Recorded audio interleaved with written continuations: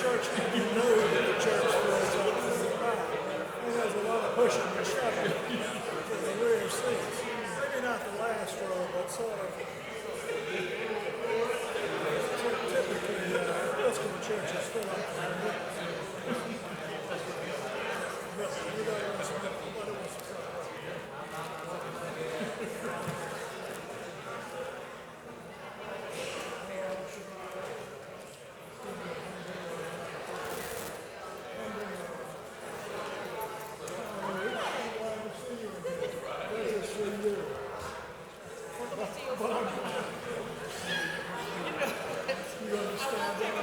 I will not take offense, okay?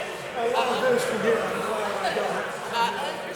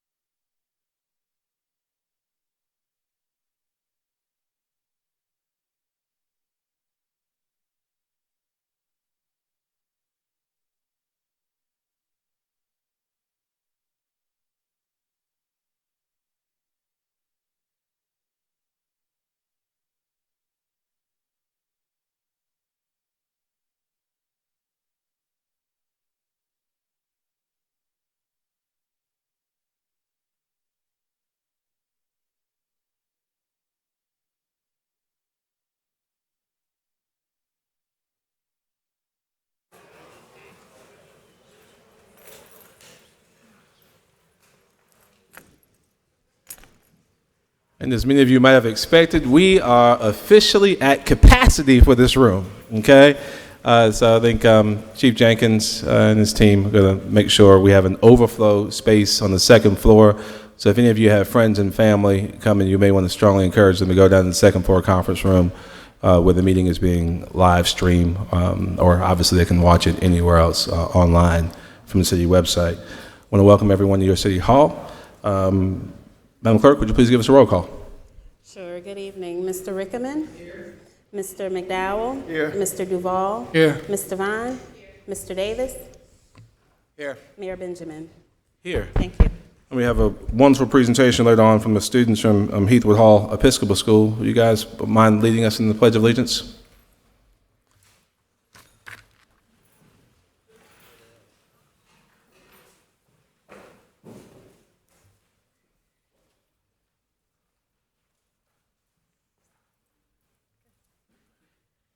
I pledge allegiance to the flag of the United States of America and to the republic for which it stands, one nation, under God, indivisible, with liberty and justice for all. We have Bishop Mack. I'm so happy to have you here from Bible Word Church of Piedmont Avenue. Would you mind leading us in the invocation, please, Bishop?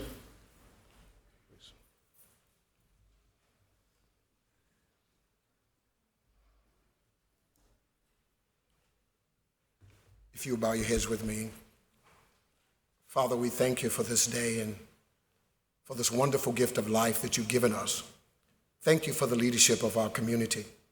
As we seek your guidance, we ask you for wisdom. For you declared in your eternal word that if any man seeking wisdom, let him ask of God that gives liberally to every man and upbraideth not. Give this council the wisdom and direction that it needs to lead these communities. And we trust you, Father, today that all things will be in your most capable hands.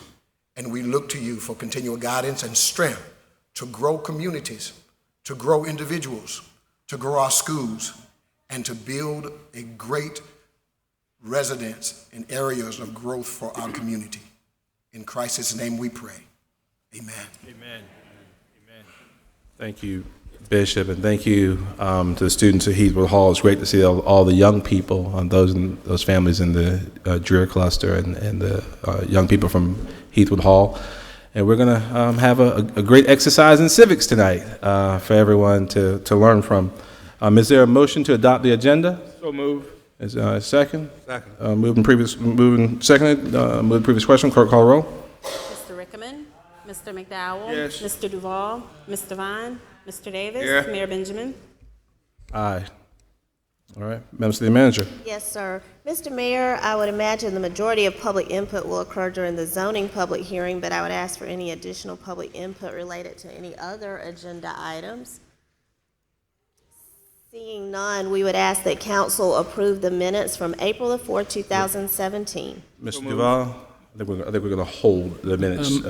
Mr. Mayor, I'd like to defer the minutes of April the 4th to the next meeting. Eric and I are still working on some details. Absolutely, yes, sir. All right. And just so I'm clear, public hearing is noticed for 7 p.m. or consistent with the meeting time at 6? Is at 7, right? Yes, sir. So just so everyone knows, we're gonna work very efficiently to move through the agenda very quickly. So I don't want you guys thinking every meeting is this efficient, but we know that obviously there's several issues of public interest, but one large issue, we want to get there as quickly as we can. We cannot start the public hearing legally until 7 p.m. So we just want to make sure that we have everything else done by then if possible. So we want everyone to give us good presentations, and we're excited about all of them, but let's try to be as efficient as possible. All right, so, all right. Mr. Mayor, we would ask council to approve the consent agenda items 9 through 17. Is there a motion? So move. Is there a second? Any discussion? Seeing none, we'll move the previous question. The clerk will call the roll. Mr. Rickaman? Mr. McDowell? Yes. Mr. Duval? Aye. Mr. Vine? Mr. Davis? Aye. Mayor Benjamin? Aye. Moving into a period of presentations, item 18, the American Public Works Week proclamation. Mr. Robert Anderson, Director of Public Works. Good evening. First of all, I can't believe that it's Public Works Week already. You know, everybody came out just to see this presentation and celebrate Public Works Week. It's one of our great times during the year. With the agenda tonight, I will be brief. I will talk a little bit about what Public Works does, and it will definitely be quick because I think we see each other and what we do every day around the city. There's several divisions that work under Public Works itself. Then there's a lot of other public works, the utilities, the engineering, water, wastewater.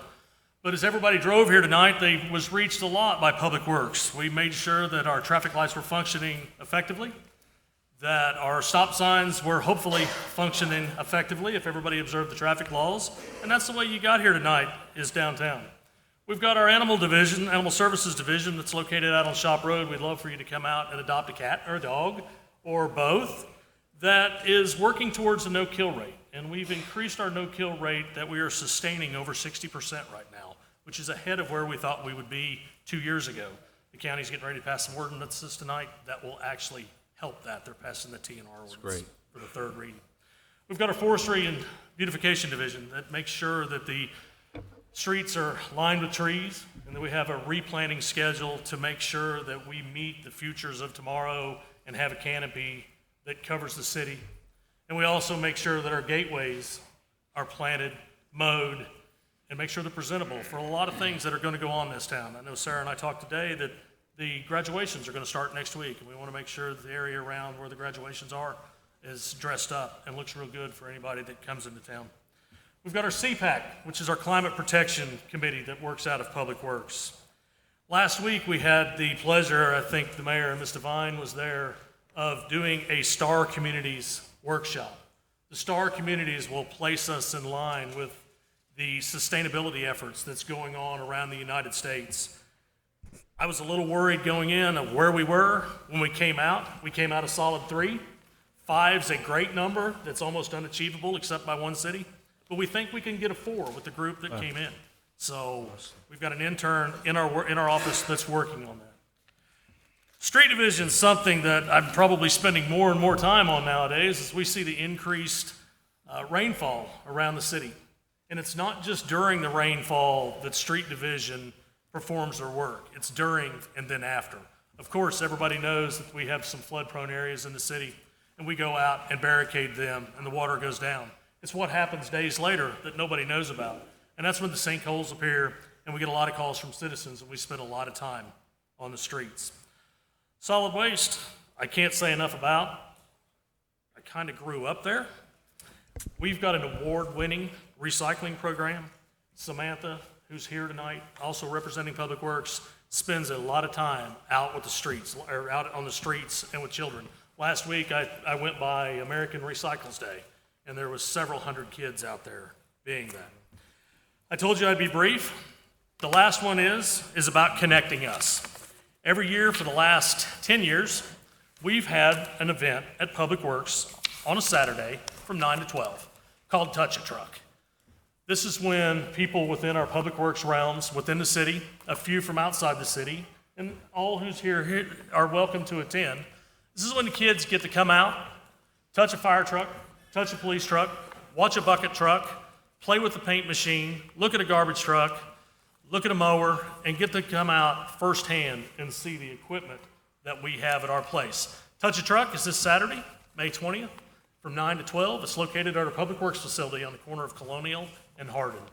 With that, Mayor, I think you've got a proclamation, but that's just a little tip of what Public Works does. All right. And Robert, obviously, we often talk about what it takes to be a great city, and obviously the work that your team does is amazing, and we're thankful for you.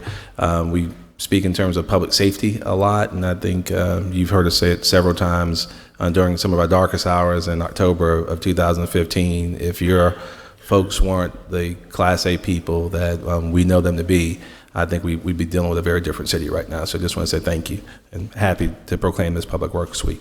All right?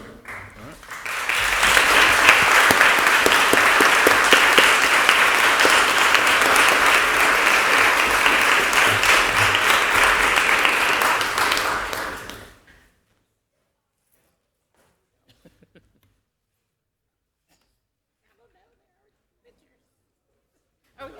That sounds better.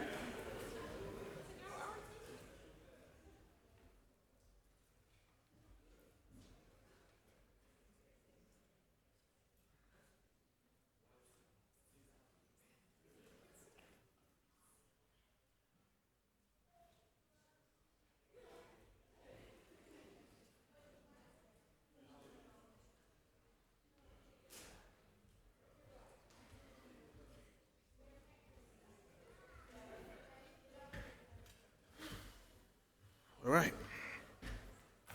City Manager. Yes, sir. Our second presentation of the evening is a special presentation by Ms. Susan Carson Lambert, Coordinator for the Midlands Food Alliance. Let's Susan earlier. All right, let's keep moving right now. She's doing. I do not. She might be downstairs, but let's keep moving. And if they come back, we'll come back. Okay? Certainly. Thank you. Item 20, recognition of a local entrepreneur and inventor, Ms. Darla Davenport Powell, the Honorable Sam Davis. Mr. Davis. Mr. Mayor and my fellow citizens, a few weeks ago, there was a little buzz in town. We had one of our local residents from the Burton Standish Neighborhood Association to appear on the Toy Box show on NBC. That was Miss Darla Davenport, and she gave it her best shot. You know, we had a few champions in this state this year: the Tigers, the Gamecocks, and the folks down from Francis Marion. However, she came out, she gave it her best, but I think she represented the state and our community well, and we just wanted to kind of share a few moments with her. And I'm going to turn it over to Ms. One presentation to give you a quick snapshot of her talents.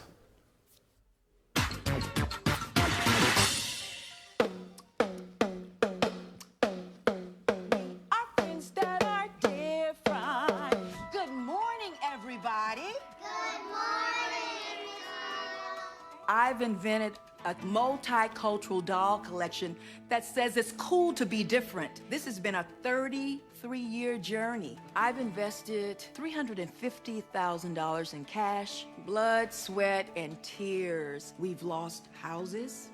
We've had to move in with friends. There's not a doll on the market like Naya.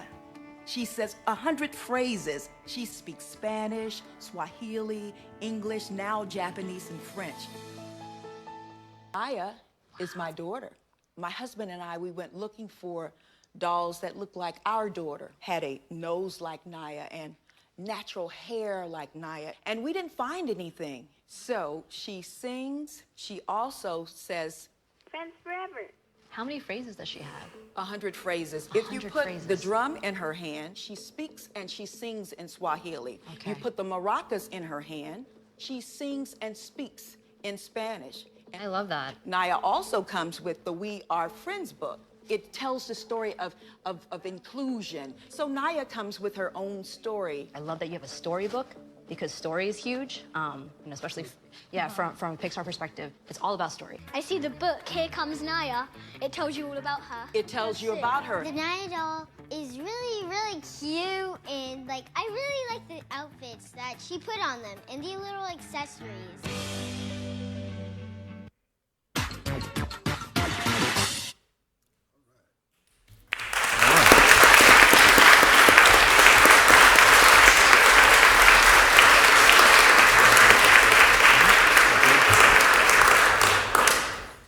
So in recognition of Ms. Davenport's accomplishments, we wanted to really recognize her. And I have a proclamation here, and as we all know, proclamations have a lot of therefores and whereas, but I will spare you that and just really present this proclamation to her, signed by Mayor Benjamin and my fellow members of Columbia City Council.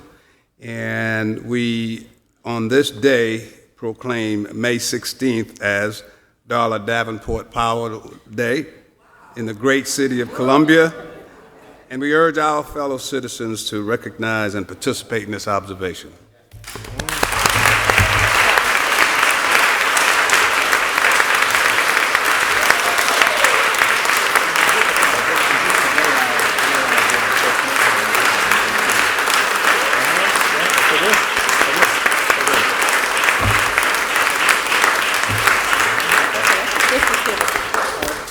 Anybody that knows me knows that I can't come before an audience and not say anything, especially thank you. To God be the glory for the things that He has done. It is an honor to be honored by Mayor Benjamin, our esteemed City Council, the City of Columbia, the great City of Columbia, the phenomenal state of South Carolina, and Councilmember Sam Davis, thank you so very much.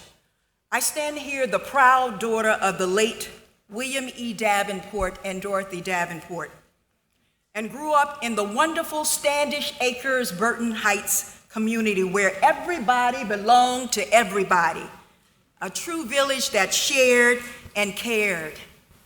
I grew up in the public schools here, graduated from Columbia High with honors, went on to Hampton University and graduated magna cum laude, then went on to the American University, and then went on to Drexel University where I graduated with a 4.0 in higher education and leadership. And I say all that because we know that no one gets anywhere without the help of other people. And so I'd like at this time for my family and for my community to please stand.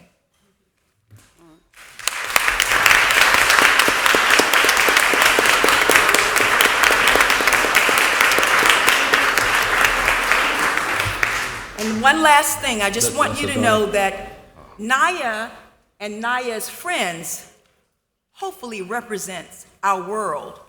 Her friends, they don't look alike, they don't think alike, they don't act alike, but they grow together and they play together and they learn together.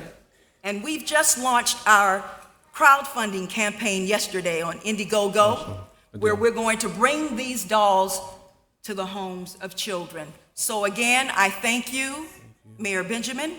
I thank you, Councilmember Sam Davis. I thank you, our esteemed City Council. And I thank you, the great citizens of Columbia, South Carolina. Thank you.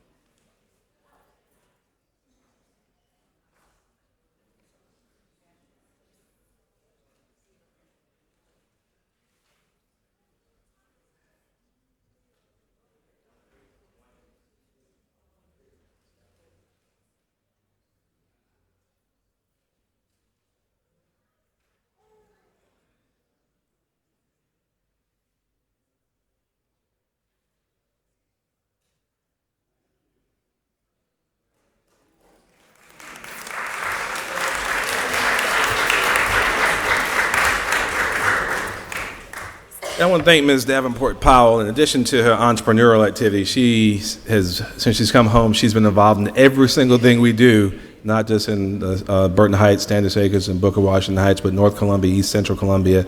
A lot of things we're doing to help improve the city. You've been stalwart and steadfast, and we thank you for it. We thank you.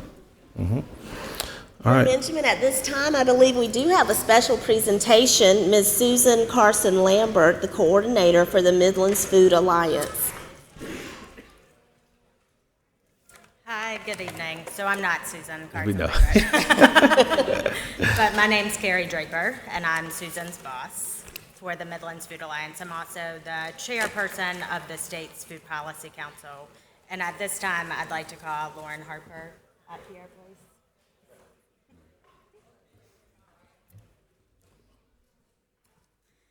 So first of all, I'd like to thank you all for what you did a couple weeks ago in passing the resolution to start the first local government food policy committee that exists in our state.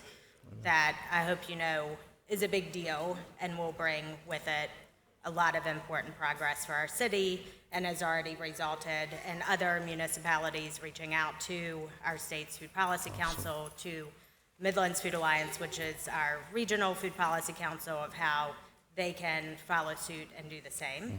But we thought it very important to recognize Lauren, who really championed this behind the scenes with us.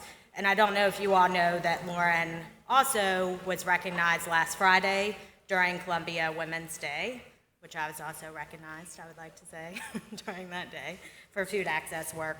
But within her profile for that award, she said that she sees the role of the city to be to champion its citizens, provide municipal services, and foster an environment with a healthy quality of life. And the work that she did with us as citizens, with the Midlands Food Alliance and other organizations definitely just showed beyond any way that it could, how she really lives out that statement. So I'm honored to be here tonight to present her Taking Care of Business Award from the Midlands Food Alliance for going above and beyond to help create the Columbia Food Policy Committee.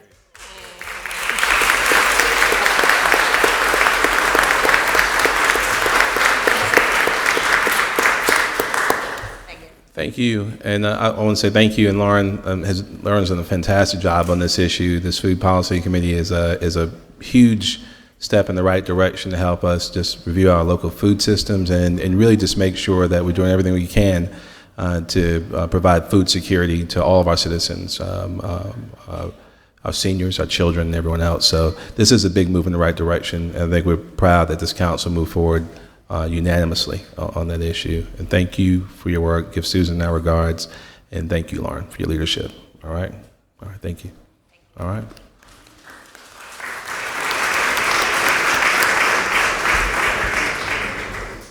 City Manager. Item 21, Sally Salamander, a proposal for expansion and promotion by the Heathwood Hall Episcopal School students, Mara Edwards, Kate Nassab, D.Q. Joseph, Philip Brewer, Tanner Sin, Roy Matthews, William McKelvey, and Lawson Leidinger.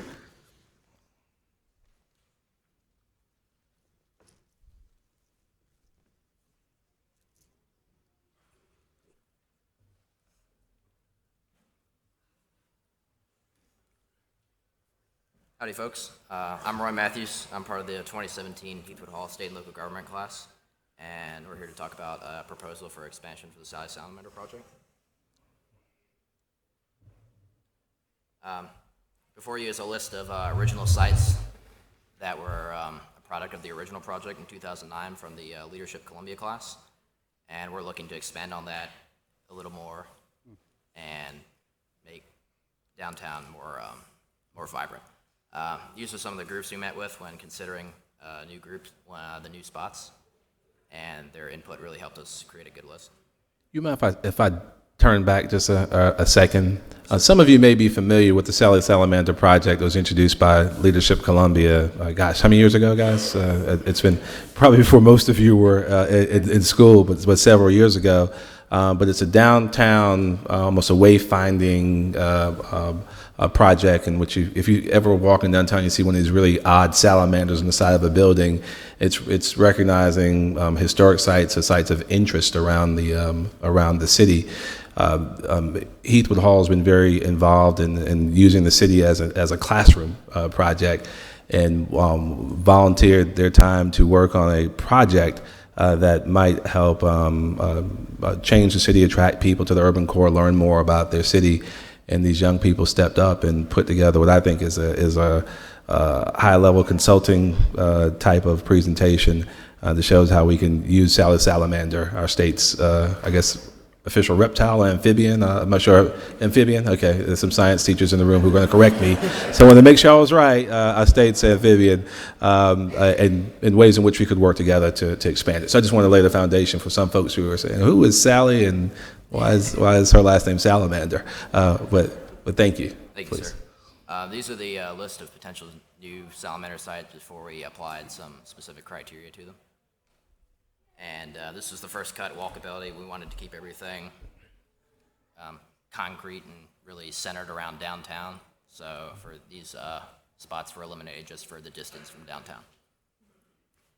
So as Roy mentioned, just the first criteria, we wanted to maintain the walkability of the tour. So the first criteria was based upon the distance from current salamander sites to the newly proposed sites. And the list on the previous slide is different sites that we had to eliminate. After this first elimination, we still had to narrow our list down to the final 10 sites. And once again, our class had to return to our notes that we had taken with the different city groups during our meetings. And from these notes, we determined different criteria that we would use to choose the salamander sites. So the first criteria was the historical significance. The second was safety and comfort, such as it being on a shaded street. The third is artistic and architectural value, appeal to different age groups, and the potential for economic development. And the final 10 sites were chosen based upon whichever of the sites fit the most of these criteria. The first site we chose was the USC Horseshoe. The USC Horseshoe was the original campus of the University of South Carolina when it was founded in 1801. Many prospective families visit USC, so when they come, they can learn about the Salamander Project.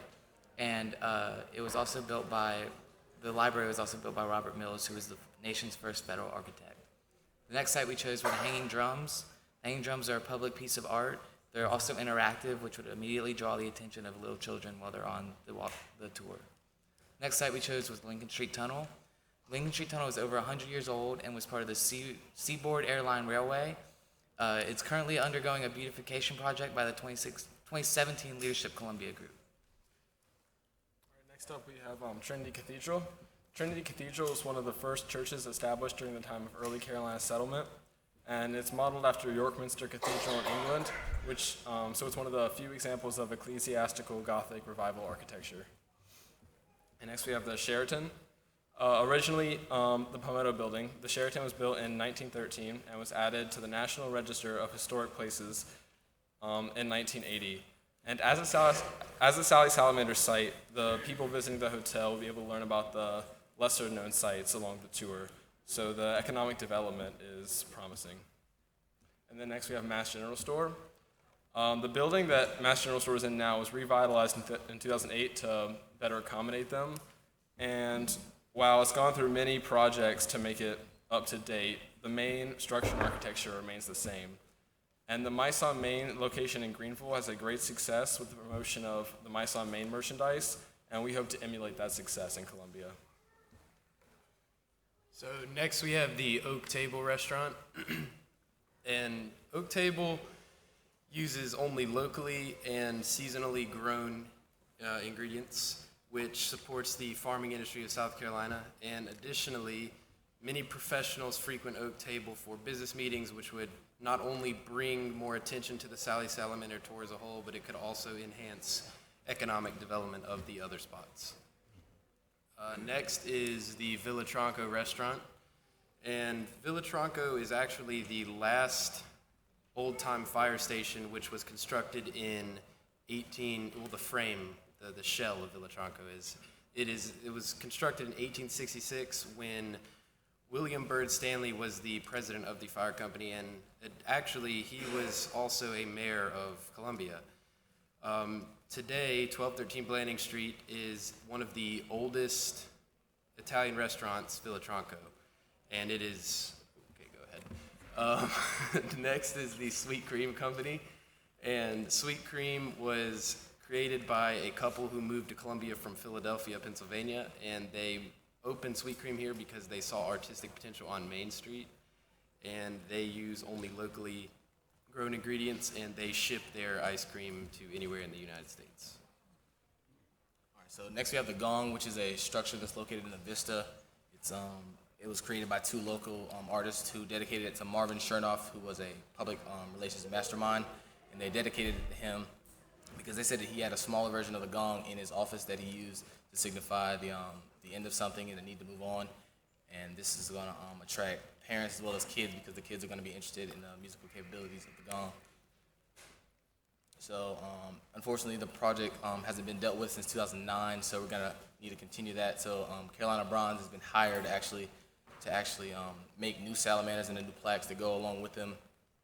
And we're going to, from the original ones, and that's going to cost $2,950. And we're going to need to get the name out there because right now it's not really a household name, so we got to expand on that. And we need one successful launch to get that in order. So the Soda City Market has an event that takes place every Saturday, so that'd be a great one to do. And also we can add it into the curriculum because all South Carolina elementary schools study the state of South Carolina, so that can be put in. And we can also do it with tours of the State House as well. So with our launch event, we hope to have local media report before the launch event. And Sally Salamander actually has a current Facebook and Twitter account, but they haven't been used since the original launch in 2009, so we hope to reactivate those and utilize those to promote the tour. And to continue our Heathwood Hall collaboration with the project, we hope that the upper school computer programming students will design a walkable tour app so each spot could have information to increase the educational aspect of the tour. The Greenville Mass General Store sells a children's Mice on Main book. Heathwood Hall students are able to write and illustrate a book based off of Sally Salamander. And this book can be incorporated in education throughout the state. For example, third grade students learning about the state of South Carolina can use this book to learn more about the capital city. As pictured, Mice on Main and the Greenville Mass General Store sells Mice on Main merchandise. Heathwood Hall students are also able to design t-shirts and even a board game to be sold at the Mass General Store in Columbia. In conclusion, these recommendations for the expansion and promotion of the Sally Salamander Tour will further highlight the greatness of our city while simultaneously allowing for economic development in our local businesses. So we thank you, Mayor Benjamin, and the City Council for allowing this opportunity, and we look forward to a continued partnership between Heathwood Hall and the City of Columbia, the real Southern hotspot and also the home of the Sally Salamander. Thank you.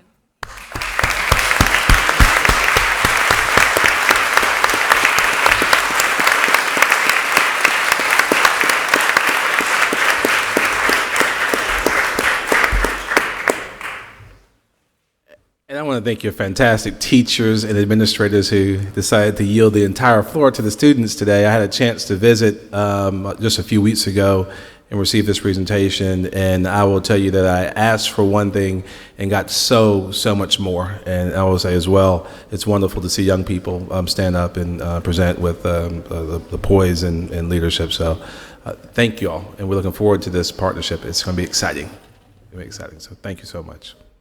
All right. Very impressive. We will move into a staff report, Mayor Benjamin, on our flood recovery CDBG-DR program update. I know many residents in our city have been anxiously awaiting this information. Ms. Gloria Saeed, the Director of Community Development, will provide some very important upcoming dates and additional information. Thank you, Ms. Wilson. Mayor Benjamin, members of City Council, I will be brief. The City of Columbia's Community Development Department has been working pretty hard over the past 6 months since our disaster recovery plan was approved by HUD. And we've been working to put certain processes and procedures and systems in place so that we can launch. Did not want to do that without giving you all an update. We wanted to give the program a name, so we're calling it RAIN, which stands for Recovery Assistance for Impacted Neighborhoods. And the purpose of the disaster recovery program is to assist single-family, owner-occupied, or rental properties that suffered the greatest damage during the October 2015 flood. So in the overview, there's certain priorities that our plan has listed that we must make sure we adhere to. We put those in place. We have our implementation strategy in place.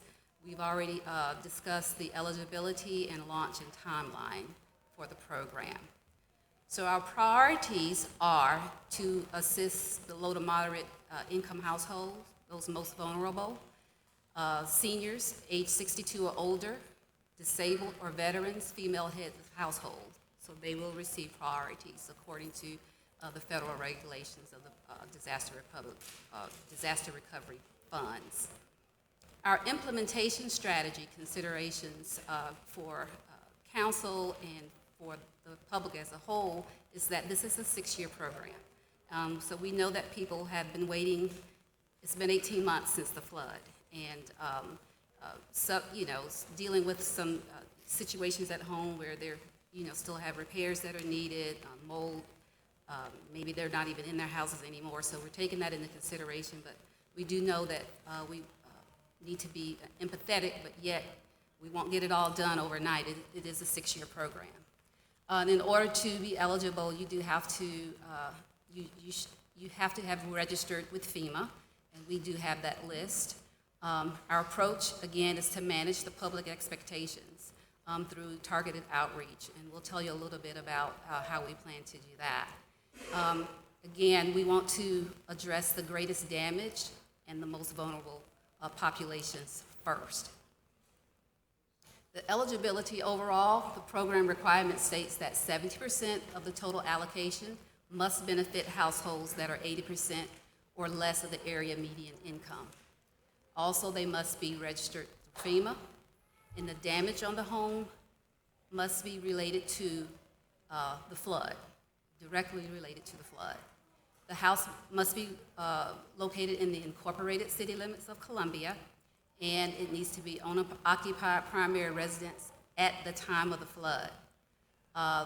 Single family, 1 to 4 units we can assist with, and also in some instances the homeowner will be required to maintain flood insurance in perpetuity. So we have 6 different programs. We have what we call the CHAP, which is households that are 80% or less of the area median income, and they have unmet needs that exceeds $25,000, must have sustained major or severe damages, and again, it must be their primary residence. We have another program that's called the Small Rental Repair Program, and this is one that we will use for those investors who had residents that perhaps had to vacate or the houses are still damaged. We will provide assistance to rehabilitate those rental houses, and they must be rented to low to moderate income tenants after the rehabilitation is done. They must maintain the affordable rents for at least 3 years, and in the event that the maximums that's set for this particular program, if the repairs exceed that, the owner of the rental property would have to provide evidence that they have the gap financing necessary to make the repairs. And again, we'll do structures 1 to 4 units. We also have the elevation reimbursement program, and this also, we're requiring that whoever applies for this have applied for the FEMA increased costs of compliance funding.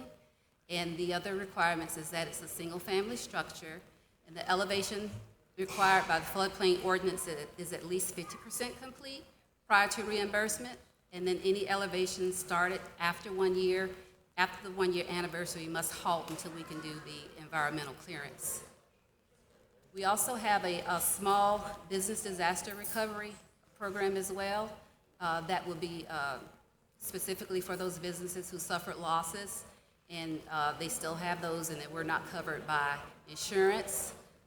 Those who have 50 employees or less, and there are some things that they will have to do to demonstrate that they still have an unmet need, and they'll have to do reporting annually to make sure that they're still in good standing for at least 3 years. We also have a buyout program that we're offering, and the priority will first be given to low to moderate income households, but the property for buyouts must be located in a floodplain and must have sustained major or severe damage. We have a minor rehabilitation program. This is the largest one we have, and this is strictly for LMI households as well, those who suffered damages that did not exceed $25,000. Must be owner-occupied and a primary residence. So we're going to do a 2-phase launch. The first phase is going to be, again, for those who suffered major to severe damage, and it will cover 5 of the programs that you see here. And then we'll have a phase 2 that will concentrate on the minor repairs. So today we're presenting, our strategy to council. And next week we will be mailing letters out. There will be 259 letters that will go out next week to those who suffered major to severe damages from the storm. We'll have 2 outreach sessions in the public, just to update them on the process, to tell them, what things they'll need to have once they meet with the case manager. And then we're also going to begin the economic development application process on July 5th. So we have put a lot of thought into this. We do believe that we're ready. We're already staffed up so that we can, meet with people and get the information that we need to do the analysis and things so that we can see what the damages are. So our timeline for phase 2, these are the ones that suffered minor repairs. There are about 2,500 people on the list for this. We will launch that in September, and we'll hold 4 outreach sessions, 1 in each district during this period, and also start seeing those residents who applied on October 2nd. We do plan on leaving the application process open for 6 months. So that's a quick rundown on what we plan to do and what's in place. If you all have any questions, please let me know. I'll be happy to answer anything, whether you have them now or even later. Please. Since time is of Questions essence. of Ms. Saeed? Sure.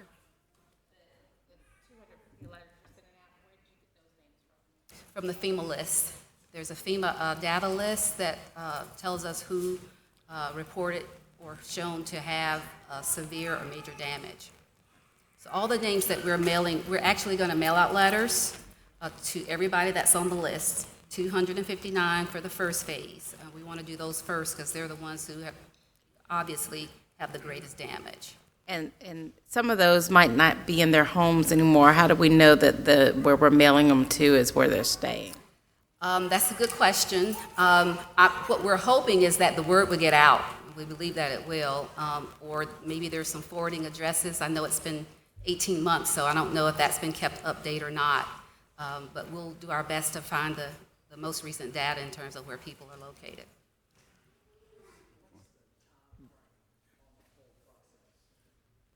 In terms of the program itself, or just the outreach, or? Well, from the start of outreach until we get to the folks get the relief, because I know some of these people have been in contact with us for months and months and months and are struggling because they can't get back into their home. They can't settle with their mortgage companies and other things.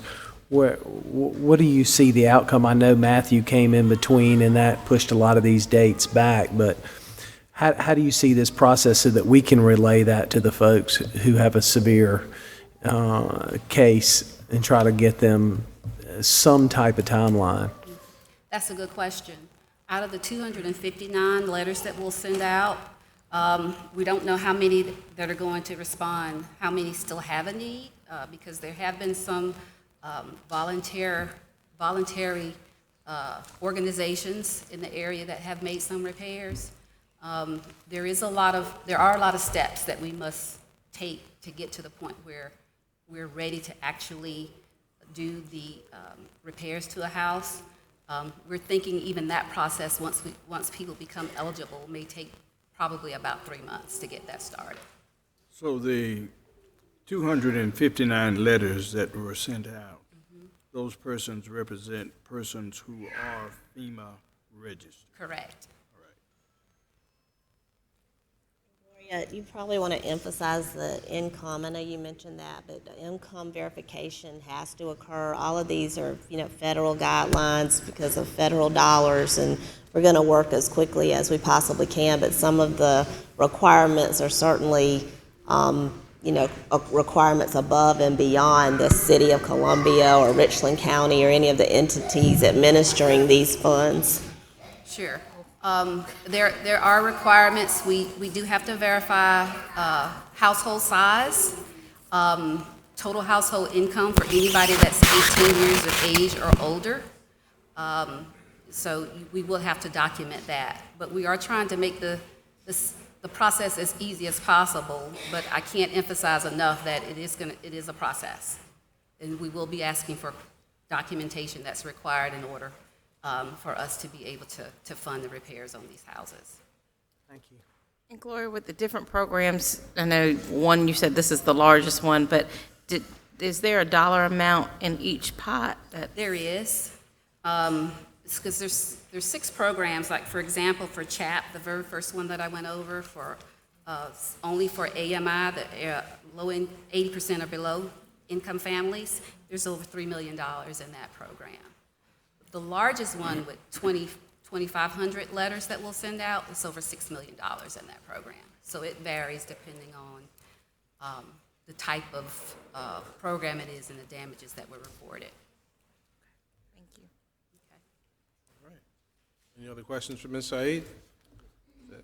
Thank you. Thank you. City Manager? Thank you, Gloria. You want to?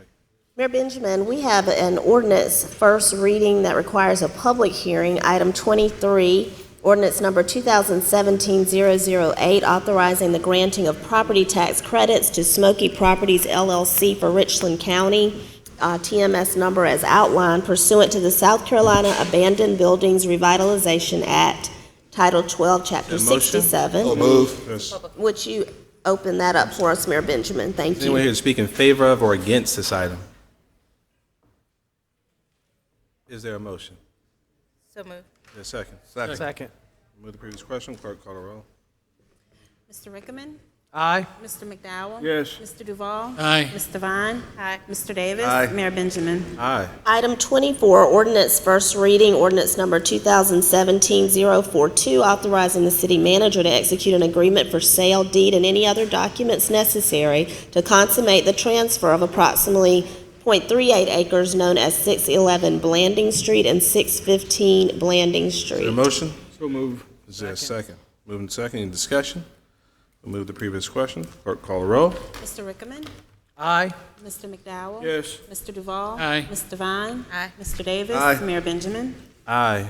Madam City Manager, since we still have a few minutes before the public hearing can start, is it okay if we go to items 34? Item 34, Mr. Mayor. Yes, sir. Yes, ma'am. Other matters, council is asked to approve the installation of 4 speed humps in the Standish Acres community as requested by the Traffic Engineering Division. I move to approve. Second. Moved and properly seconded. Any discussion? Any folks from Standish Acres happy with it? We'll move to the previous question. Clerk, call the roll.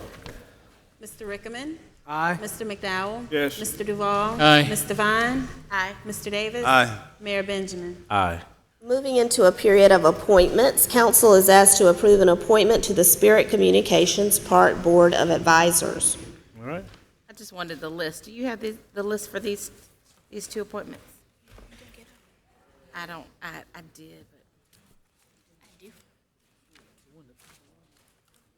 Well, that's. I just had several people ask me about the 36, and I just wanted to see who The that ones was. that you sent to me, I did not receive anything back. None of them? None of them.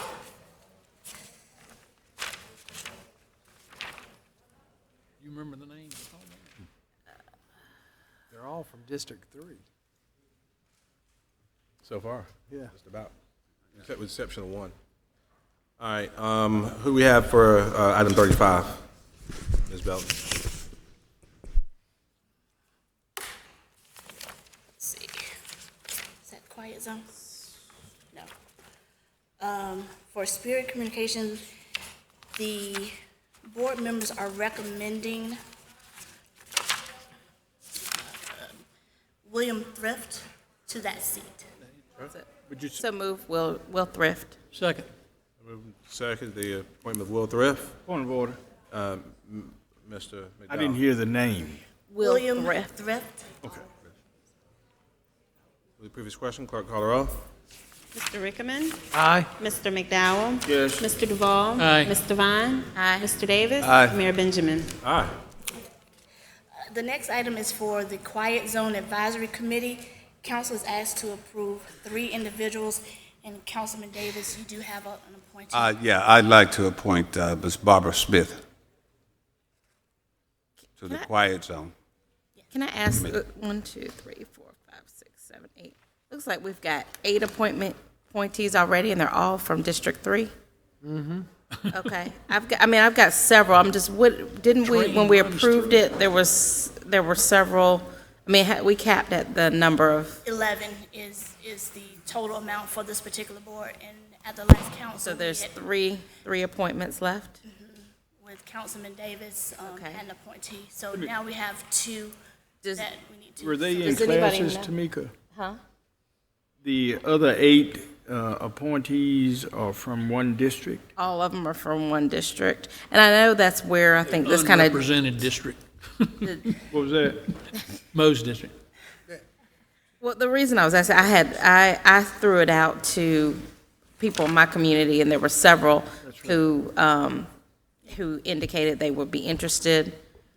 Even though we don't have applications, I would be willing to appoint 2 of them if no one else has other appointments. I think Councilman Davis had requested to appoint 2. Yeah, I'm sorry.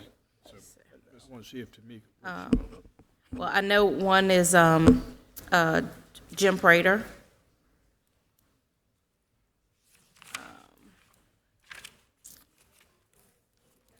Councilman Devine, do you want the list that you gave me?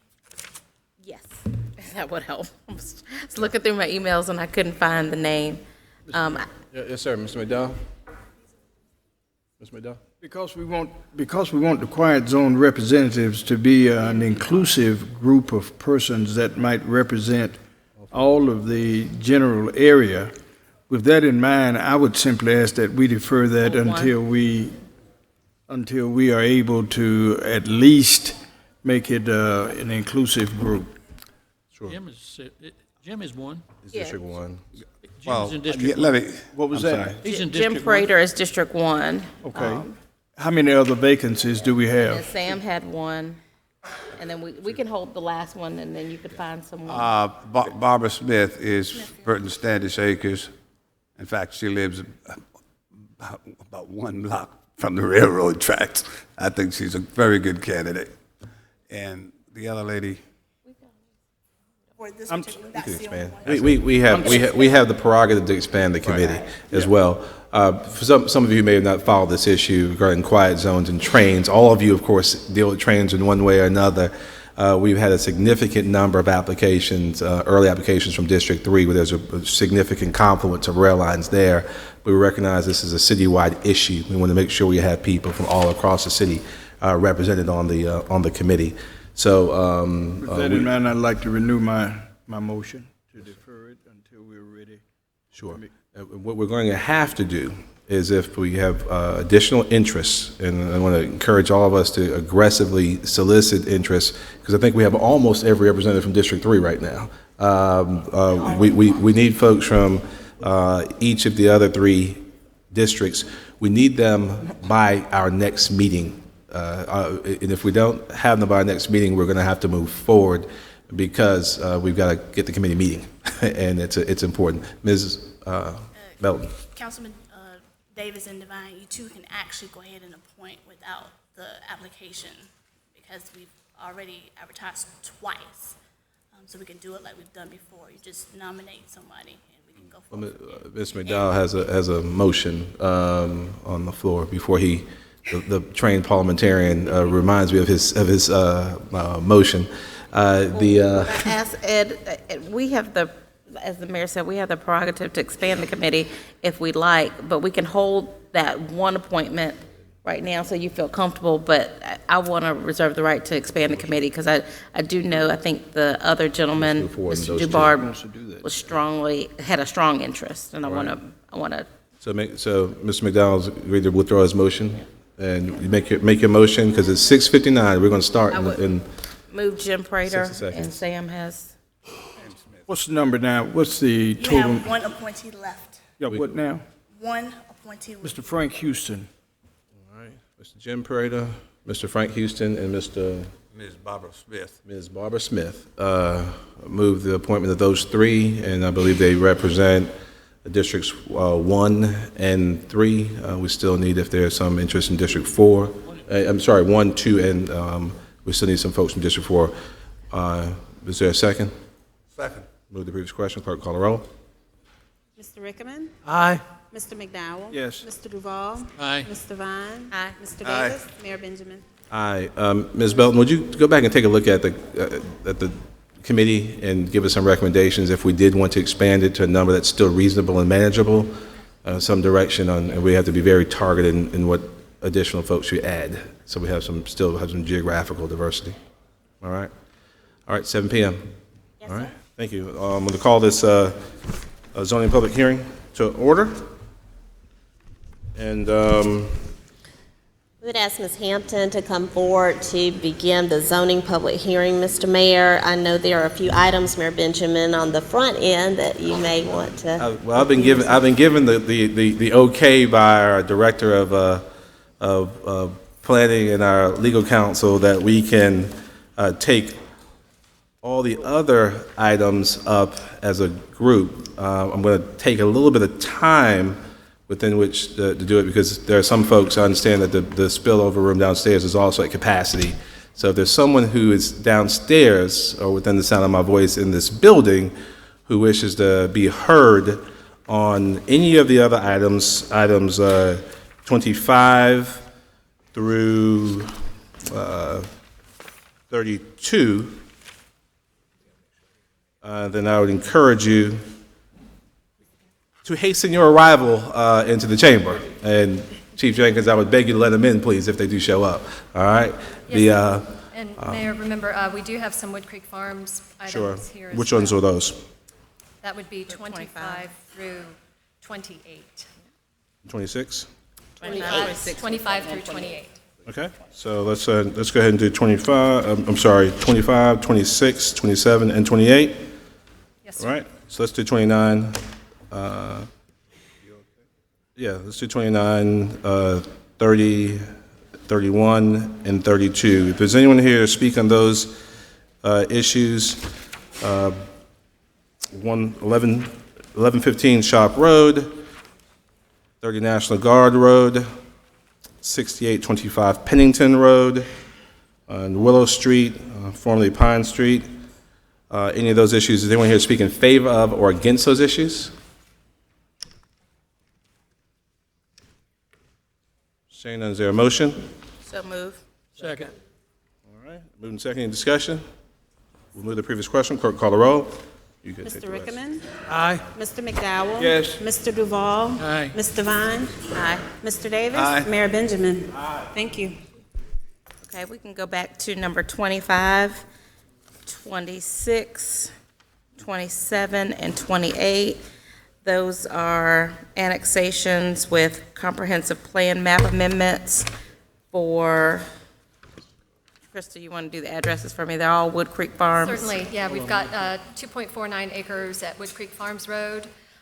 We've got 152 Island View Circle, 347 acres at, also known as 10750 Two Notch Road, and 29.25 acres at the north side of Riding Grove Road, all in with the Wood Creek Farms.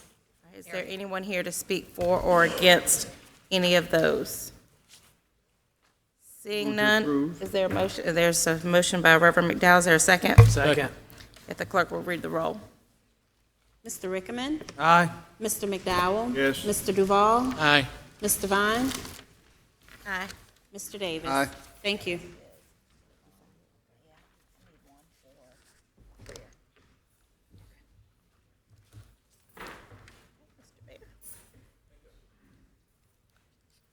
So that moves us to item number 33. This is a zoning map amendment, otherwise known as a rezoning at Krista, you 3319. mind pulling the microphone a little closer? Or Certainly. we can't hear.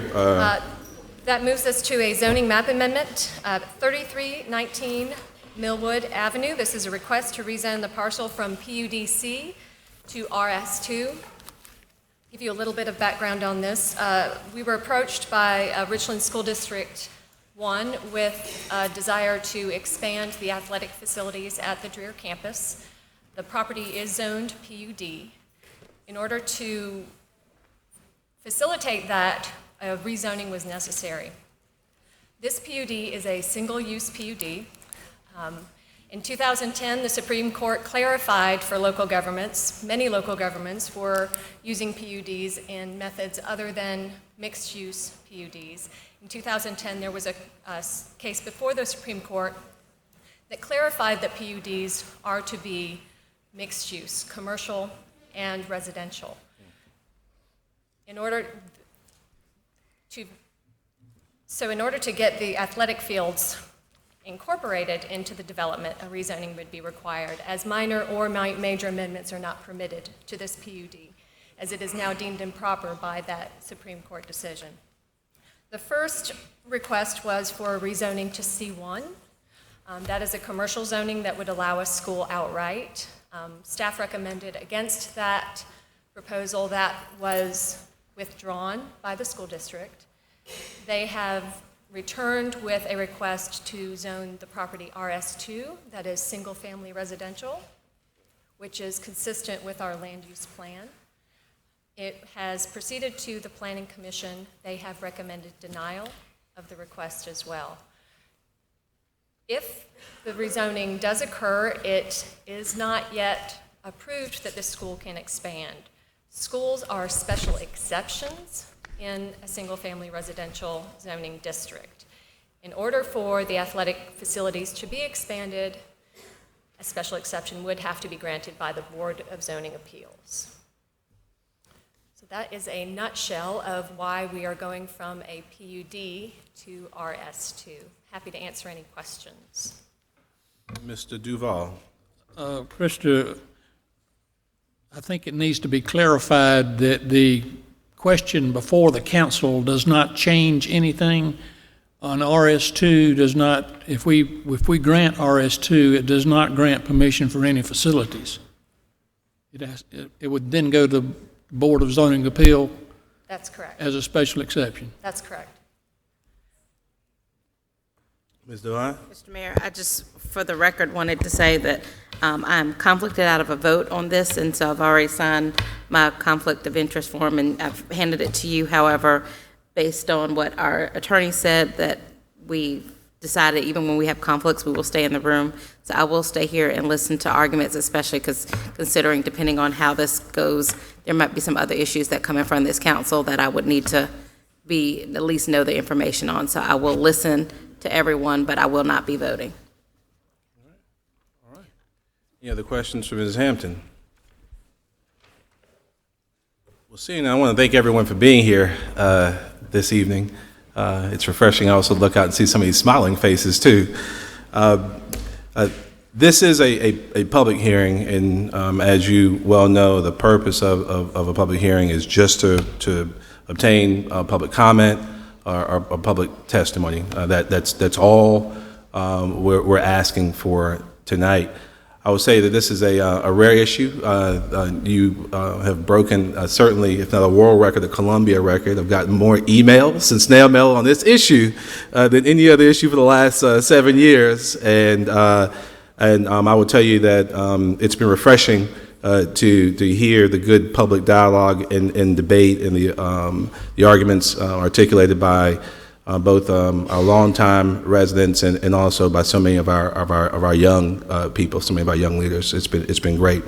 We're going to open up public comment, and I guess the way I'm going to try and do this is I'm going to allow the school district to speak as the applicant, and then maybe have leaders from the Heathwood the Neighborhood Association speak, maybe have the Warders speak, and then we're just going to go back and forth, giving everyone there's a time limit that's monitored very aggressively by a buzzer right there. So when the buzzer goes off, it really does mean stop. I promise you, it does mean stop. It means let's try to be as effective stewards of everyone's time as we can possibly be. We have a lot of people who sign up to speak, and if we have opportunities if someone has said exactly what you wanted to say, you just kind of want to raise your hand and say, me too, that's okay if you don't want to get up and speak as well. I've had so many conversations with many of you, and as you might suspect, conversations with our colleagues up here, and my conversations and some of the emails we've read just kept driving me back to the same quote that I know I've quoted some of you, so you bear with me. You all will recognize it from President Lincoln's inaugural address, the last several lines, in which he says, "I am loath to close. We are not enemies, but friends. We must not be enemies. Though passion may have strained, it must not break our bonds of affection, the mystic cords of memory, stretching from every battlefield and patriot grave to every living heart and hearthstone all over this broad land will yet swell the chorus of the Union when again touched, as surely they will be by the better angels of our nature." This is a discussion between friends, between neighbors, between so many people who I know very personally in this room have worked hard to make Columbia great, and so many who I know will work to make Columbia even better in the future, some of our young leaders. And I want to encourage everyone as we get up and speak our minds and have our say and speak our piece, to remember that as we speak and move forward. Let's do our best to respectfully remain on topic. Let's keep our comments on the plan that's currently before us as articulated by Ms. Hampton. And let's try to be respectful of everyone's time. I assume someone out there has testing or homework or something tomorrow, so we want to try to get these young people home at a decent time. Dr. Witherspoon or Mr. Perkins, I'm not sure who's up on behalf of the district, but please, the microphone is yours. And thank you. Thank you, Mr. Mayor, members of City Council. We certainly do thank you and appreciate this time to address the rezoning this evening.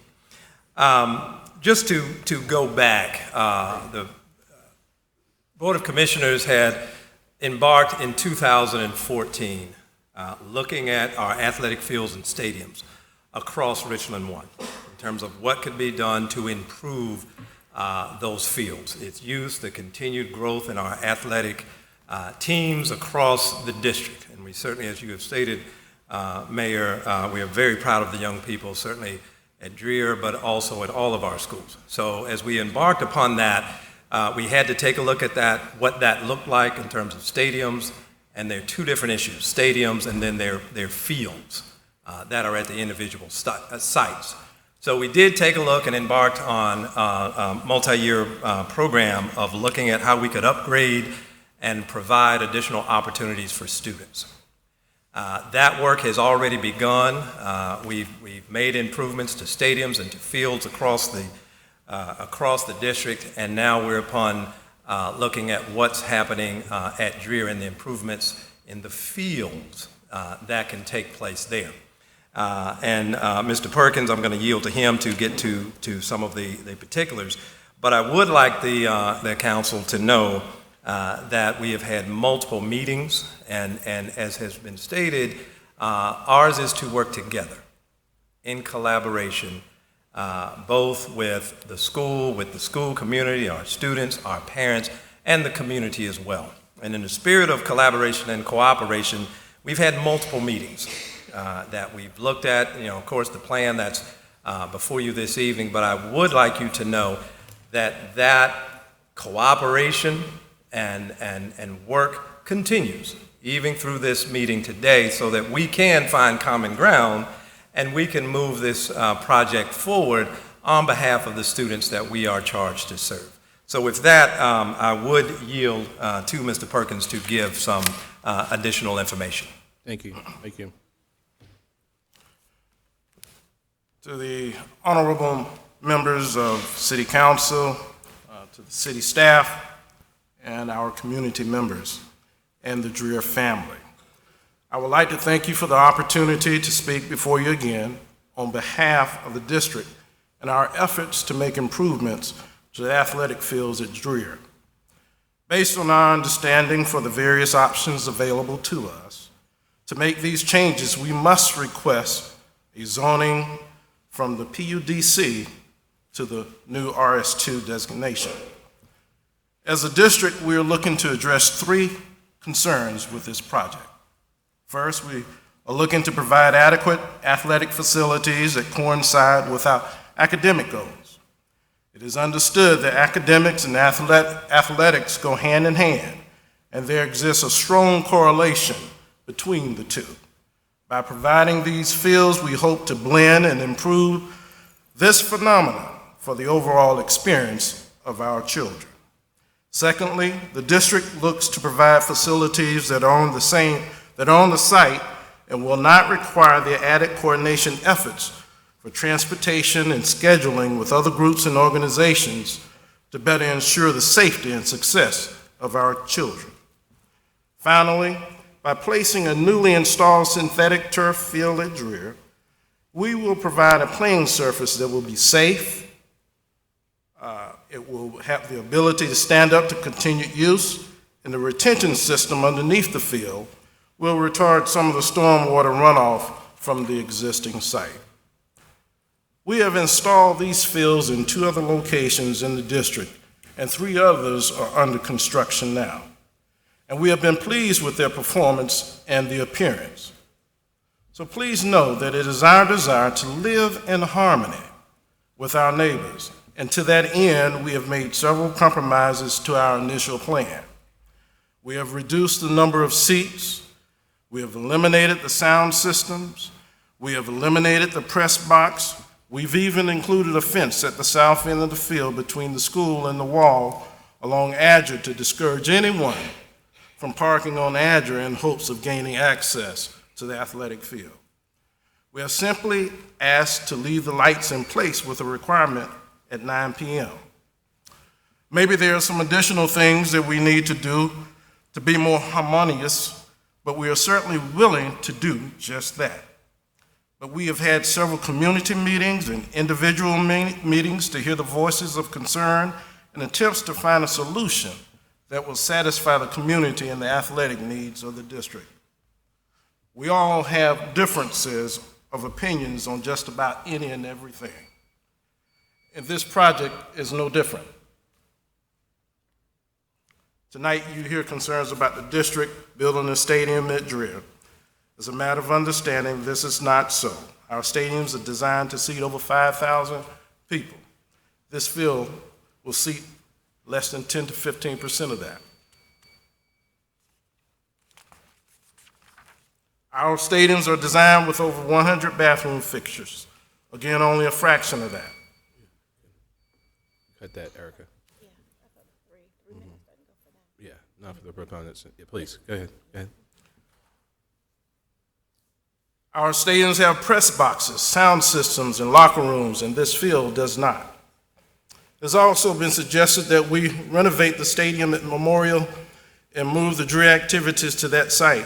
Fact of the matter is that we are actually making improvements at Memorial for that purpose of having athletic venue available to us at that site. Tonight, you may hear concerns about the traffic. Please know that this field has a fraction of the seating capacity of our theater or gymnasium. In fact, the parking spaces needed for this field is less than 190 spaces. We have nearly over 450 spaces once this project is completed. Additionally, we have had events at the school where both the gymnasium and the theater were in use, and there was no significant impact on the surrounding community with respect to traffic. You may hear any number of concerns, but you should know that the district has been flexible in its approach to this field, and we will continue to listen and work on this plan. Now, we understand the tremendous responsibility you have as a city council, because we too have a responsibility to the total high school experience we must afford to our students. We know that an approval of this zoning request does not guarantee an approval of our plan. We understand clearly that we may receive this zoning change, but we must have the approval of the Board of Zoning Appeals before anything can be changed on our site. We understand the steps that are required to make this happen. We simply ask you to review this request in the manner that it was made. It is simply a request to change our zoning to RS2 so we can move forward in the process. And we are willing to work with you. At the appropriate time, we'd be glad to answer any questions. Thank you for the opportunity to speak. Thank you, Mr. Perkins. Mr. Mayor, if I might, just for housekeeping matters, for the clerk and I are going to help you all work your way through this.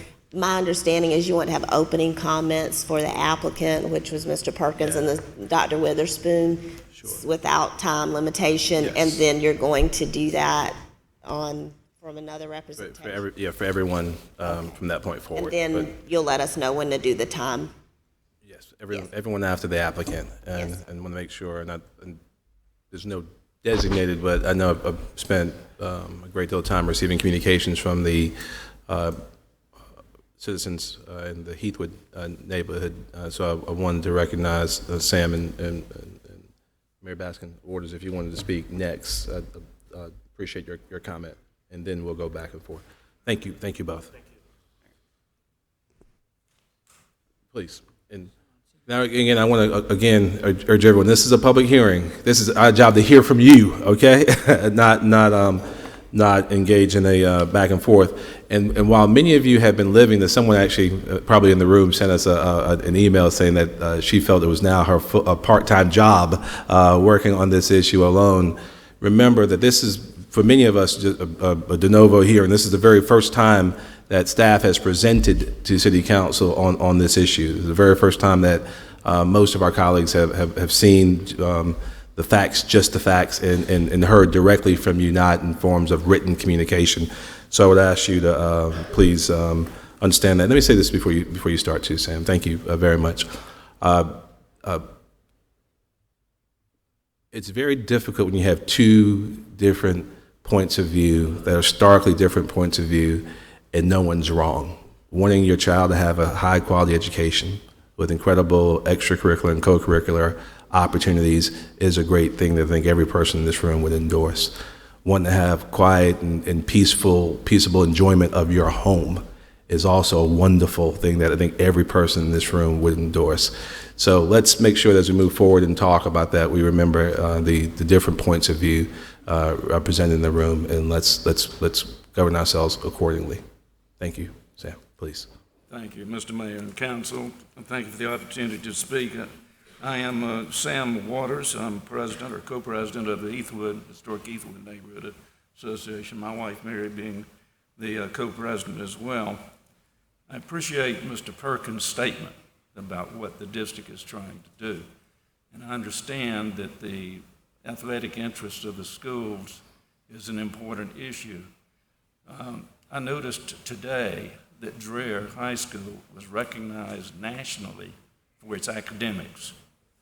And that is something to be very proud of. It's something that's part of Dreher's history ever since 1938.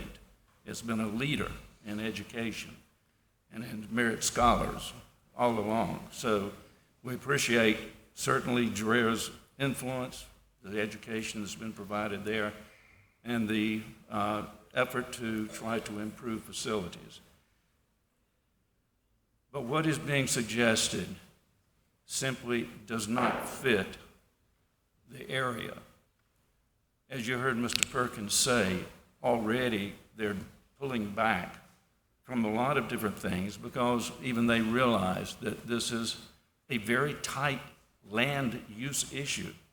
There's not much room to do much of anything there. And I want to give you a couple of facts from 2003 that might help understand some of the history of this. In the July 1st, 2003 study prepared by outside professionals, the conclusions regarding the use of green space were clear. Tennis competition would be off-site. That they would negotiate with the city for city courts.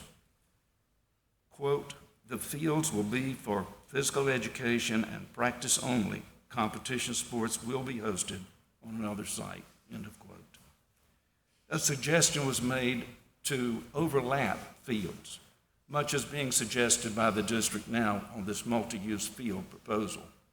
But again, the conclusion was, given the schedule of classes, PE every period, ROTC every day, all of the practice things that go on, band, track, cross country, All of those things play into the use of a field that has very little space. And they concluded that they all must share that limited space and came down on the side saying, essentially, this overlapping or multi-use field is not going to work. Let me jump over to the purpose that was in the application itself. This proposal for Drury High School is to construct a new state-of-the-art high school to house the strong academic programs for which Drury is known into the 21st century, to facilitate a cohesive community campus environment, and to provide appropriate boundary conditions to adjacent neighborhoods. A plan has been developed through an intensive community workshop process. This process invited and encouraged the involvement of all Drury High School constituents, including school administrators, faculty members, neighborhood associations, and community members to solicit ideas, suggestions, comments, and criticisms in an effort to sensitize the design team to the array of issues that the design solution must address. The resulting design submitted with this application, this is the district's application, is truly better for having gone through this process. I want to conclude, I know I'm running short on time, with reading to you a letter from Dr. Alan Coles, who was district superintendent at the time in 2003 when this was being put into effect. Dr. Coles is not here tonight. He's given me permission personally to read his letter. He is a Heathwood resident. He's one of our neighbors, so he's not speaking from somewhere else. He says, as a lifelong educator, supporter of schools and students, and former administrator for Richland One, I find myself in the unenviable position of not supporting the request to rezone the Drury High School property. The present zoning reflects both parental demands to keep their neighborhood high school while protecting adjacent properties and the wider neighborhood from the noise, lights, and traffic associated with high school activities. To help achieve this end, the architects purposely oriented the building along Millwood Avenue to provide buffering between the school and the properties around Adger, Devereaux, Michigan, and Princeton. To now seek a wedge stadium within this buffer violates the spirit of the agreement reached by the interested parties who approved the PUD in 2003. The parents of Drury High School were so insistent on having a neighborhood school that they rejected the district's offer to find property elsewhere that would have accommodated new facilities, including athletic fields. Instead, they agreed to off-campus athletic facilities, which have been provided. More to the point, Drury parents refused to support the 2002 bond referendum unless Drury was rebuilt at its present location. Nothing has changed as far as the school's neighbors are concerned, except their confidence in the district to live up to its agreement in 2003. Signed by Alan Coles. For those reasons, we don't think this goes far enough. We think this is not the best place to put this. We support Drury High School. You'll find that most everybody here from the neighborhood has either been to Drury or has family that's been to Drury. It's an important part of our life in the past and hopefully in the future. But trying to put this facilities upgrade in that place is not acceptable to the neighborhood, and we have discussed it many, many times back and forth. Thank you very much for your time. Thank you, Sam. All right. I'm going to need some help from many of you. Several of you called ahead and got on the list to sign in. If you have not signed in and you wish to speak, I would encourage you to find that list just outside the door. You can sign in. But I'm choosing to go back and forth between proponents and opponents just to make sure that we have a fair and accurate representation of interests. So it would be helpful if you guys can help me through that process. I'm not exactly sure how, but we're going to give it a try. Just by show of hands, how many of you are supporting the district's application? Just by show of hands. All right. And how many against? And my understanding, and the people in the hallway can actually hear me. I didn't realize you could hear me. They're waving their hands as well, and there are at least about 52 people downstairs who overwhelmingly support the district's application as well. I see you young people. I see you. All right. So I wanted to acknowledge that, but a significant number of folks here who have differing points of view. Dr. Hucks, a proponent or opponent? I'm going to keep reading. Thank you. Okay, thank you. Okay, thank you very much. I'll go first with Dr. Hucks. You're going to speak in opposition. Is that, or is Dr. Hucks here? Okay. All right. So let's go with Michael Burkett, Esquire, and then we'll go to Mr. Jeff Brooker, Esquire. In that order.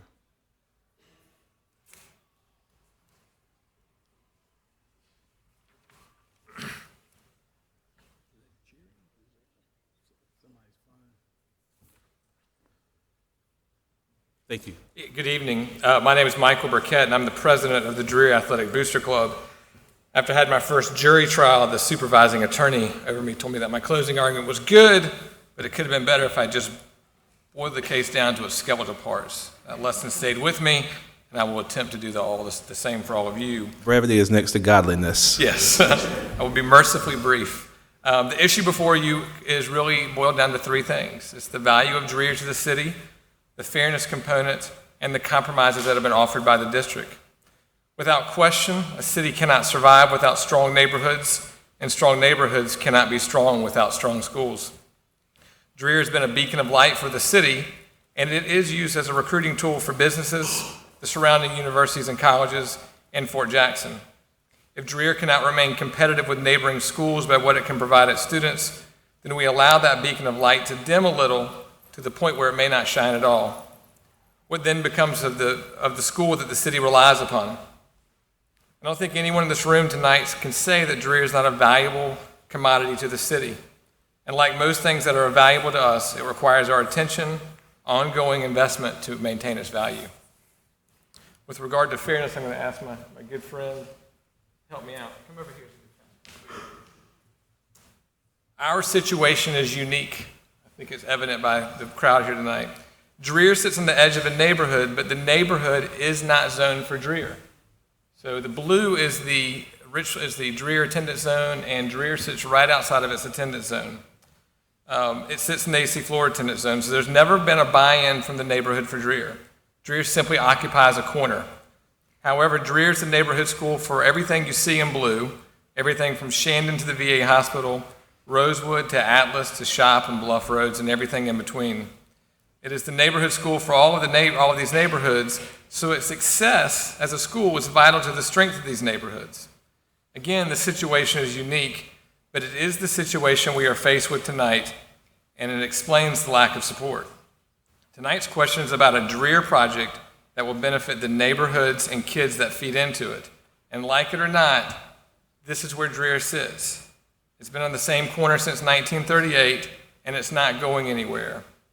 As such, it is only fair that the kids who attend Dreher have the same opportunities as the kids who live beside Dreher but are not required to attend. With regard to the compromises offered, I've been involved since the beginning when the facility upgrades were first suggested by the district for all district schools. I've seen the plan in all of its phases, and city leaders made it clear that an agreement with the neighborhood was desired.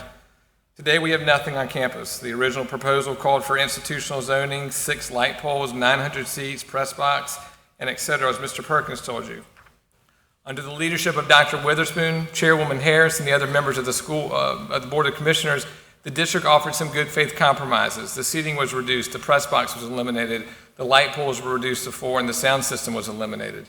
The district also imposed a curfew in the lights, and the neighborhood rejected everything offered. We've done our best to educate the neighborhood about the compromises, but just today, one of my coworkers gave me this flyer, which was stuck in his door. And on the back of it's an advertisement for tonight, and on the back of the flyer is the original plan with none of the compromises listed. So it seems a little unfair to the entire process, but tonight our goal with you as a group of speakers is to share with you the facts of the project and its impact on our students, our neighborhood, and our city for years to come. Thank you. Thank you. Thank you, Counselor. Mr. Jeff Brooker.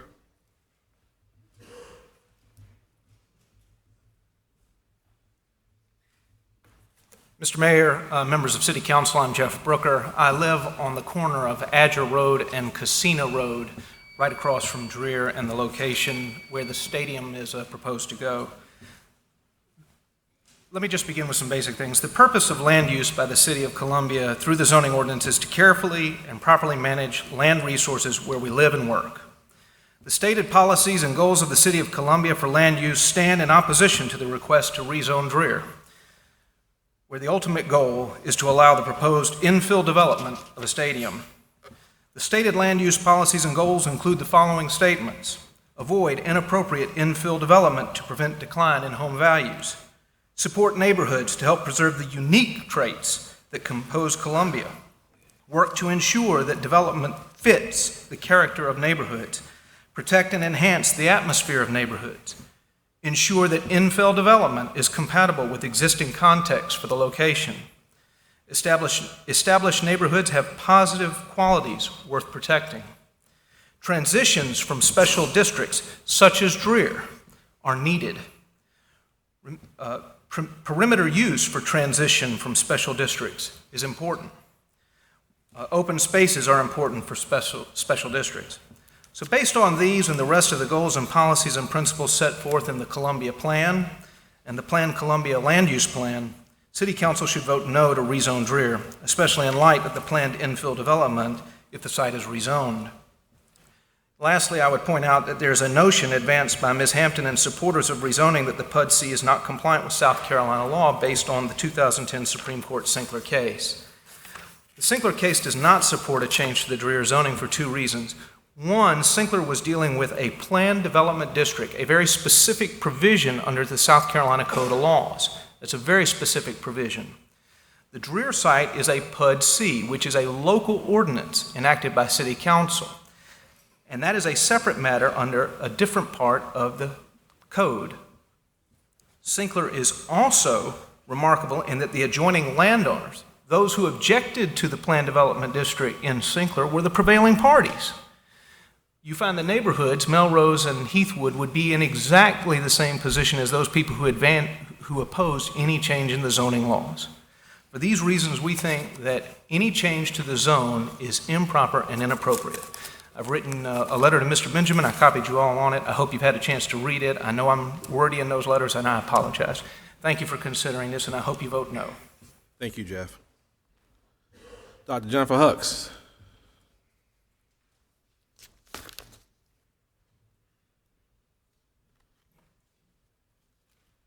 Good evening. Thanks for allowing me to speak. I'm Jennifer Hucks. I'm a proud citizen of the City of Columbia.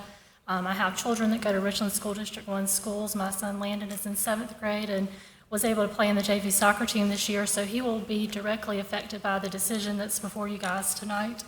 While I do love my son dearly, he's not the reason that I choose to speak with you guys tonight. I am hopeful that he and his friends will get to experience the benefits that this change would bring to them, but I'm worried that if Columbia doesn't move forward with things like that, that the City of Columbia is what's going to ultimately have issues. We know that Columbia is mostly served by Richland School District 1, and all my children go to that school district, and we know that the district has its own issues. If you look online, if you're coming from out of town, look online, the ratings are average to below average, pretty much anywhere that you look, even with our nice centers of excellence. There's lots of publicized issues with financial and administrative issues that we're going to have to work through. And so if you're coming into Columbia looking for a place to live or into the community, a lot of times people are not choosing to live within the City of Columbia. I have been within the healthcare system for 15 years in training and in practice, and I encounter lots of physicians, nurses, advanced care practice providers, from head to toe within the hospital and the training system. And it is very hard to get someone to say that when they're deciding to buy a house, when they relocate here, that they're actually considering a house within the city of Columbia limits. If you look at the school district issues and then some of the other issues with living within a city, such as higher taxes, older houses that you pay more per square foot and need more updates, it's really hard when we're recruiting to get people to say that this is where they're going to choose to live. And we are actually seeing young nurses and young physicians that initially lived within the city of Columbia, when they're ready to start having children and have family planning, are moving outside to the other communities. And 2003, we didn't have as much competition with all of the newer schools in Lexington and Blythewood and all of those surrounding areas. But the competition is very great now, and I worry if we don't make changes like this that we're going to continue to lose nice, productive members of society that will be good neighbors, provide good students, and also be good taxpayers. Thanks. Thank you, Dr. Hux. And I'm going to keep working my way down the list as presented, and if I see some imbalance in the number of presentations, I may seek to remedy it. I hope there's no concern there. Sheila Myers?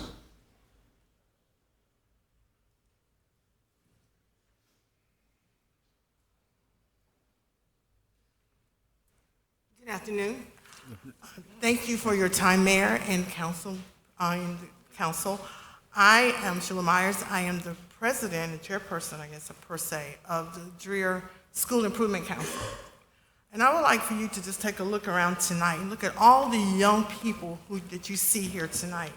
My son would be here, however, he has an exam that he must study for because he's got to do well on that test tomorrow, so he is unable to attend tonight. But he would have been here if he could. I want you to look at the young people here. Yes, they have exams tomorrow, some of them do, but they have a vested interest in what is going to happen to their future and what is going to happen to them.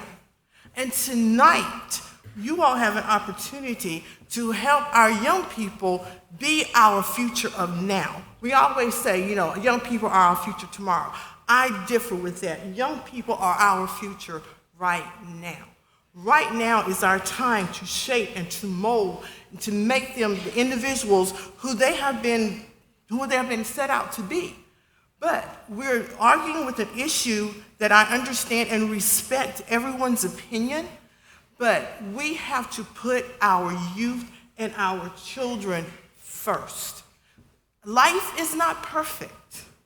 That's why we have what you call compromise. And we have to teach our young people the value of compromising. And I want to say that the district has tried on numerous occasions to compromise. However, we are at a stalemate. Does not mean that it's the end of it. No, I certainly hope not, because I don't want that to be an example to the youth here tonight, that adults can't compromise and come up with something that is going to be valuable to them and to their future and to their right now. I hope not.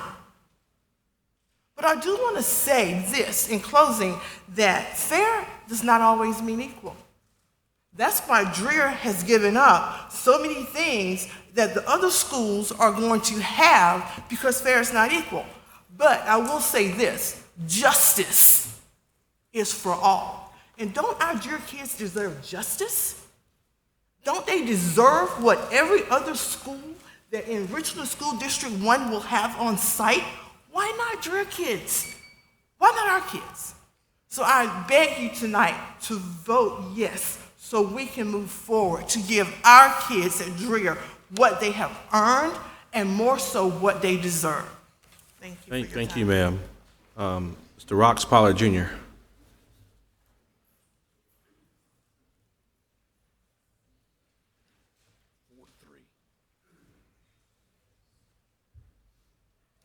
Mayor Benjamin, council persons, I'm Rox Pollard.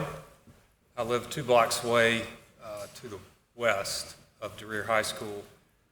And I want to thank you all for what you do, because the rest of us aren't willing to run and do what y'all do.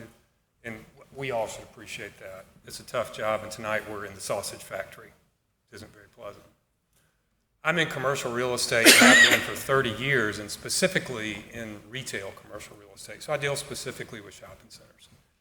I've been involved with many of the shopping centers in and around within about a 1 mile radius of the Dreher High School. Now I find myself in a position where I'm on the other side of where I typically am in these propositions.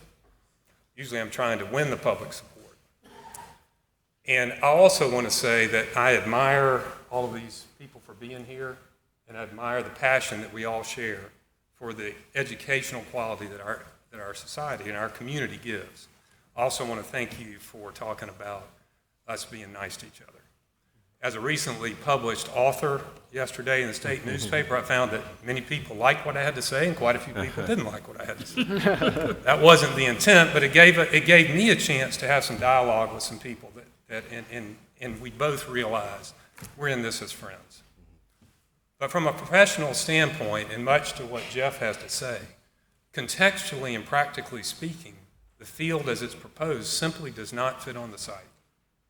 If I were to bring this before the Planning Commission or down to the city to try to get such an idea proposed, they would never even advance it to the Planning Commission because it makes so little sense. So from a real estate standpoint, development standpoint, there is no logic in it.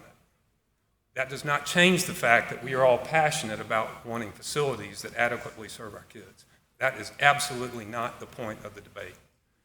But things like 70-foot light poles in a neighborhood absolutely don't work.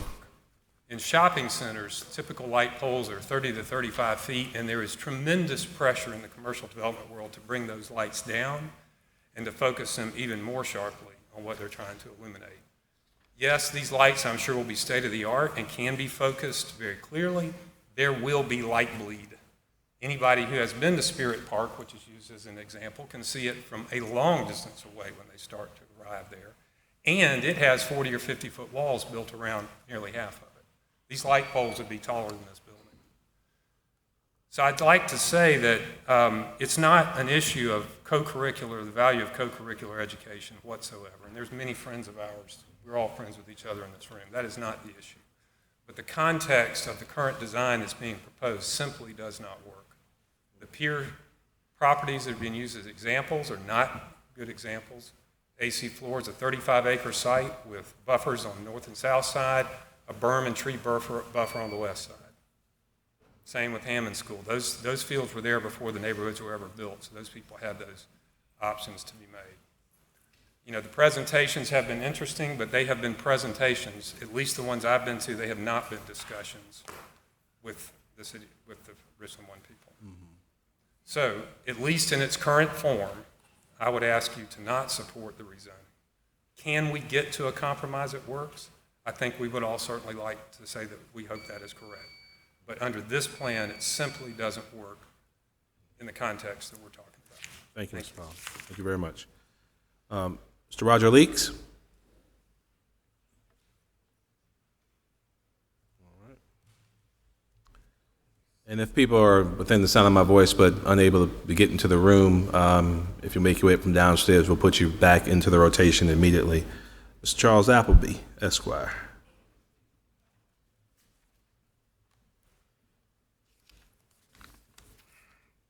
Mr. Mayor, City Councilman.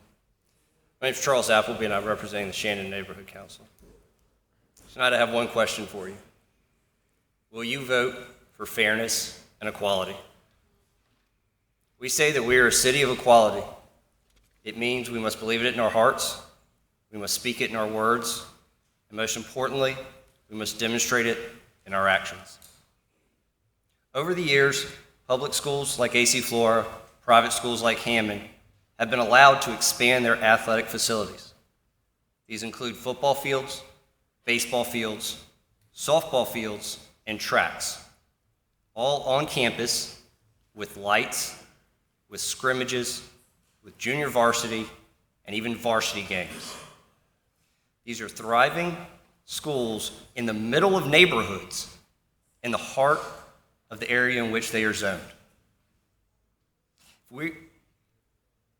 The on-campus facilities build a closer community for the school. They provide safety for the parents, knowing that their children don't have to go off campus. And potentially, they even increase the value of homes around it. As an example, the median price per square foot in the community around AC Flora is $9 higher than the community around Dreher. So why is Dreher different? Why do the hardworking students and families going to Dreher not deserve the same equal on-campus amenities? The neighborhood of Shandon discussed this during many meetings and voted unanimously in favor of supporting Dreher and equal treatment to them. During the 9 months that this has been going on with community meetings, neighborhood meetings, and hearings here in this building, I would be surprised if you find a single neighborhood zoned for Dreher that disagrees. It's terribly easy for a child attending Dreher, which is a school that has over 40% from families that are economically disadvantaged, to say, things like this just don't come to people like us. Do we really want that assumption springing up, devastating yet another generation? If we're to have any success in breaking the self-fulfilling cycle of despair, we cannot treat Dreher like an island in the middle of our city where equality just doesn't count. If we are a city that truly means equality, we must believe it in our hearts, we must speak it in our words, and we must demonstrate it in our actions. Tonight, I'll leave you with this quote from James Russell Lowell. All the beautiful sentiments in the world weigh less than a single lovely action. I ask you to vote tonight in favor of equality and show that by a single action in voting for rezoning. Thank you. Thank you, Mr. Appleby. Ms. Kathy Lacey.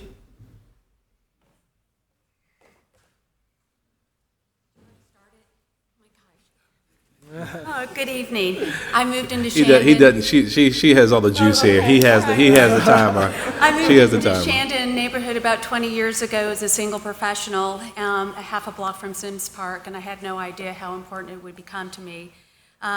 It's a gathering place for all people, for moms with their tiny toddlers, teenagers hanging out after school, early morning running groups, Hammond schools, cross-country teams meeting place, family picnics, basketball tournaments, neighborhood council meetings, elementary after-school care, and festivals, raising awareness about important issues like mental illness and violence in education, and I thought it was just a park. It's also been a positive experience for my now 13-year-old. I'll never forget when she was 3, we were approaching the park and she said, "Mommy, someone's in my swing." And that was my first opportunity I had to talk with her about being part of a much bigger family, and that being our community. I became involved in the Dreher Athletic proposal back in the fall, and I attended the public meetings. You heard the 3 major concerns: the lights, the noise, and the traffic. And I thought early on, surely we can come to some compromise. I've worked in community building and development for many years, but those issues were of a much deeper grain: violence, rape, homicide, access to health care, and addiction, and we made compromises. But in all of these meetings, there's not been one concession made, even though the district has put up numerous concessions time and time again. So we are at an impasse. I've also heard that homes are going to be devalued, so I looked into that as a researcher, and actually, according to the National Bureau of Economic Research, there's a definite correlation between school expenditures and home values in any given neighborhood. A report titled "Using Market Valuation to Assess Public School Spending" found that for every dollar spent on public education, that the home values increased $20. Another study closer to home found in Greenville that homes within 105,000 feet of properties have prices 12% higher than those of homes located further than the 100,005 square feet. Further, half of the home buying population is willing to pay more than their intended budget to get to the right school district, and more than half would give up other amenities. Even better, good schools provide stability for a community, and that's good for property values of everyone who lives nearby. And this should be music to all of our ears, as Dreher High School was just awarded a silver medal in the U.S. News and World Report annual ranking of the best high school in America. It's ranked number 11. The only other school in the Midlands area is Chapin High School that has a 10% minority population with 11% of its student body meeting criteria as economically disadvantaged. Compare that to Dreher student body with 63% minority population and 43% meeting the economically disadvantaged criteria, and you find yourself, you have one heck of a public school in your neighbor. There's other values to having kids go to school other than being inside of a building. The historic vision of Dreher in 1938 is that it would be the center of our community, a place where everyone in the community works in partnership to educate our youth. And the school's undergone numerous additions and upgrades. In 1947 with the athletic fields. In 1952, it doubled the size of the school. And in 1954, when Dreher's Auditorium was built, it was dedicated to Governor James Burns, who lived 2 blocks from the school. And students used to walk to his home on his birthday to sing him happy birthday. There's been numerous changes since then. The first black students enrolled at Dreher were Oliver Washington and Brenda Fruster. They were part of the Freedom of Choice Plan in 1964 and both graduated in 1968. So education doesn't end once school lets out. It's only part of our formal education. And the same academically brilliant people are the ones here today asking you to let them play ball in their backyard. To extend their school period just a little bit younger. Instead of viewing these upgrades as a problem, let's celebrate it as a way to provide stability and economic growth to our wonderful city. Thank As you, my Ms. father Lacey. Ms. said, Lacey. if you are more fortunate than others, build a longer table, not a higher fence. Yes, ma'am. Thank you. Martha Fowler.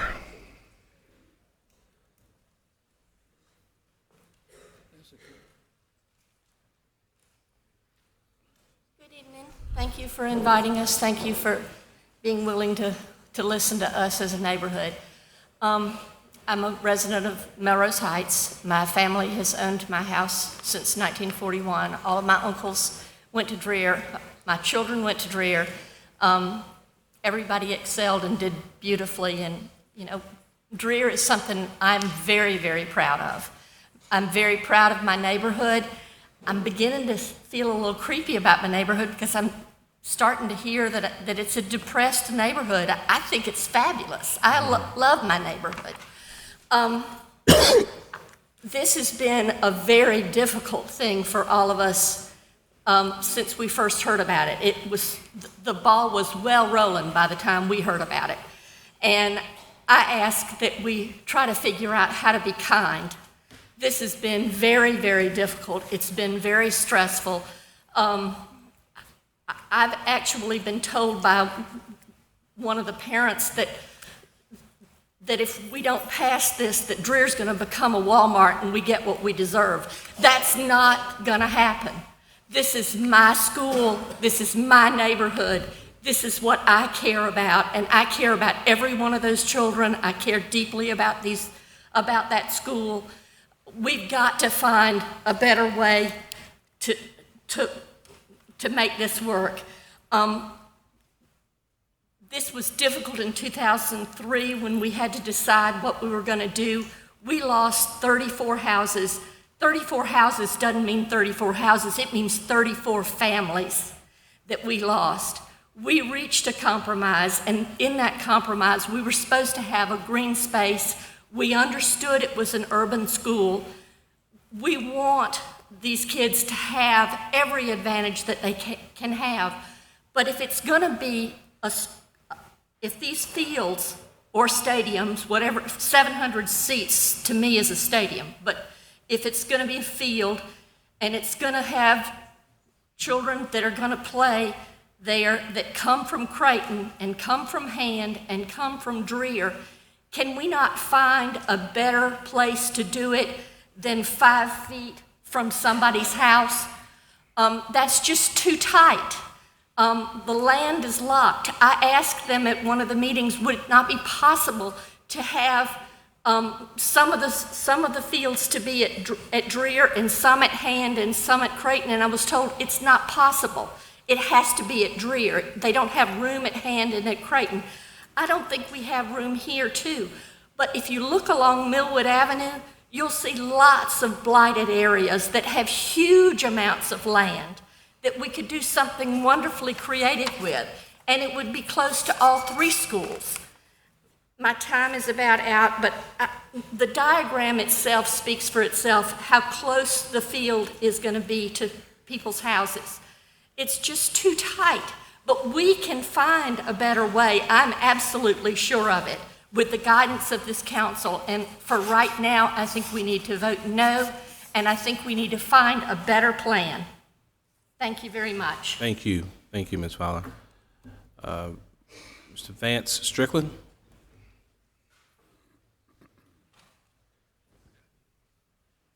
Thank you, Mayor and council members. I appreciate you taking the time tonight. I'm a 1987 graduate of Dreher. I have 2 children at Dreher now. I have a third one that will be there. She's sitting right there next year. And none of them are likely to use the field. They run cross country and track. I have a son that helps the baseball team. But I'm here for the greater good, and I'm here for the fairness. My children will not benefit from this field or these tennis courts, but the other children that are at Dreher deserve them, and I hope that you will pass the rezoning so that we can move forward with the progress to allow these wonderful young people the opportunity to enjoy the facilities that are at the other schools. I would just like to address some of the things you may hear tonight. First, you're going to hear that the PUD does not allow for any type of change. The 2003 PUD specifically contains a provision, I believe it's paragraph 7, that does allow for change. It allows a methodology to create change. But when Dreher went to the city and said, how do we do this? The city said, we don't want you to try to change the PUD. We want you to ask for rezoning. So we did what the city asked. When we were told, don't ask for commercial, at first we did. We changed that and asked for residential. We tried to come up with solutions to the problems. But the PUD does allow for change. So even when you hear that it doesn't, it certainly does, and certainly the better avenue is to go for the rezoning that would solve that issue. And I would submit to you, if you don't change, you fall behind. If you don't change, you can't get better. Change necessitates, or being better necessitates change. We all know what a BlackBerry is, at least the folks that are a little bit older know what it is. Maybe some of these young people don't. BlackBerry didn't change, so we all carry iPhones now. And I would suggest that is something we need to consider. You're also going to hear that these lights are going to bleed. I've seen the light study prepared by the architects. They're right over here if they'll raise their hands. It certainly is not going to bleed over into these homes. It'll be minimal. Only the homes right around Dreher will have any notice whatsoever of this, and it will be minimal. And what I would tell you is they have done analyzing the light situation. There will not be light pollution in the neighborhood. You're going to hear from people that are a block away. They're not going to notice these lights. The reason we suggested 70-foot light poles is because it allows them to take the lights and shine them directly down. If you want us to use 40-foot light poles, we will, but we can't control the light bleed if you do that. So we've tried to work to address the light problem. The design does address the light problem, and you will hear otherwise, but that is simply not true. You're also going to hear that the field will not fit. The field does fit. It handles all the setbacks that are required. The architects have measured it. I would ask you to walk the field. Some of you have walked the field. There's plenty of room for this field. When I was at Dreher, we played soccer and baseball back there at the same time. It is possible. You're going to hear that traffic will be a problem. Traffic's not a problem. Bigger events attend there all the time for basketball and for dance. My daughter does do dance. So the parking is adequate. The traffic will not be changed. The cars will dump out onto the main road, not onto Adger. So I could address every concern you'll hear tonight, and I can assure you they are simply not real, and we have done everything we can to make this a wonderful fit for the community and for our school. Please vote yes. Thank you, Mr. Strickland. And Ms. Devine wanted me to communicate to you. She's monitoring the proceedings from the rear. She has her very young child, Jameson, back there, and she's attending to her maternal needs. So we're going to keep moving, but she's watching every single minute of this. The next up, Honorable Hamilton Osborne, please. Thank you, Mr. Mayor. Good evening. My name is Hamilton Osborne, and I'm a 1961 graduate of Dreher High School. For the past 35 years, I have lived on Heathwood Circle, 2 blocks east of Dreher. I'm here in support of the current PUD zoning of Dreher and in opposition to the proposed rezoning of Dreher to RS2. In 2003, when the current PUD zoning of Dreher was adopted, I was a member of Columbia City Council, and I voted for the current PUD zoning. The school district needed the PUD zoning in order to rebuild Dreher on the existing site. The alternative was to move Dreher to a new site on the edge of town. Moving Dreher would have provided additional room for athletic facilities and future expansion, but the school district decided to keep Dreher where it was. In order to keep Dreher where it was, the school district was willing to accept restrictions on the use of the existing campus. In particular, the school district agreed that it would not and could not construct any athletic facilities on the open space now existing on the Dreher campus. If the PUD documents had not contained the restriction on the use of the open space, I would not have voted for the PUD zoning, and the PUD zoning might not have passed. If the PUD zoning had not passed, Dreher could not have been rebuilt where it is today. We're now being told that new athletic facilities are essential to the future of Dreher. I do not agree with that assertion. Dreher is and always has been one of the state's flagship high schools, and Dreher does not require new athletic facilities in order to maintain that distinction. In the half century before Dreher was rebuilt in 2003, Dreher produced a Nobel Prize winner, a Chief Justice of the South Carolina Supreme Court, and the mayor of the city of Columbia. In addition, large numbers of Dreher graduates went on to obtain degrees from many excellent colleges and universities, including Harvard, Princeton, and Yale. These significant achievements were accomplished without the athletic facilities the school district now wants to build and claims is so essential. In 2003, the school district made a deliberate choice between a new, larger campus for Dreher or the existing smaller campus with restrictions on the use of the open space. In addition, the school district made very explicit and significant promises to the neighborhoods adjacent to Dreher concerning the future use of the open space on the Dreher campus. The school district should not now be allowed to repudiate the promises it made in 2003 in order to rebuild Dreher where it is now. Thank you very much. Thank you, Councilman. Thank you very much. Now we're going to have an opportunity to hear from some younger voices. The first student I have signed up to speak is Miss Isabella Cook.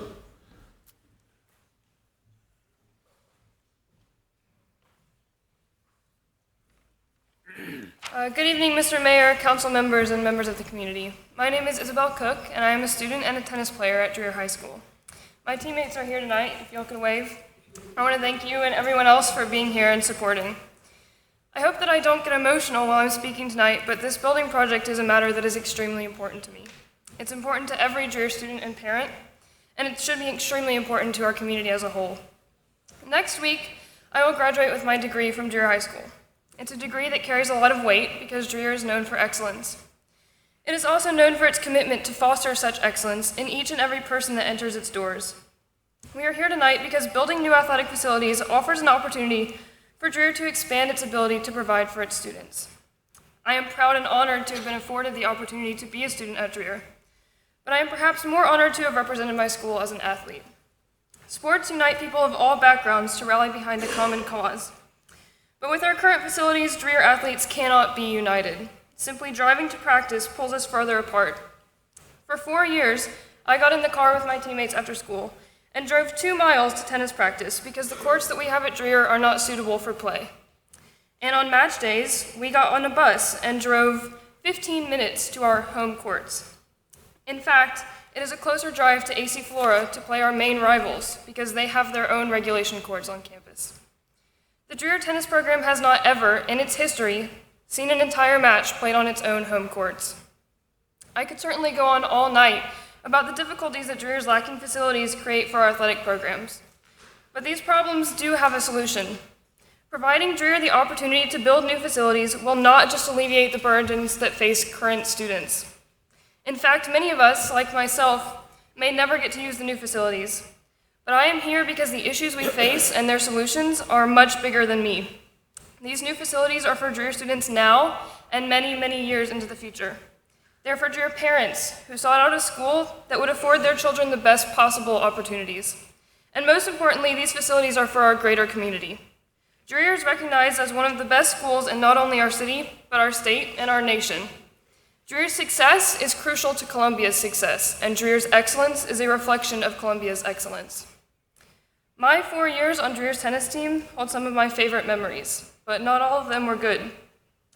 We had to fight for practice time on public courts.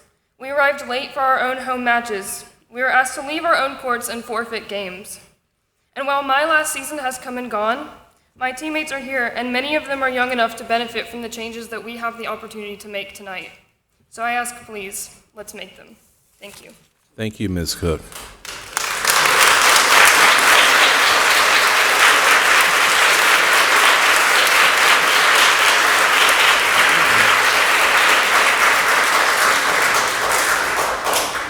Now we have Mr. Chris Crabtree.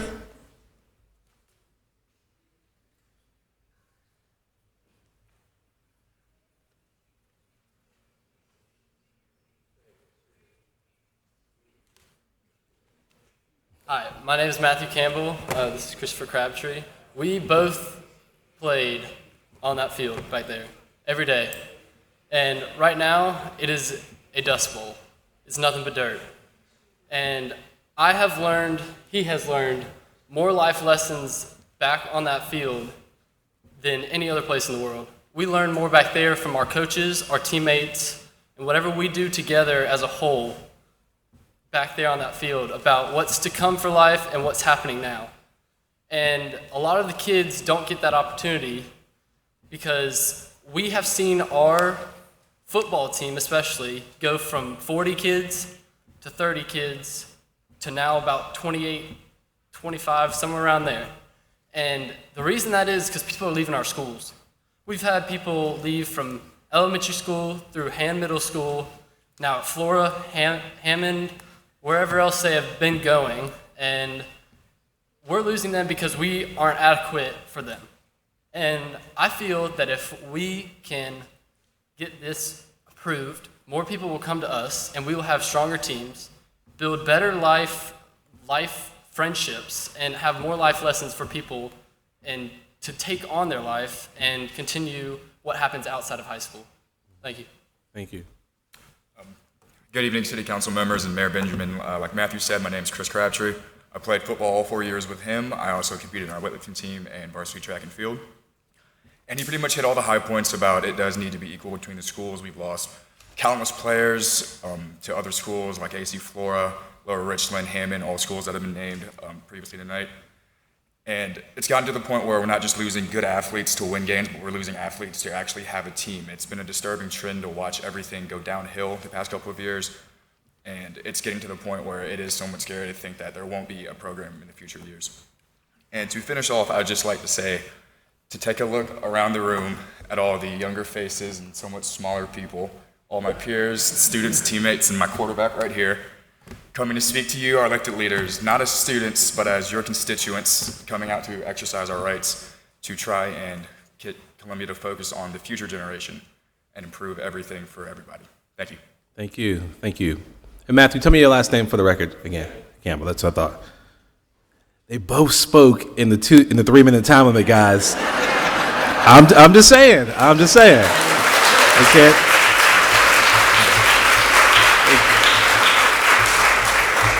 Just say it can be done. All right. Fantastic. Ms. Grace Baranow. Ms. Grace want to speak? And she may be downstairs with a number of students. Ms. Vanez Alide.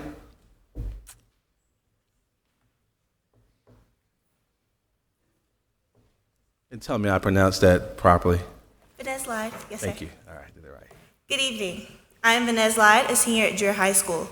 Athletically at Dreher, I was able to be a 2-time captain for the varsity swim team, a part of the track team, and on Dreher's dance company, and was able to compete in 10 state championships, winning a title my senior year. I came to Dreher because of opportunity. I'm on a transfer, and that same opportunity has led me to my current success. Dreher should have the same opportunity as all the other schools in the district and Midlands area to further its future success. Dreher is the only school in the district without on-campus facilities. Having facilities on campus would give the student body the opportunity to support teams that go unnoticed. As a student athlete myself, I would have loved to have an easier access to watch other Dreher athletes. Teams such as tennis, who barely have suitable facilities to practice and play, need renovated space on campus that will allow for a safer, competitive environment and improvement in the school community altogether. Hammond and Flora are in a similar environment with houses surrounding it. They are equipped with the exact facilities that we're asking for. The facilities that are being opposed aren't bringing major change to the area. Regular scheduled practices for teams such as football won't change. They just now will have the fit facilities to practice on. The facilities increase safety among high schoolers when traveling. Also, A light curfew and sound system compromise has already been made. It shows that we are willing to work together. You may ask why a graduating senior whose sports have nothing to do with these facilities would be here to support. But my answer to you is once a Blue Devil, always a Blue Devil. And you never lose that support. It never fades. All I ask from you, as a member of a 4,000 plus Dreher family, is that you allow for us to expand the high school experience through the cultivation of athletic culture and grant our present and future Blue Devils with the facilities that they deserve. Thank you. Thank you, Ms. Lyde.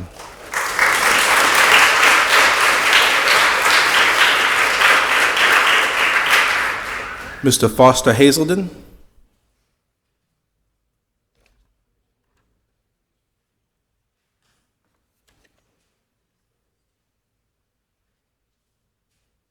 Good evening. Thank you for allowing me to speak. My name is Foster Hazelden. The slides that have been made public conveniently do not show the more than 24 residences that directly border or face Dreher. But to give you an idea of where I live, I border Dreher on the back of my property, in the backyard, and on the side. My wife and I bought this home this past July before this proposal became public. Had we known this stadium was even a remote possibility, I can unequivocally say there's a 0% chance we would purchase that home. We bought our home to be our forever home and made an extremely significant lifetime investment. In doing so, we were aware of and relied on the PUD and the security it gives to the neighborhoods. The fact that a simple eye test shows that this field is completely shoehorned in, barely fits. And because in Dreher's long, glorious, almost 80-year history, it has never had organized sports at night with lights.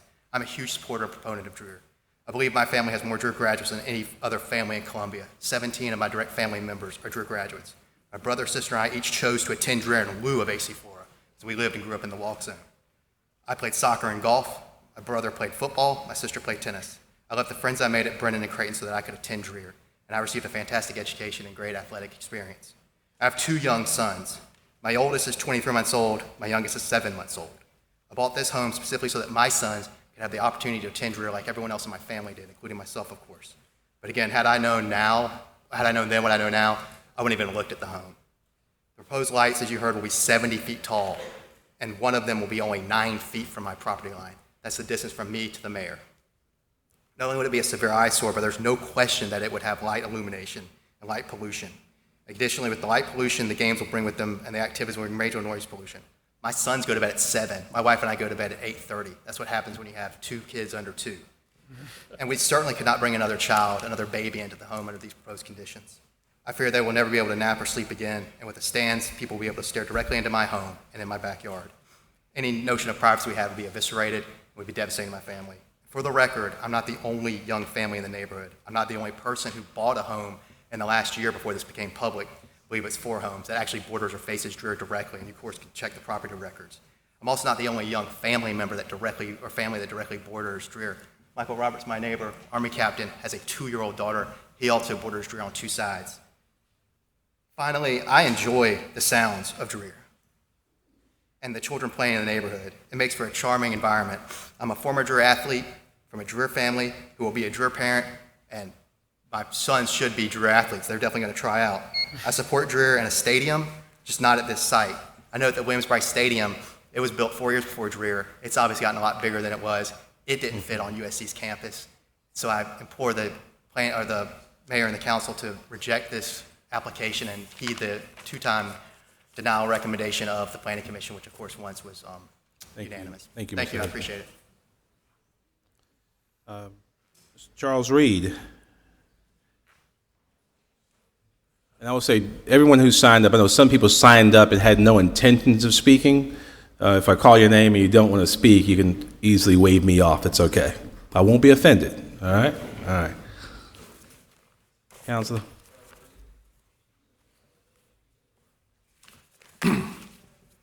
Thank you, Mayor Benjamin, council members. My name is Charles Reed. I'm a 1986 graduate of Dreher High School. I have 3 daughters. One attends Meadowfield Elementary, one attends Hand Middle School, and one's a freshman at Dreher. Tonight, you've heard from many people both supporting and opposing this application to rezone Dreher. You've heard from surrounding neighborhoods and Dreher's attendance zone. You've heard from parents of students who attend Dreher or who have children who plan to attend Dreher. You've heard from concerned citizens who have an interest in Columbia's future. and you've heard from Dreer's students themselves. We all know that Columbia needs to grow. Growth requires change. Change is needed and change is constant. The needs of a high school have changed since Dreer was built in 1938. To be strong, a school must be vibrant, active, and energetic, and athletic facilities are vital to the educational experience. A good educational experience creates a strong school. A strong school creates stronger neighborhoods. Strong neighborhoods create a stronger Columbia. We've talked to you about fairness for all students in the Columbia area. The fact is that Dreer students are not getting the educational experience being offered at other Columbia area high schools, both public and private. This is not equitable. This is not right.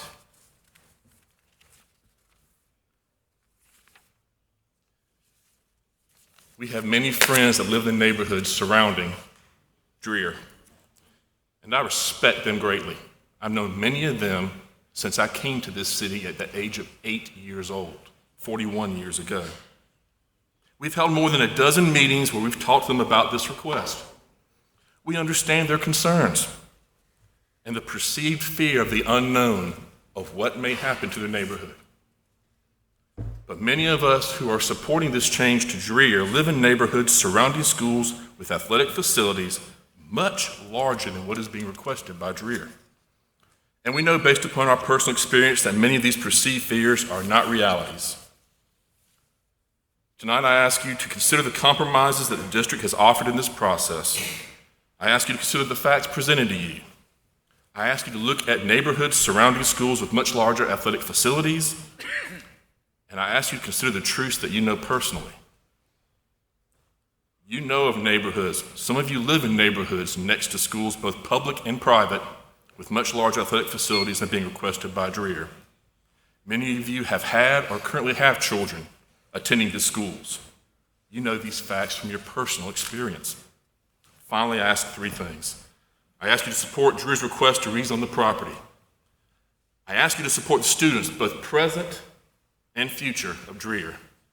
And I ask you please to support the future of our city. Thank you. Thank you, Mr. Reed. Miss Gabby Cruz.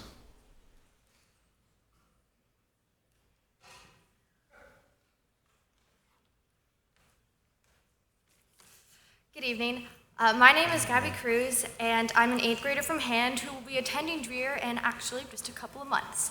The facilities that we are proposing would make such a valuable addition to the already valuable school and will add to the student achievements that people can already have, but also extend to possibilities that students at other schools are already able to obtain.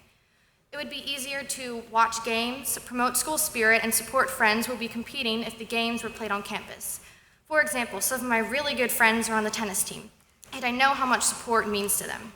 They currently have to play out on a tennis complex off of Garner's Ferry, and it's quite an ordeal to get to the game and back home. As much as I'd love to be able to get into a car and drive myself there, I'm 14, so it's not exactly legal. It's a major inconvenience and an obstacle that prevents students, family members, and community members from providing support. I also happen to be in marching band. The new facilities would allow the band to become more competitive. It would provide a safer practice space for the students and the instruments, since the practice would be lit during the fall and winter practices where it gets darker much faster. The new parking lot created would include a small storage area for the band to keep the instruments in. This would eliminate an entire hour from the time the band students have to spend after the long rehearsals carting the instruments back and forth across the campus from the band room to the field. Not only is it an extra hour putting the instruments away, but they have to be moved across a typically muddy field to the band room. This is unsafe for both the students and the instruments, whose worth amounts to thousands of dollars. However, the band wouldn't be causing any new noise, but would be using the facilities as a way to easily store and access supplies. These facilities no doubt benefit Dreer's student body as well as their parents, but there's definitely a benefit to the surrounding communities. Hand Middle School, for example, has a track off of the side of the school that is used every day by the students and communities. The construction of the track and field were originally met with rebuttal from the community, but now it is often used for healthy and beneficial activities. While the track at hand isn't as big as the plans that Dreher has, it is still an example of how the new facilities could be welcomed into the community just as the rest of Dreher has been. As you've heard, we are willing to comply and compromise sound systems and seats, but not to the point of inhibiting the achievements and the experiences of the people who pass through Dreher. We believe the testimonies you hear this evening from Dreher's supportive community will sway you to see beyond what is hindering the building of the facilities, but rather what could happen with the facilities built. Voting yes in this stage of the process is voting for equality, it's voting for the progress of our school, the city, and future students. And I hope that you would like to become an investment in the future. Thank you. Thank you, Gabby.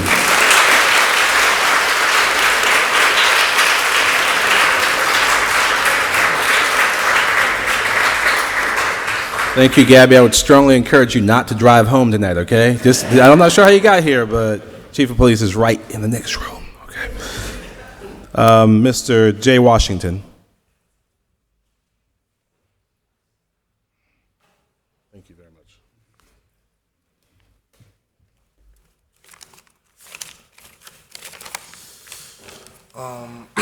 How you doing today? My name is Jay Washington. I'm a varsity football and baseball player at Dreher High School.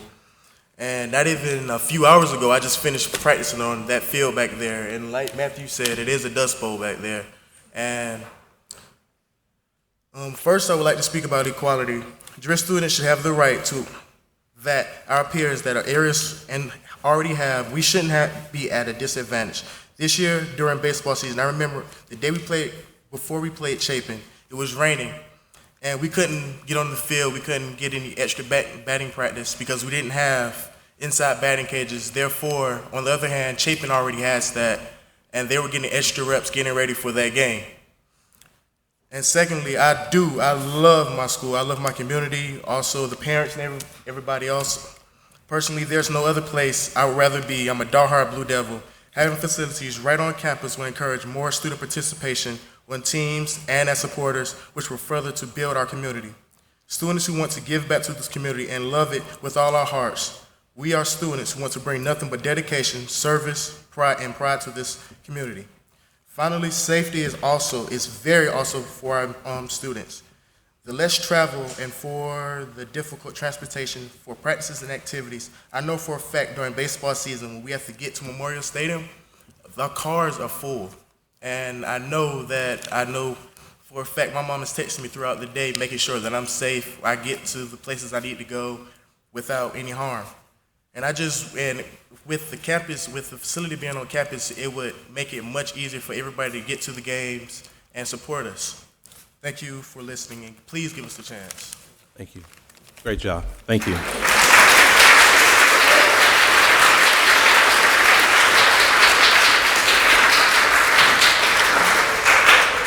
Mr. Donald Tudor.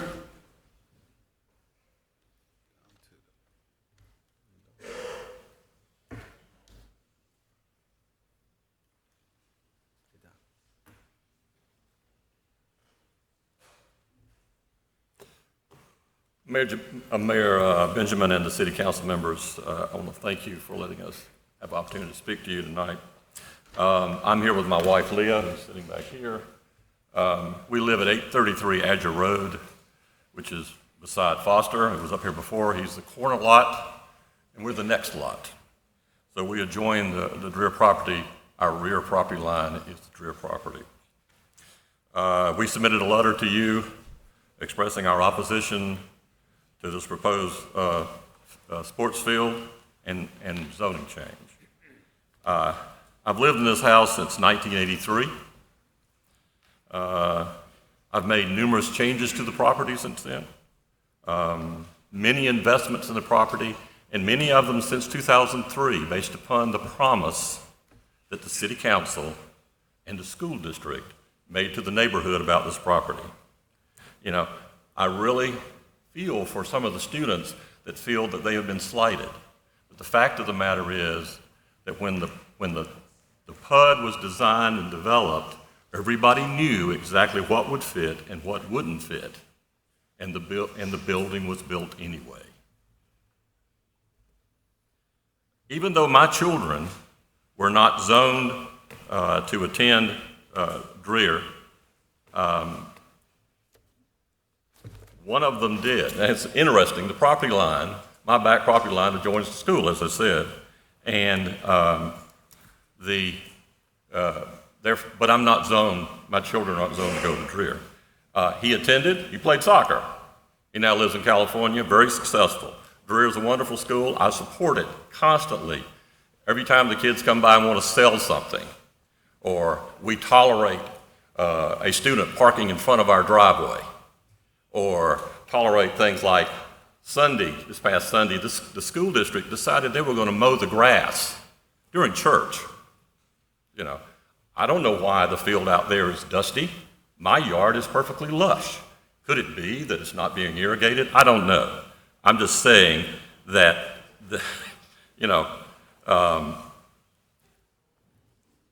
I want to point out to you that, and several people have said this, this is not really a zoning request. This is a request for a sports field.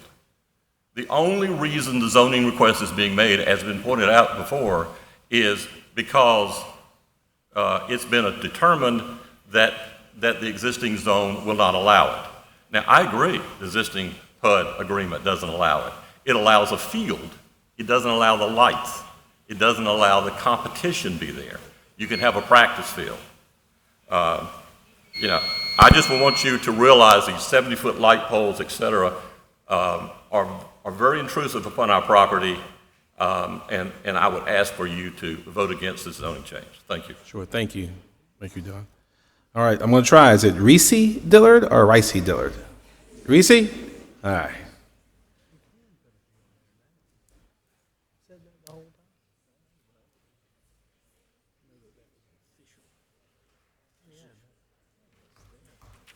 Good evening. My name is Reese Dillard, and I am currently an 8th grader at Ham Middle School. I'm on the All A's principals list and in the Junior Honor Society. I'm also an athlete. I ran track for Ham for 1 year and have played JV soccer for Dreher for 2 years.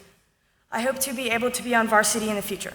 Soccer is a major part of my life, and most of my friends also play soccer. However, the one difference between my friends and me is that since they attend other schools like Chapin, AC Flora, and Hammond, they all have practice fields on their campuses, or they are in the process of being built. I'm going to talk about a situation that no one else has before, and this year my season was interrupted due to an injury. In early February, we had tryouts for Dreher JV soccer. The tryouts were held at Ham because Dreher does not have the proper fields. On a regular play during the tryouts, I tripped and felt the worst pain I have ever felt in my life. I couldn't move. I was stuck, curled up on the ground, and scared. My coaches did everything they could, but I could only lay in the middle of the field for quite some time.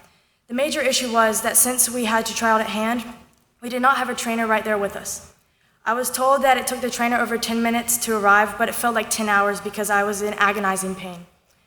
Once I was finally off the field and at the hospital, I found out that I had broken my hip. More specifically, I had an avulsion of the ACES, which means that my tendon tore off my hip and with it came a piece of bone. I was out of soccer for around 7 weeks, but I'm happy to say that I have recovered and was able to play at the end of the season. What I want City Council to know is that since we could not try out at Dreher due to the fact that we did not have the proper facility, my pain lasted for longer than it should have. If we had had a nice field at Dreher, my injury may not have even happened in the first place. I'm in favor of these fields being built because I want to be able to walk right out of the school to my practices. I don't want to have to depend on my other family members to drive me around because sometimes they're just not available. I want my friends to watch me play, and I also want what my friends at other schools have. I never want to lay on a field for that long again, not knowing what is wrong with me, and not having a trainer right by my side. Thank you for your time. Go Blue Devils.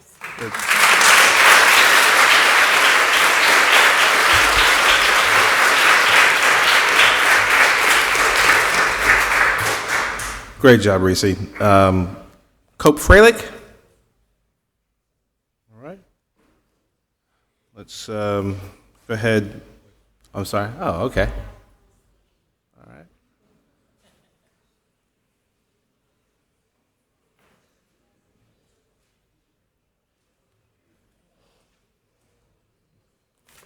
Hey there. It's an honor to speak to you tonight. My name is Cope. I have lived in Shandon since 2001. My home is zoned for Dreher, Hand, and A.C. Moore Elementary. Our schools are diverse in culture, ethnicity, religion, and our families consist of various generations, lifestyles, and income brackets. My two boys have been meeting the world right here in Columbia. We are proud that our schools and communities represent the ideal American melting pot, embracing and educating children from every walk of life. Columbia is a unique southern city in that we have made huge strides in the past half century to embrace and celebrate our diversity. Our public school system is the foundation of this growth and tolerance, allowing a convergence of people to live and thrive in a southern inner city neighborhood like mine. Now our city and state are growing, and with that we will all feel the growing pains, including more traffic and construction. However, this growth is a positive for Columbia, bringing jobs and positive national recognition. To support Columbia's continued growth, and to encourage new businesses and families to move here, we need to offer a sound infrastructure. Maintaining a thriving public school system is that foundation, and it is what attracts families, professionals, and the University of South Carolina staff to live in the city rather than moving to the suburbs. Let us fuel our students, our children's, and our future's potential. Unite for the future of Dreher and all our city public schools. Thank you, Ms. Freilich. Yes, sir. I have some students and children here with me that would like to speak to you. Yes, ma'am. How old are you guys generally? One at a time. Why don't you introduce yourself? Hi, my name is Landon Harrison, and I am in the 8th grade attending Hand Middle School.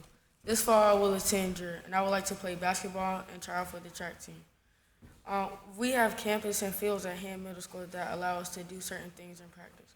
I'll be able to watch my classmates competing for Dreher off campus at daily practices. But it will not be possible for me at Dreher because my mother is about 45 minutes away from Dreher. On-campus fields will give me the opportunity to participate in a safe community and practice and play with my friends after school. Mr. Harrison, what's your first name again? Landon Harrison. Landon, okay. 14. Hello, my name is Leighton Harrison. I'm 12 years old, and I currently attend Hand. I'm in the 7th grade. My mom and dad work full-time. In 2 years, I'll be attending Dreher High School, and I would like to play basketball and track. And I am a very active member of Student Council as being Vice President. So today, please support Dreher and me and my fellow students' futures. Thank you for your time. Thank you. Hello, my name is Duncan Wilson. I didn't come up here to say some stuff to some important adults. It's amazing because you're not, so please.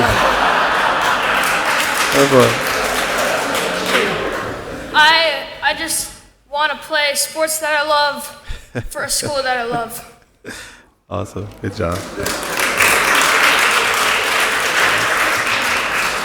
Hi, my name is Foster Freilich. I attend Hand Middle School and I'm in the 6th grade.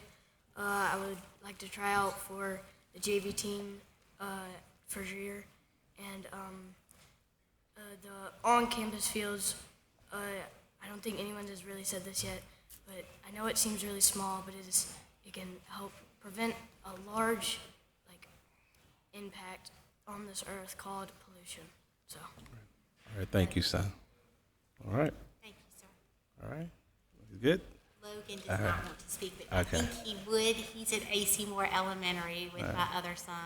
I was actually asking ages because I have a Sorry. 12-year-old daughter and a 10-year-old daughter, and if I see any of you guys hanging around my house, we will have problems. Okay, just letting you know. Just letting you know. My 10-year-old actually turned 10 today. I missed dinner with my baby to hang out with you good people tonight. So y'all be nice. All right, thank you, boys. Great job. Great job. Thank you, Ms. Frelick.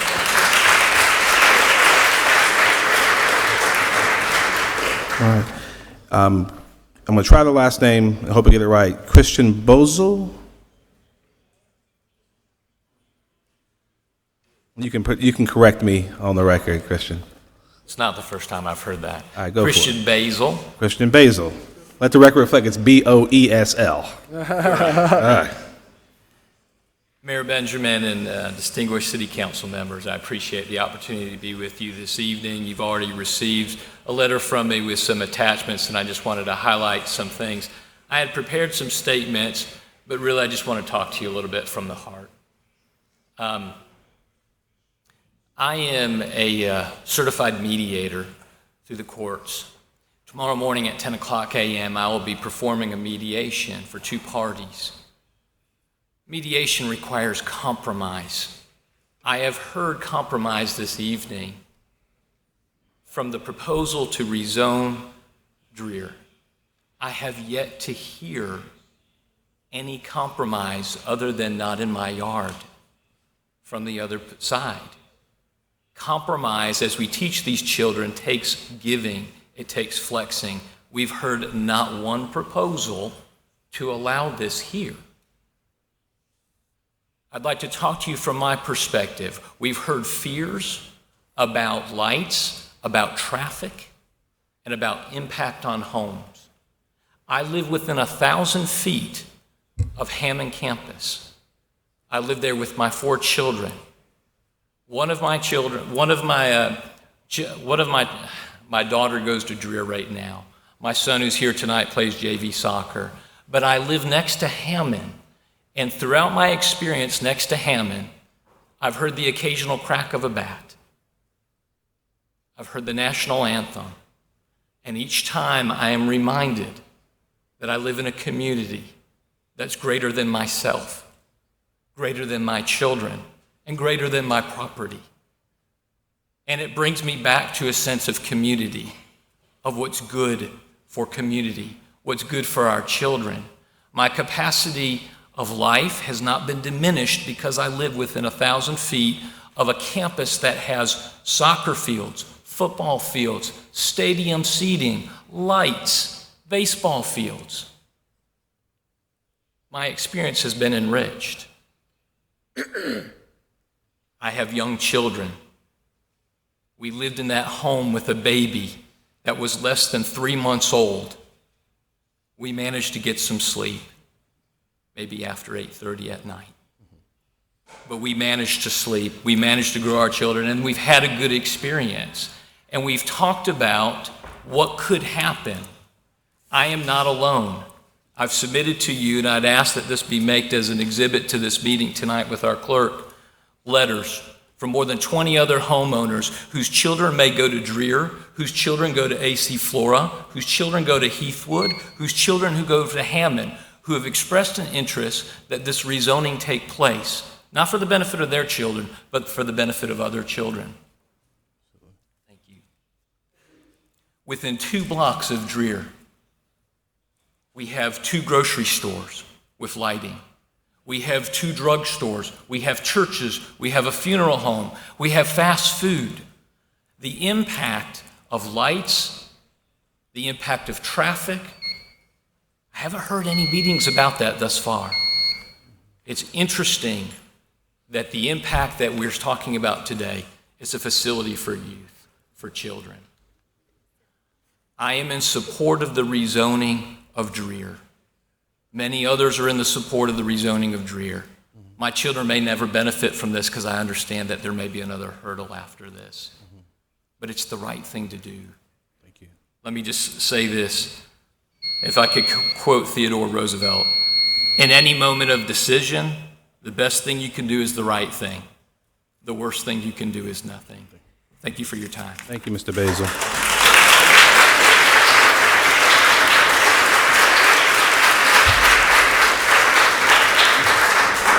Mr. John Bruton III.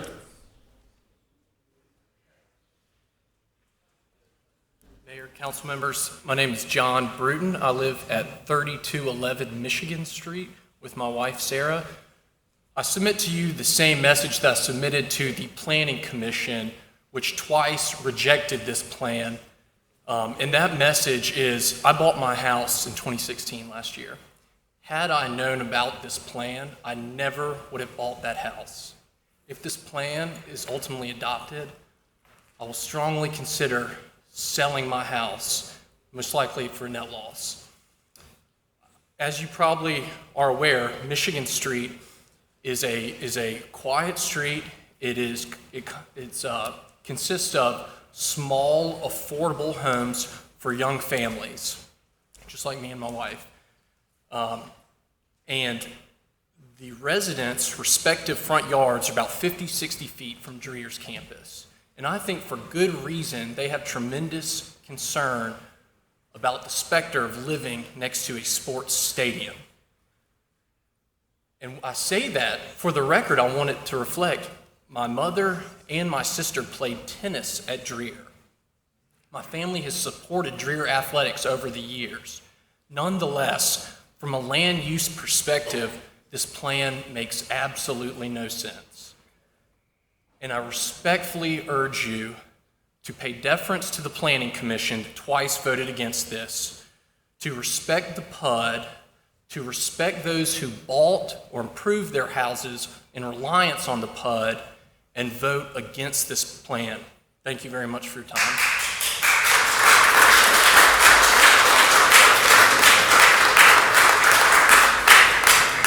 Thank you, Mr. Bruton.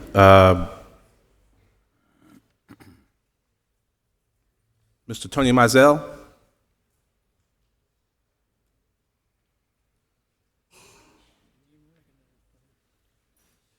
Mayor Benjamin, honorable members of council, it's a pleasure to be here. I support Dreer. I also support the fine citizens of the Heathwood neighborhood. As the mayor so eloquently put it, starting this meeting out, that we're not enemies, you know, we're all neighbors. Man, I don't envy you guys. I really don't. You're danged if you do, you're danged if you don't, you know. Youth You've been there before, haven't you, Tony? Well, that's my second point. But, you know, you've got the neighborhood versus youth. You've got the youth versus neighborhood. As many people in the audience know, I spent 8 years in a capacity like you on county council. There were two things that I did not enjoy. The second least favorite thing were contentious zoning meetings. The first was having the Honorable Bernice Scott browbeat me for not voting the way she wanted me to vote after a meeting. So some of you know what I'm talking about. Whatever you do is going to be unpopular. You know, somebody is not going to be happy when they leave here tonight. You know, some group is not. At Dreer, all we want is what the other schools in the district have. Keenan, Columbia High, C.A. Johnson, Eau Claire, they all have facilities like this. And we want to be able to do that at Dreer. I want to draw one parallel for you that I think is very similar to this situation. I represented Kings Grant, and I used to get calls all the time. I mean, I can't tell you how many calls I would get. Folks want to know, what was I going to do about the trumpet blowing? They didn't like my answer. My answer was, you know, folks, I'm sorry, that's the sound of freedom. You know, that fort was there before you moved into Kings Grant. Like I said, they didn't like it. This rezoning, this is the sound of our youth. This is the sound of our future. This is the sound of freedom. I urge you all to do the right thing and pass this rezoning. Now, many of you don't know, these fine young adults, they all have exams tomorrow. They need to be, you know, home studying for exams and so they can do good and be our future. I ask you to do the right thing. Thank you. Thank you.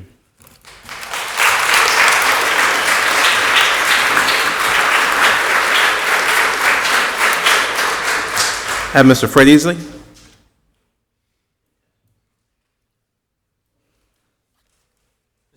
Council Representatives. My name is Fred Easley, and I'm the president of the Melrose Neighborhood Association. Melrose is registered with the United States Department of Park Services as a historic neighborhood. We're also registered with the city as a historic neighborhood and as an architectural conservation district.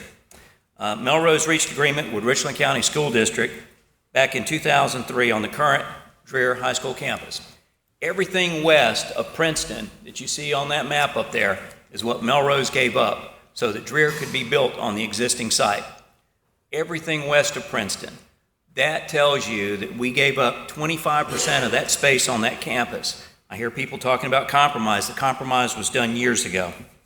I directly participated in those processes. I have over 200 hours of time with council members, individuals that lived on Michigan Street, that lived on Princeton. I went to the School Improvement Council meetings, all the county school district meetings, you name it, I was there. I will say that I did hear the School Improvement Council lady speak earlier this evening. I will tell you that I am quite certain there is no one here from the School Improvement Council that I was serving on 13 years ago, because those parents have moved on, just like these parents will move on in 3 or 4 years, just like these children will move on. And the only people that will be back here in 10 years will be the neighbors that live in the neighborhood with another issue with the school because they need something else. So moving along, the compromise reached in 2003 was reached in order to keep Dreher in its existing location. We originally wanted to see the school move. It would have greater room to grow and do those things, but we agreed to have the school stay there because of the PUD, because of the compromise, because we were given the green space. That was the only reason why we went with what happened to our neighborhood. We lost an entire city block of homes for the Dreher expansion. And if you don't remember history, you're doomed to repeat it. And that's where we are right now. A lot of people don't realize what was given by the neighborhoods before. I would ask for this, for the rezoning and proposal, please do not do it. The tennis courts that will be going in, you've heard plenty on the athletic field, the tennis courts are going to negatively impact the people that live on Princeton Street. On Michigan Street, I'm sorry. The lights, the sound, tournaments, those things going on is going to destroy their quality of life. You'll find the same thing with the people that live on the corners where the football field is going in. Those lights, and I haven't heard it mentioned tonight, but the light levels on the surrounding properties will be 10 times the light level that you will find on the field. And that was proposed, that information was given to us by the school district at a meeting that Mr. Perkins was at, and also Dr. Witherspoon. It'll be 10 times the amount of light on those homes as will be on that field. So again, I would ask that you please not vote to approve this. Thank you. Thank you. All right. Next, we're going to have Mr. Billy Canty.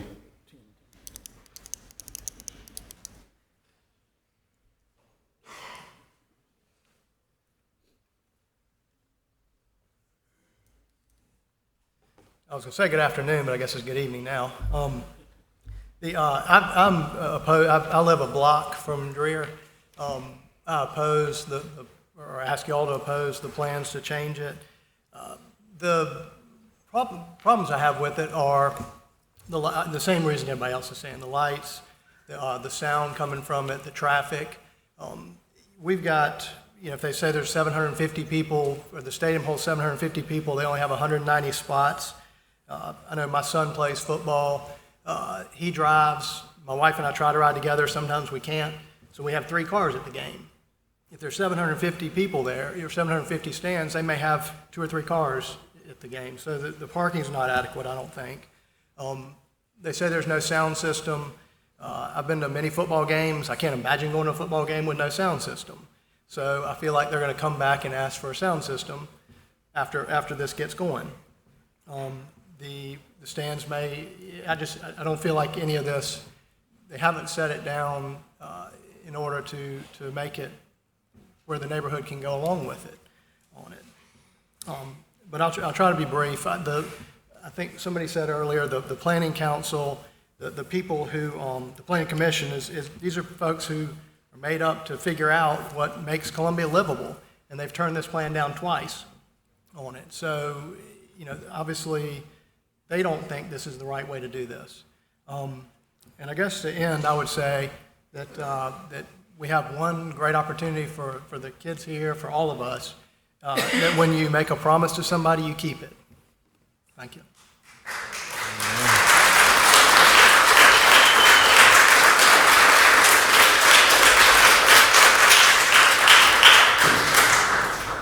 All right. Mr. Steve Ostermiller.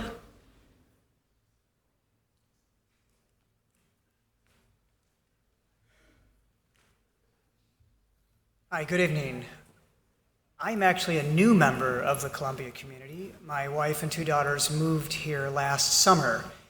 We had lived abroad for 16 years, and when we were considering a job opportunity at USC, we obviously looked at the environment for the family. What would it be like living in Columbia? What are the schools like? And after a little bit of investigation, we were sold. One of the most compelling reasons we decided to take that job was because Columbia seemed fantastic. And in the last 9 months, we have never regretted the decision. We are thrilled to be part of Columbia. We're impacted by this decision because our daughters would like to play tennis. And you've heard the situation with the tennis courts. We're not alone either. USC recruits hundreds of people like me every year, most from around the country, and they ask the same questions we do. What will the community be like? What will the schools be like? The community, the USC community, is going to be watching your vote tonight because it impacts recruiting, and it impacts the perception of Columbia as a city and a community to move to. The community will be watching to see whether or not this council supports Columbia's core neighborhoods, where many USC transplants want to go and live, whether it supports the educational infrastructure, and ultimately, whether it supports Columbia's future. Thank you very much. Thank you.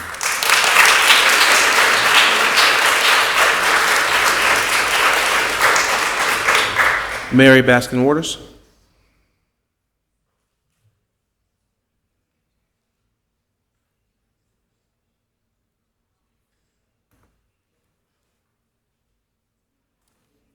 Good evening, Mayor Benjamin and distinguished council. I am Mary Baskin Waters, co-president of the Historic Heathwood Neighborhood Association. Our neighborhood is bounded, can you hear me? Our neighborhood is bounded by Edger Road, Devereaux Road, Kilburn Road, and Divine Street. We are comprised of 112 properties. Our neighborhood was formed in 1911 when Moses Heath purchased 130 acres from the Ursuline Academy. So we are 106 years old, and one of our homes is on the National Register of Historic Places. The city of Columbia annexed the neighborhood in 1925, and Dreher High School was built in 1938, 13 years later. We have coexisted with Dreher for 79 years, and it is our desire to continue this collaborative relationship. Also, both of our children attended Richland I schools, Brennan, Han, Creighton, and Flora, so we are proud supporters of Richland I and are part of the Richland, the Dreher family. We have lived in our neighborhood for 40 years, and we plan to live there 40 more and beyond that. So in 2003, our neighborhood was incorporated as a nonprofit corporation, and we were recognized as the 80th Columbia neighborhood to join the Columbia Council of Neighborhoods.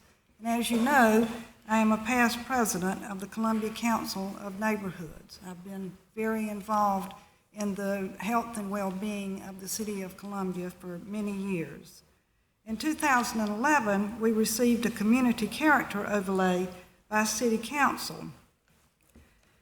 But tonight, I would like to present to you a petition that was signed or has been signed by over 250 of our neighbors that swath behind Dreher, Melrose Heights, Oaklawn, and the Heathwood neighborhoods. And we are the neighbors that live close to Dreher, and we are opposed to the rezoning of Dreher High School because we are the ones that live there, and we ask that you listen to us, the ones that live there. So I would like to present as an exhibit this petition with 250 neighbors that have signed a petition that they oppose this rezoning, and please listen to our voices. We live there. Thank you. Thank you, Ms. Waters. Have Elizabeth McCoy and Sheila McCoy. You sound like me. Okay. Slide and tell a minute. Ms. McCoy, please. Good evening. Evening. Thank you for having us. I'm Elizabeth McCoy, and I live at 824 Adger Road. Our family moved into our present home in 1992. Prior to moving here from Atlanta, we conferred with a college admissions officer. Based on her recommendations, we specifically searched for a home near Dreher. All three of our children attended Dreher despite the fact that our home is zoned for Flora. We were Dreher parents from 91 to 99 and from 2003 to 2007. We were also parents to 6 exchange students who attended Dreher. One of our house rules was team sport participation. I believe sports can build community and teach teamwork. I spent a lot of time in the car and on fields and courts supporting my children, supporting other young people that called me mom, and supporting Dreher. I carpooled children to baseball, basketball, bowling, cheerleading, football, and lots of soccer activities. Our youngest went on to play at the college level. I also worked outside the home, advocating for children. Our home is across the street from Dreher. A former Dreher baseball player commented that they used to try to hit the ball so hard that it would hit the houses. They succeeded, and we used to hear them cheer, and we would celebrate the strength of their hits with them. I am grateful they never shattered our windows, but our shutters took many a hit, and they are now long gone. Baseball on the Dreher campus is gone too. I believe baseball and softball both are still successfully played and practiced at Dreher's baseball facility that's next to Memorial Stadium, where property damage is not an issue when a home run is hit. My husband and I don't believe we're hermits or curmudgeons. We get outside. We often are picking up lunch-sized chip bags and candy and cookie wrappers in our yard. We actually enjoy hearing the school bells. We hear the PA announcements. We hear the band and the sports team practices. We have supported our neighbor Dreher, but we don't support a practice field with bleachers for 750 people, 70-foot lights, increased car and bus traffic, more street-side parking, and the additional noise and trash that's going to come with proposed minimum 65 night game schedules. That's what we've heard. At present, we occasionally have our driveway blocked. We don't need that situation to get worse. On a personal note, my husband's living with active stage 4 cancer, and I'm a sarcoma survivor. Quality of life, family, and children are of utmost importance to us. We have and do enjoy living near an urban high school that has successfully had many players go on to play at the collegiate level.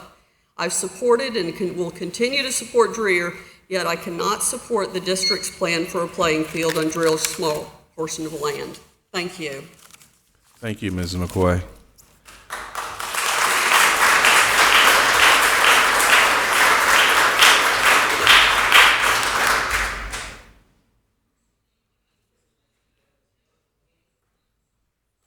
Just wondering if I got my chance, or she spoke for both. You still get your shot, buddy. Okay. Hi. Hello, council members, and good to see you, Reverend McDowell. My wife spoke for most of the points for me to make. What she did not speak to you about is on June 2nd, and I'm lacking in sympathy, I'm just letting you know my situation. I'll be going up to Wake Forest, which has kept me alive for 5 years. I'm grateful for that. I also don't know how much longer I may have, because I may have to go in for a third major surgery. My wife spoke eloquently about the children that we have come through our house. and the neighborhood we live in. I also came to USC as an employee, back where I met a young student named Steve Benjamin. He probably doesn't remember me much, but he spoke eloquently and became the student body president. I also remember very much. Flattery gets you nowhere, I'll tell you that, okay. I also loved coming in, that I lived in a neighborhood close to my work. It's proved to be very significant to me since I was a risk manager at USC and handled many issues for the university. The person that my wife spoke about being the advocate that told us about Dreher and that they actually gave more points to graduates of Dreher was my sister, who was an admission officer at Georgia State University. My family has spent 40 years in higher education, including myself. I understand the issues of the young people, also understand our issues. I just want you to give some idea of what our life may be like, because you can't control the crowds, you can't control the traffic. The only thing you control is yourself. As I was walking in, a gentleman was commenting about the lady who was speaking about the sale of homes, and he was saying, well, that was tough. And I asked him if he'd like to buy my house, and he said he would not want my house. At some point, my wife may have to vacate my house in order to support more medical bills than any of you could ever imagine. I just give you some pause to think. Thank you for your time, and thank you for this moment. Thank you. Thank you.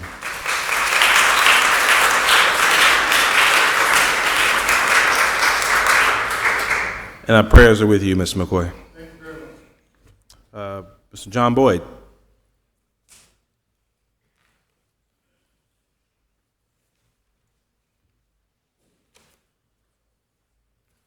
Good evening. My name is John Boyd, and I have a daughter who plays tennis and soccer for Dreher. She's right over there. I appreciate your time tonight, and you have heard a lot, so I promise you I will move quickly. One, I have 3 quick points. Dreher is a key component to the continued growth and development of our city. You've heard that tonight. I'll skip the rest of that part. So I ask you, how can Dreher continue to provide the best educational experience to students if it can never change? How can Dreher continue to help our city and be this key component to growth if it can never adapt or improve its campus? If it is locked in time in 2003? To be stuck in 2003 is not a long-term viable option. It does not work. It's indefensible.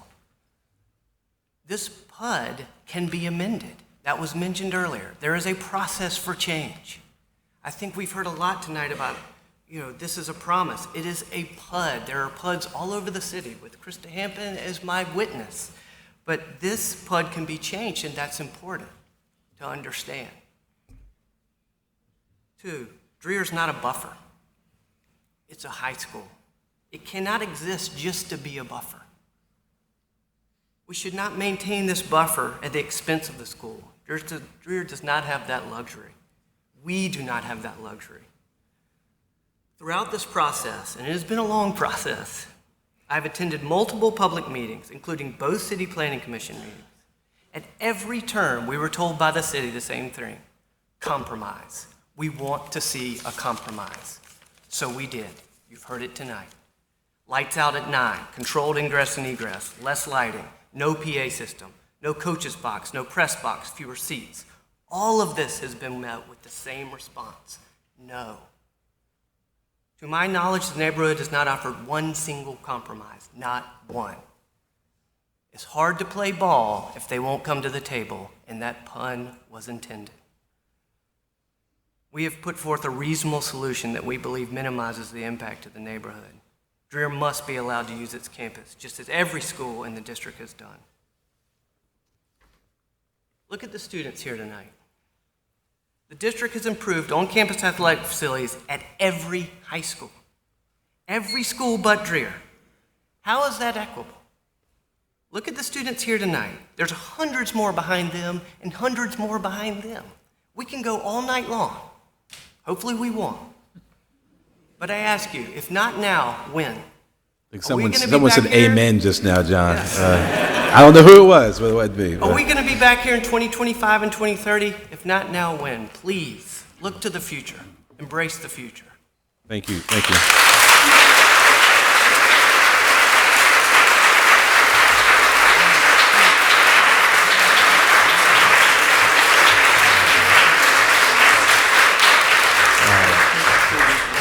All right, those applause are longer than Mr. Boyd's comments, all right? I'm cutting off applause at 3 seconds, okay? 3 seconds.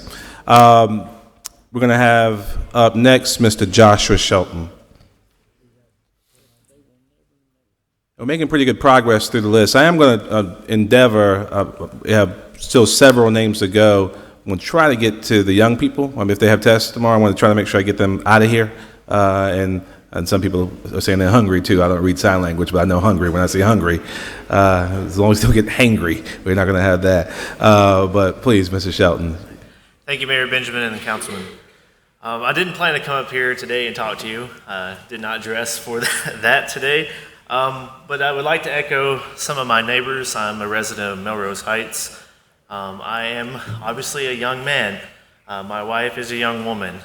There are young people in this neighborhood, so it is not a battle of the youth versus the neighborhood. There are youth in this neighborhood. Me and my wife have not had children yet.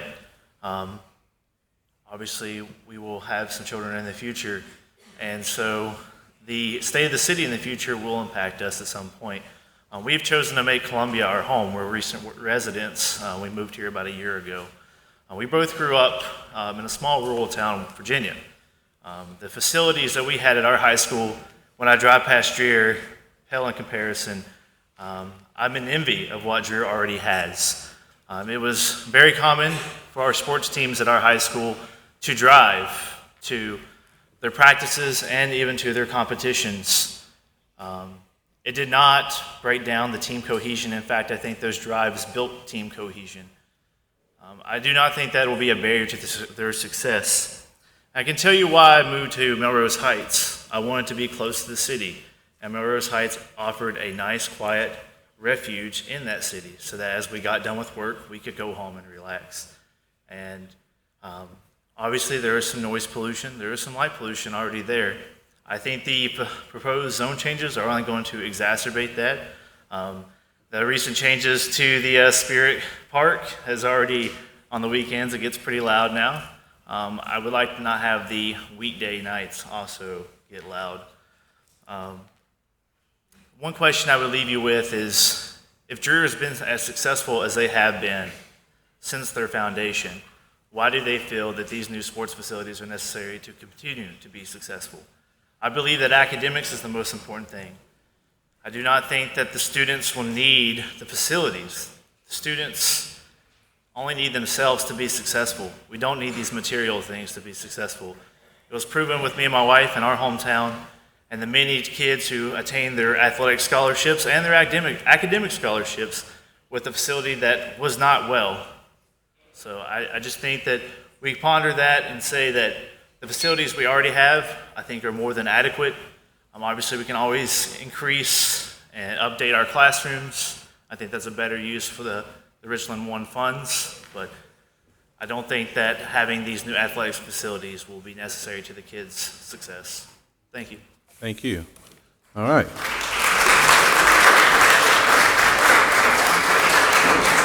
Now the sign-in sheet does not delineate by age, okay? So if you're a student and you have signed up to speak and intend to speak, would you just raise your hand or something for me just so? All right. So why don't you come up next, young lady? Yeah. And two more? Okay. Oh, yes, sir, I see you, son. So was it just the two? Is there another? Just someone?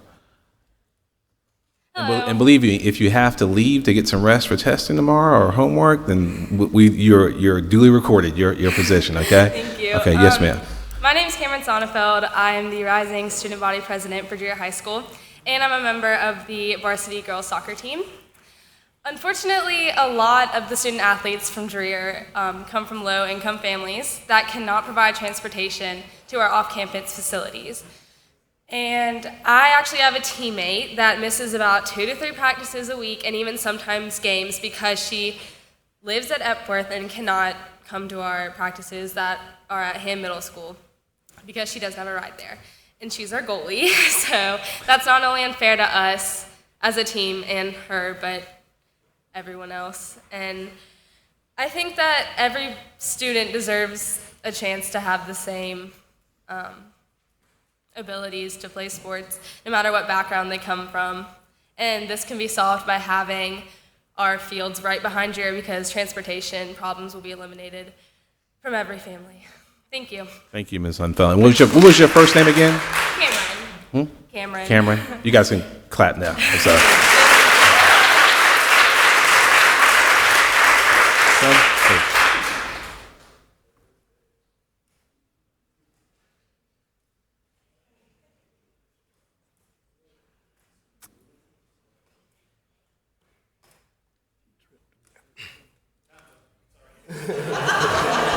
I wrote down some.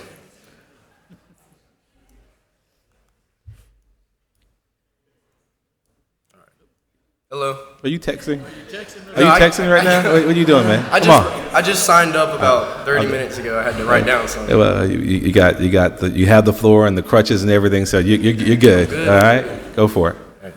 Hello, my name is Dane Hamilton, and I'm an 11th grade soccer player at Dreher. I'm going to address our practice situation. We practice over at Memorial, our current stadium, due to the conditions of the field behind Dreher. We pack our cars full of players that just need a ride to our practice or games. Like, we pack our cars full. Like, sometimes I put kids in the very back. Like, we quadruple seat in the back of my Pontiac Sunfire. Because they don't have a ride or their parents can't get off work to come get them or take them to practice or the games. My coach has to bring balls, cones, and even pennies all the way from Dreher all the way to Memorial. My coach is a very busy guy as he's a teacher at Dreher, and he sometimes runs late to our practice over at Memorial. Our coach has the key to the gate at Memorial, which means no one gets in and starts practicing without him. So we sit in our cars and just wait.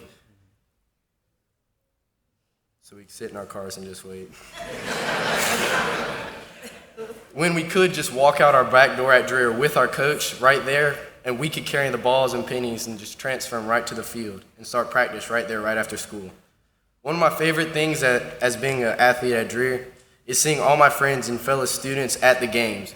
That's like my favorite thing, looking up in the stands and not only seeing parents, but my friends and a bunch of kids like standing there and yelling for us. That's awesome. With the building of the facility, Dreher can have more school spirit and a bunch more kids can come and support Dreher. Even if they live like closer to Dreher, they can walk there, they can catch a ride. Memorial's pretty far from Dreher, honestly. Like, it takes me a good 15 to 20 minutes just to get from the student parking lot to Dreher, or to Memorial to practice. And when we could just walk right out, take our bag and practice, starting at like 3:20, 3:15.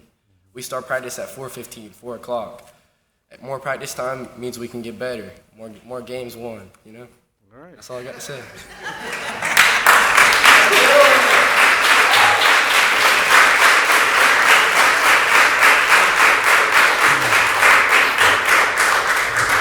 Thank you, Mr. Hamilton. And I see Mr. Beck has signed up to speak too, or just signing in. James Beck. All right, there you go, sir.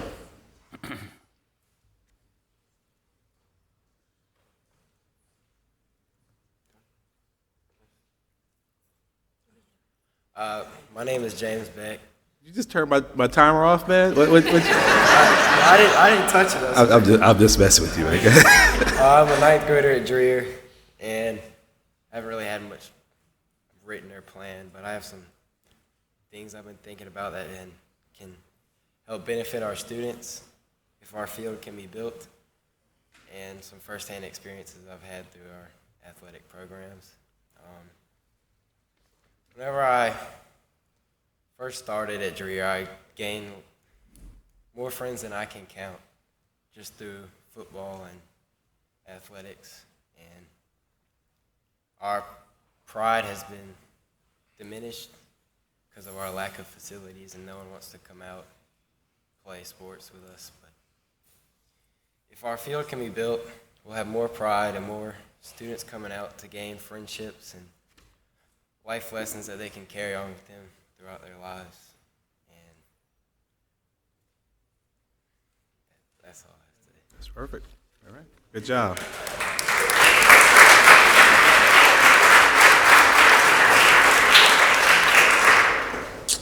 Mr. Jonathan Zivery, is that proper?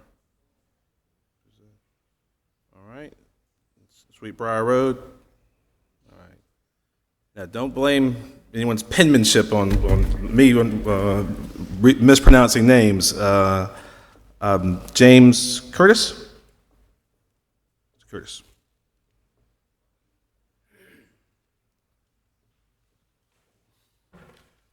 Mr. Mayor, members of the council, I am James Curtis. I live, vote, and pay taxes at 3401 Heatherwood Road, just a couple blocks from Dreher High School. I've listened to the students pour their hearts out about what this means to them. And I also heard what Mr. Boyd so eloquently stated a few moments ago, that if you don't vote affirmatively on this now, you'll be back in 2025 considering the same issue.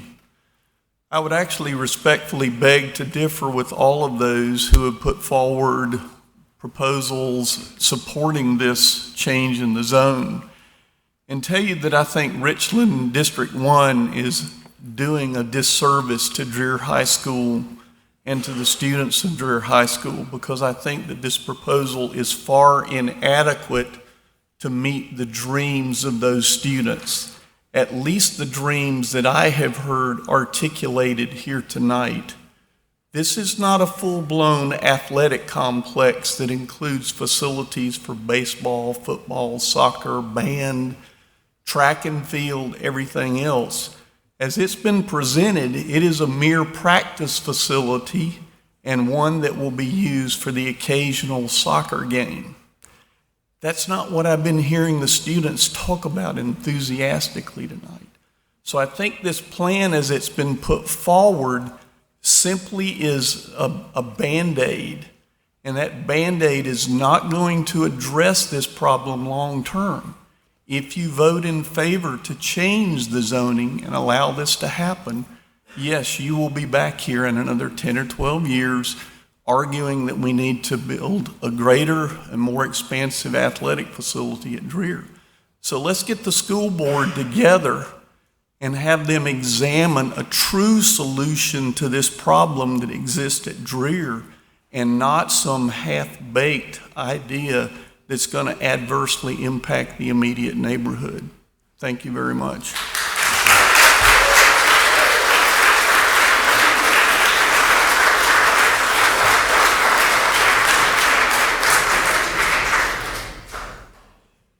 Michael Roberts.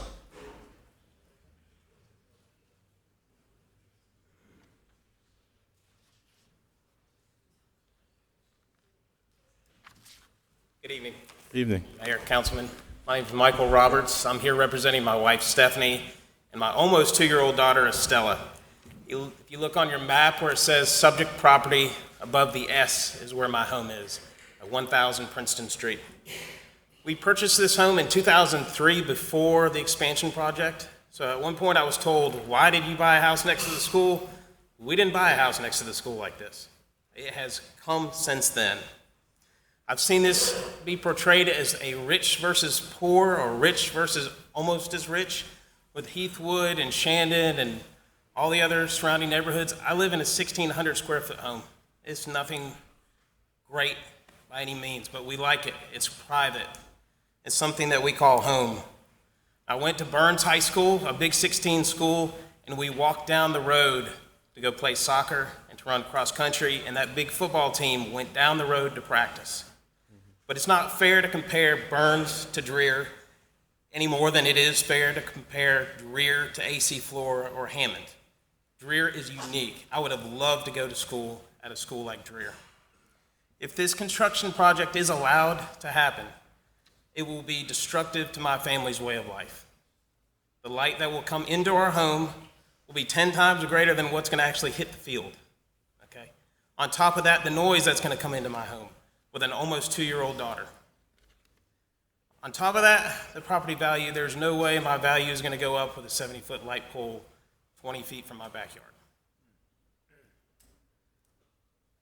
The PUD represents more than just a zoning code.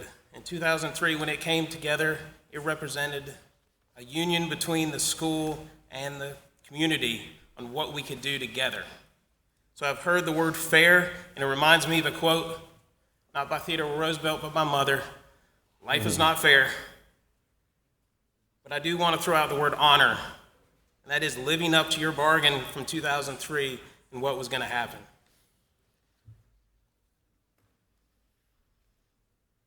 It's not that I don't want a field, I just don't want it where it is. I want the students to have what they deserve to have. It just doesn't need to be right out their back door. This will be my last meeting, so I don't have to come to any more of these, for better or for worse. So I ask you to vote tonight on this and not kick it down the road, and to vote against it. Thank you.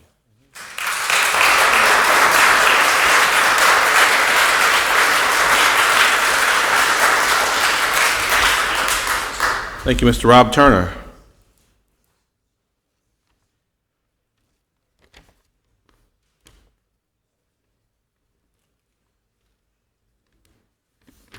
Mayor Benjamin, City Council, thank you for hearing us all tonight. It just really reminds me of what a wonderful community we all live in, and just how blessed we are to be here in Columbia and in the Dreher community. I live just 2 doors down from Mr. Roberts and his family, and I guess we got here at about 5:45 p.m. Tonight, and a little bit later, 6:30 or so, I left just to call my wife to tell her I wouldn't be home for dinner. And I'm glad I did, and she just texted me, we have spaghetti waiting for us when we get home. But as I was trying to get back in, the Dreher students were there, the parents were there, that's great, said hello. And one of the mothers called and said, "You can't go back in, you were never in there." And I just looked at her, I said, "Why would you say such a thing?" And it just reminded me of the division, among us, and just it just reminds me this is no way to move forward in a decision. I mean, we are divided, and it's not the way we want to move forward, in my estimation. It's also been rejected twice by the city planning commission, and I just feel like a bad guy in this situation, and just hearing people talk. This is a matter of equality and fairness, and I get that, and those are words that I really try to live by. Equality, diversity, fairness. But when you think about this happened, I wasn't here in 2003, but apparently this was a long, drawn-out process, very thoughtful. People weighed into this decision in 2003, and there was compromise. 34 houses, were demolished, and so we can have the beautiful present-day Dreher High School that we are. And I just echo, just the sentiments of the previous folks who've shared. No one really wins in this solution, and it just sounds like there's not going to be I heard a baseball player, there's not going to be a baseball field there, correct? There's going to be a 750-seat stadium for perhaps some JV competitions, and I'd love to. I've heard about the Dust Bowl of a field, and we just live 2 doors down from where y'all practice, and you guys are working hard, and when that ball hits the ground, we hear it, and it's great. We're there pulling for you. I would love to see top quality new practice field installed. I mean, is that an option in all of this rather than 70? What's that? Okay, well, one thing about talking about options and solutions, I live 2 doors down. I can touch, the wall that separates the field from our house. You know how many times the city, the school council, the school district anyone from Dreher has knocked at my door to say, what do you think? How can we compromise? Zero, okay? And so it's not incumbent upon us to say, hey, this is what you... I think in 2003 a decision was made, a compromise was made, but we are there. We're home. We're part of the community. We love the atmosphere of Shandon, of Melrose Heights, of Heathwood, of the high school. We love the students. We love the diversity of the high school. I would love to talk more and to be talked with. Thanks. Thank you. Thanks, sir. Thank you. Thank you much.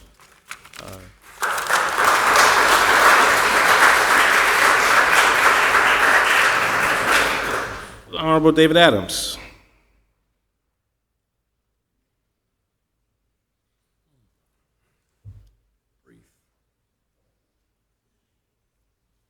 Good evening, Mr. Mayor and members of council. I hope you're having fun. I'm impressed that you haven't had to get up and stretch yet. I've been trying to walk back and forth across the back just to keep a little limber. I'm just going to try to reinforce a couple points. When we started this, and there are a couple of very good friends, people I respect a lot, who are against these facilities. But when they built the new Blythewood High School about 12 years ago, we started looking at facilities that were happening around the Midlands area. It was very clear at that point in time that if you went to Memorial Stadium and then you went to Irmo or Spring Valley, if you went to Bolden Stadium and then you tried to go to Blythewood or Lexington, that District 1 was 50 to 60 years behind in athletic facilities, and our children deserve better.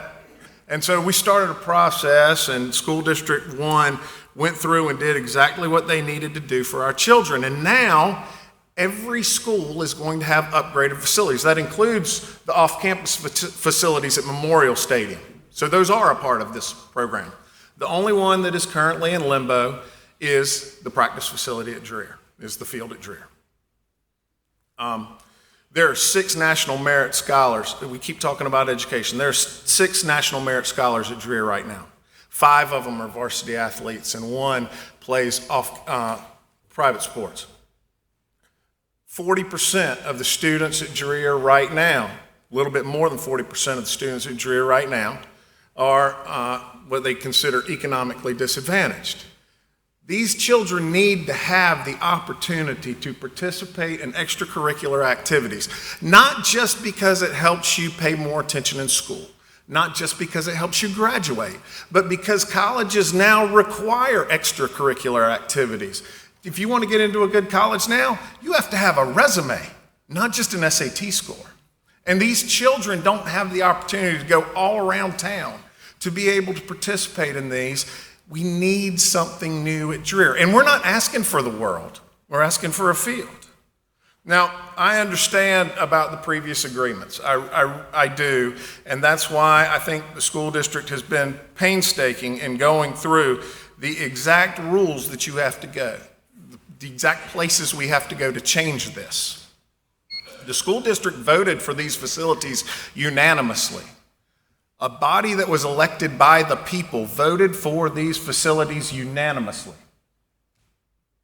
And now you're telling me that the Planning Commission is going to outweigh them? No, it's time for it to go to another body that is elected by the people so that we can figure out what's best for the 4,000 families who are going to participate in the Dreher experience in the city of Columbia for years to come. Thank you very much.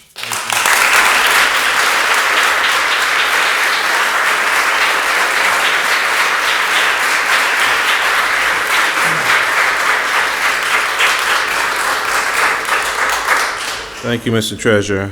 Ms. Betsy Camerlin.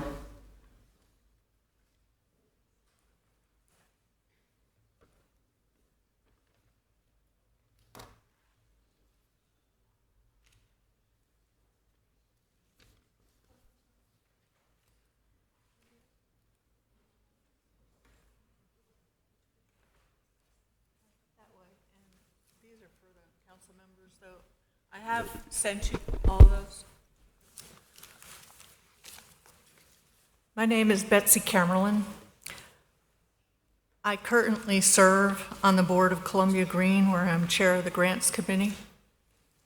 I'm a landscape architect. I'm also on the McKissick Museum Advisory Council. I'm a past member of the Design Development Review Commission and a past member of the Richland County Roundtable. I care deeply about our beautiful, historic neighborhoods, and I'm certainly not against new construction. I'm a landscape architect. That's how I earn my living. But I need to see that a site fits its surroundings. Context is everything.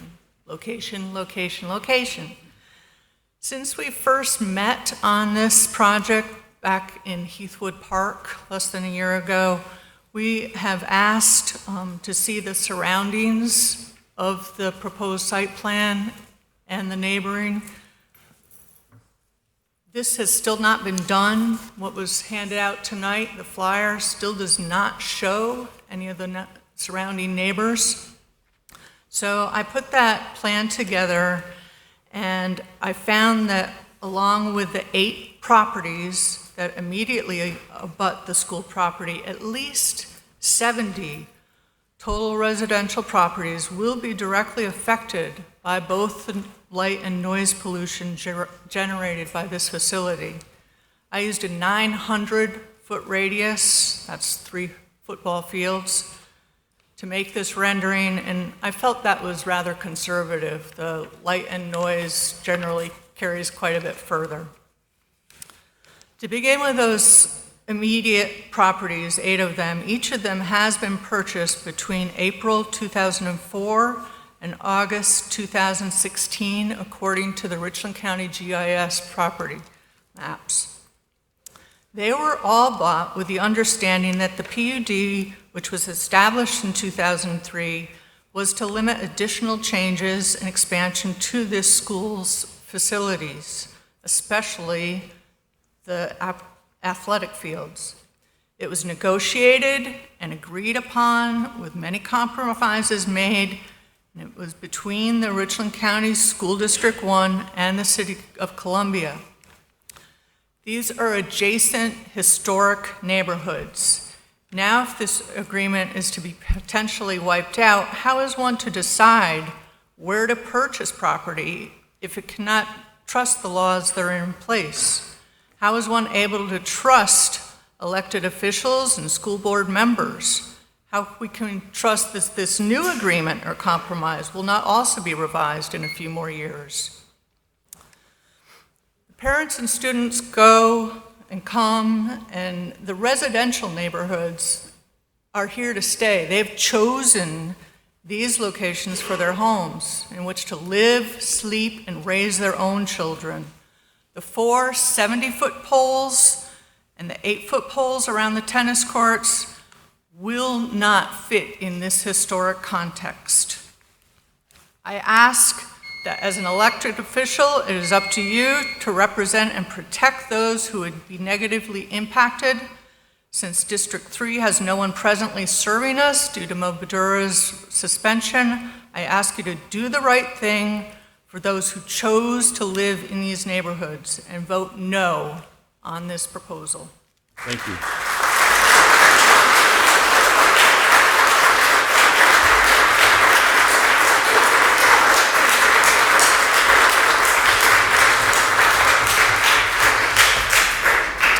I have a Leland Williams.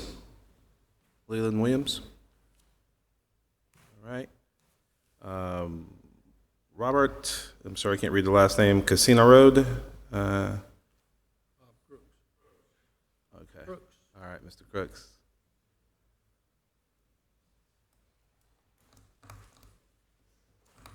Thank you. Mr. Mayor, members of City Council, appreciate the opportunity to speak to you tonight.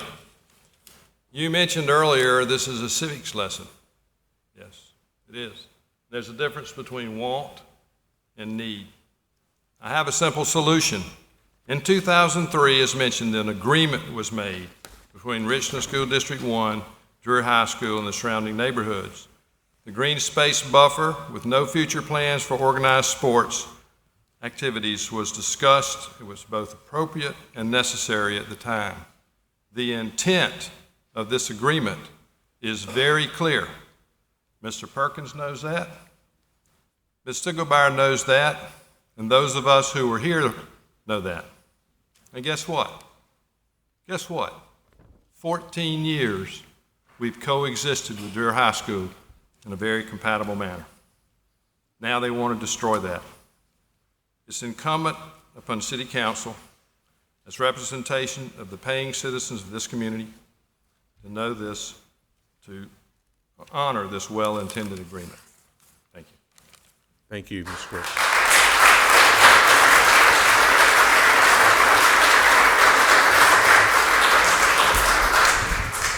Ms. Pamela Melton.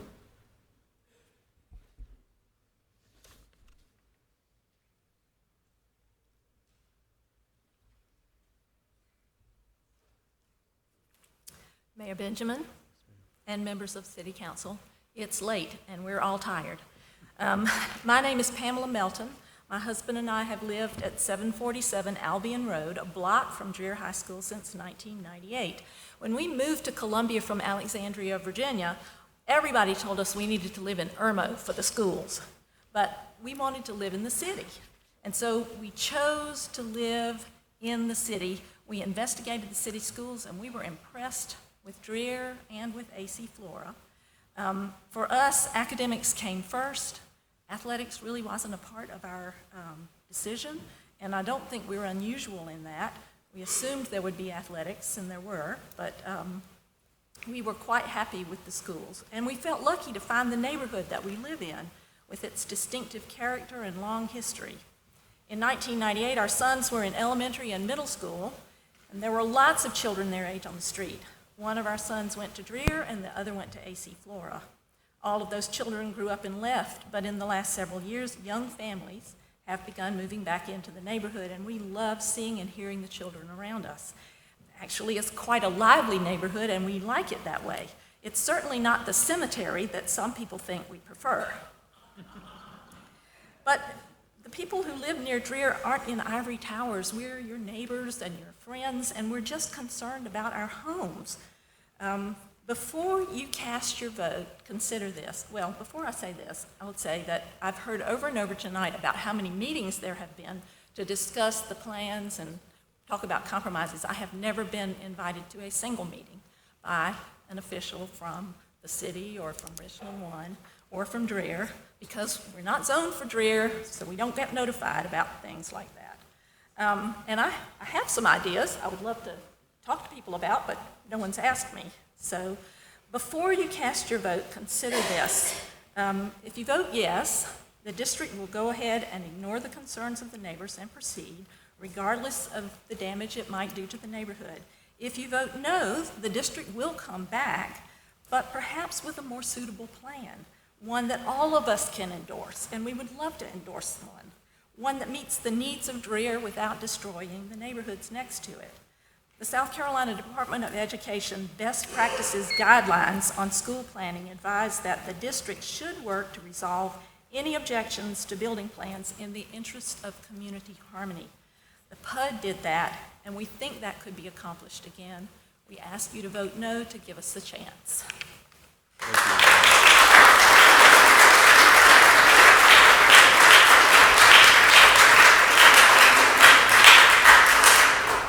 Thank you, Ms. Melton. Mr. Jim Reed.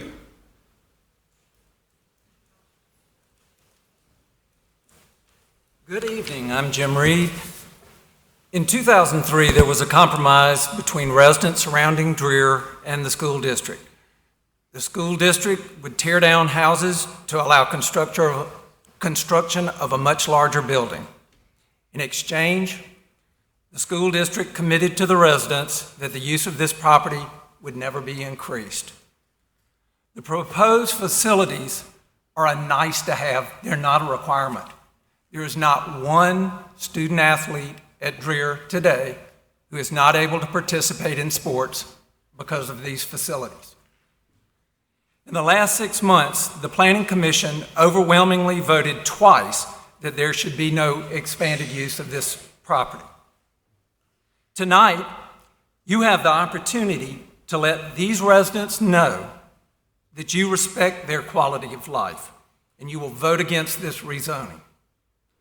Please do not defer this to the Board of Zoning Appeals. Thank you to all of you who will show your support for these residents by denying this application. You will also send a message to all Columbia residents and neighborhoods that the city supports them and their quality of life.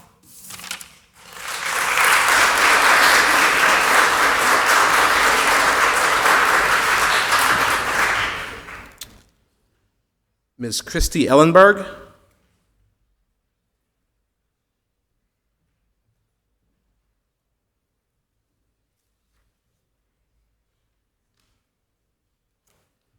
Thank you, Mr. Mayor, members of council. I'm Christy Ellenberg. I'm getting ready to be the most unpopular neighbor here.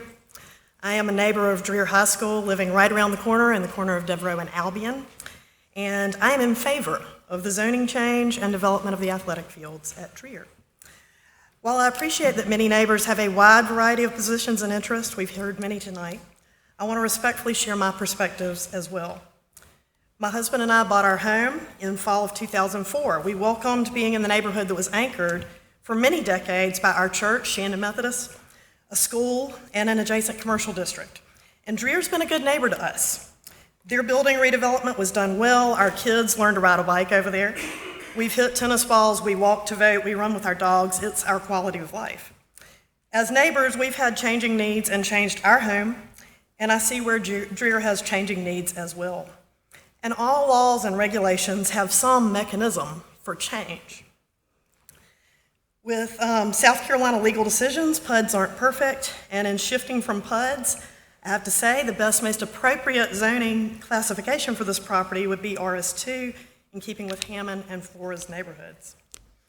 Dreher manages traffic and parking for over 1,100 students each school day, and each winter they're hosting concerts and basketball games with large attendance.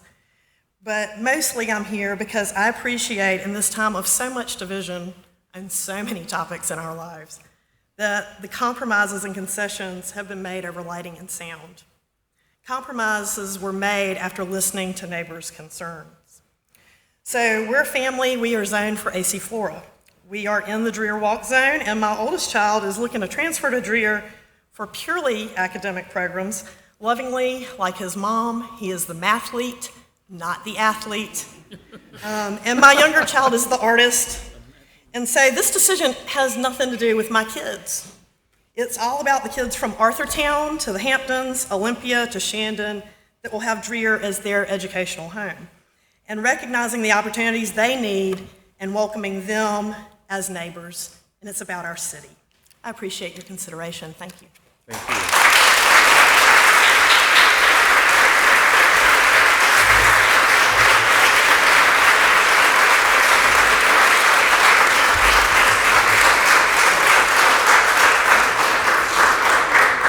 In a few minutes, those claps, those applause are going to violate the noise ordinance, okay? So let's keep them down. Let's make them shorter.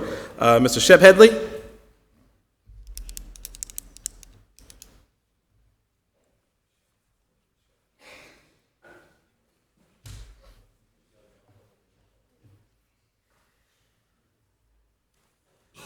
Can I pass this to these guys?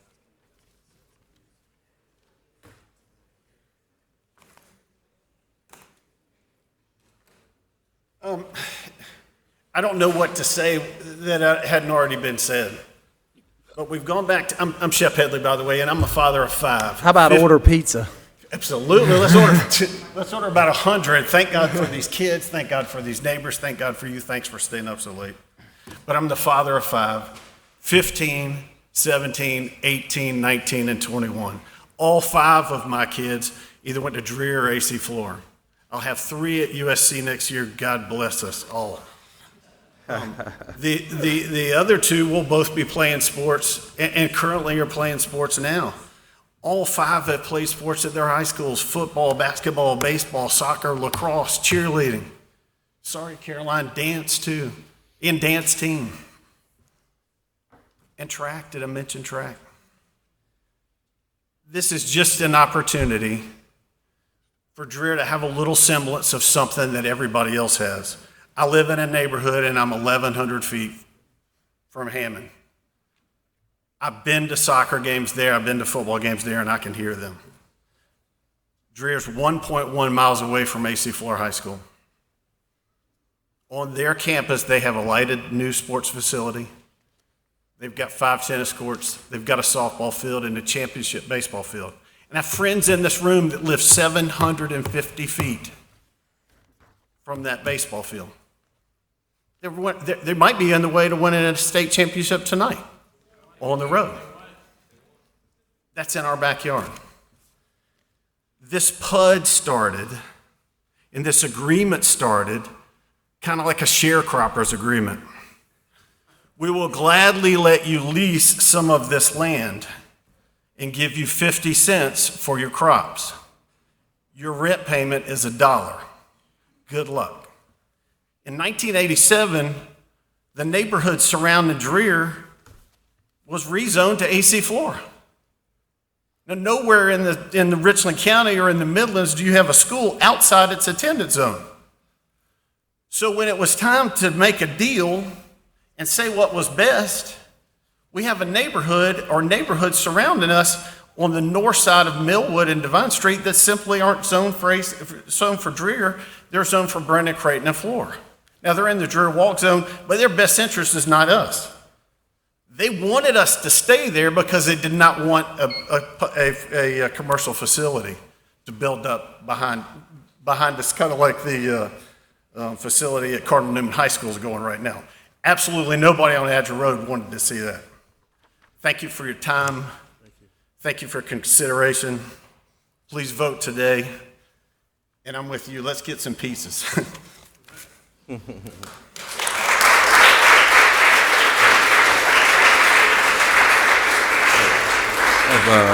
Marcella Ridley. Marcella Ridley. She's All right. passing. How about? She's over there waving. Okay, waved off. Tasha Moffitt King.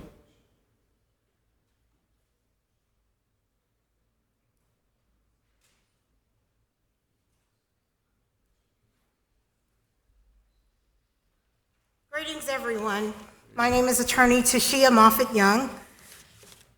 To the City Council, the Mayor, Dreer community, and community at large, I bring you greetings on behalf of the myriad of active duty families who have students who attend Dreer High School. I am a spouse of a soldier who has and is still serving his country after 19 years, 9 deployments from Bosnia, Afghanistan, Kuwait, and Iraq. A few years ago, my life changed again. My family and I were poised to go to Colorado from Fort Hood, Texas, with my husband still deployed, my 2 kids and I, 2 dogs, 2 guinea pigs, 1 cat, 1 capybara, drove out to California from Fort Hood, Texas. 3 months before school was to start. However, 2 weeks before school began, we were informed that we would be coming to Columbia, South Carolina. Like military families from all over the world, we make sacrifices, and selfless sacrifices at that. We researched schools and neighborhoods and decided that Dreer was the premier school for our son. I drove by the school after 2 days of driving cross-country a week before school started, and my son, nervous that yet again he would have to start over. He saw a few boys kicking around a soccer ball at Dreer. He insisted that I stop the car. He grabbed his soccer boys, and the rest is history, because the boys spoke the language of sports. My son is an avid soccer player. He has exams tomorrow, that's why he's not here tonight. Lacrosse player, swimmer, and had just found out that he is a 2017 delegate for Palmetto Boys State. Awesome. My son and other families, both civilian and military, understand the collective bond that families who have made tremendous sacrifice, some the ultimate sacrifice, and oftentimes sports and related arts are the language. Through optimal sports programs and athletic facility, a school with Dreer's high academic accolades can also be inculcated into even greater sports accomplishments with the proper facilities. There is no us versus them, no eye rolling, no being mean back and forth to neighbors, but we are one collective community who all want what we think is best. But this country has become great due to our shared communal efforts, but our collective sacrifices as well. I appeal to you, the City Council, to search your hearts, vote yes, and decide if you too would be sacrificing. Ironically, Dreher is the only school in the district without a facility, but yet Dreher academically makes the district. I ask that you vote yes, so Dreher can produce more award-winning athletes like my friend and former client, Alex English, NBA Hall of Famer, who sends his support for the new Dreher facilities, if selected. I ask that you vote yes for equality for these amazing young people, but most importantly, I ask that you evoke change for our community. Thank you for your time. Thank you.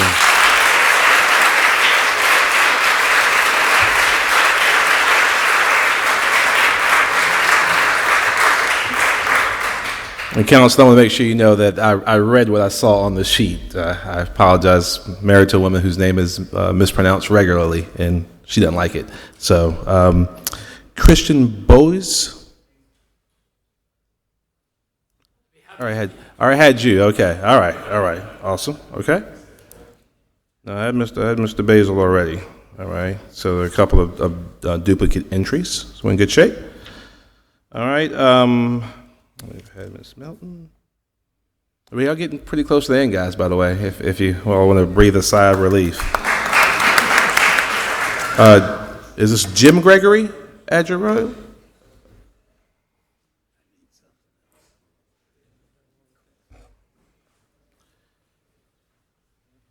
Mr. Mayor, members of council, my name is Jim Gregory. I live at 812 Adger Road. I'm directly across the street from this facility. It's been a long night. We've been here almost 3 hours. If you don't hear anything else I say, listen to this. Every single person except one that has come and asked for this to be approved has not given you their street address. Not a single, only one.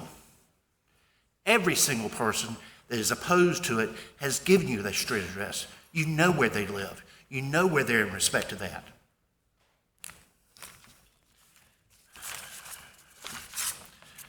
I am opposed to the rezoning of Dreher. As I said, I live directly across the street. The distance between my property line and the Dreher property line is 70 feet. Yes, 70 feet, the height of the proposed light poles. The development of this property will drastically affect my home life and that of my neighbors, not to mention our property values. A Melrose neighbor generated, as you saw earlier, a plat that shows within only 900 feet there will be 70 families affected. 70 families. And I think it's going to go further than 900 feet. Every time I back out of my driveway or open my front door, I'll be looking at a goal post with netting, bleachers, 70-foot light poles, probably a scoreboard, and who knows what else. The intrusive lights, the unlimited high school band noise, the cheering fans will ruin our neighborhood, and it cannot be fixed. This facility does not have to be at this location. Personally, if they could find somewhere else that it would fit in, give them enough room, all they're doing now is doing a Class B kind of facility. Why not go somewhere that you can buy enough land that you'll have plenty of room, maybe some extra room for future growth, and do that? This is just a $3.5 million Band-Aid, and that's all it is. I do ask that you deny the rezoning of the Dreher property. Thank you very much.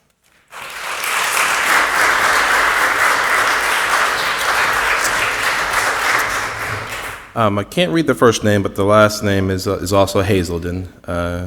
First name? Okay, all right. Take care of the babies. Duly noted, Mr. Hazelden.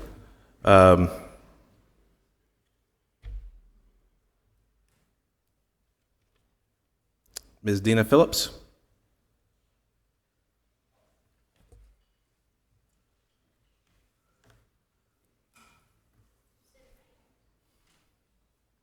You have great penmanship. Some days, not all the time. Hello, thank you for staying late and listening to us and our concerns and sometimes what, is belly aching. I promise not to belly ache or not go too long. So I support Dreher. And if you look around this room, every single person in this room supports Dreher. We just disagree on how to do that. And someone earlier asked you to look around at all of the teenagers. I want you to look around at all of the other people who are here who are opposed to the zoning change, who are here by themselves, like me, because they have young children at home who have earlier bedtimes than 10:30. So I don't want you to just look at the teenagers. I want you to look at the rest of us who came without our children. Let me see here. Those children will be negatively impacted. Compromise, hang on. All right, in the most recent mailing sent home from Dreher, there's a table that outlines compromises rejected. As a neighbor, this flyer was the first I had heard of the district offering anything in the way of compromises. In the community meetings, of which I attended all of them, and the zoning commission meetings, the lights were going to be turned off at 9. Unless the match runs over, then it might be 9:30. Unless the match goes into overtime, then it might be 10. In the community meetings, the fields were to be used only for JV soccer and football. Then they added lacrosse. Then they added the middle school games. As we sat and listened to the district representatives speak, the proposed uses for the fields expanded and the lights went off later and later. At one of the community meetings, I asked the representative to share the district's plan to manage the increased traffic flow through our neighborhood as hundreds of spectators arrive and depart from the sports complex. I live on Devereaux. It's like the Indy 500 right now whenever Dreher has an event. So I asked a pertinent question because I have children and I don't want them to be run down by a car. The answer that I received was that it wouldn't be necessary as there would be no additional traffic on our streets.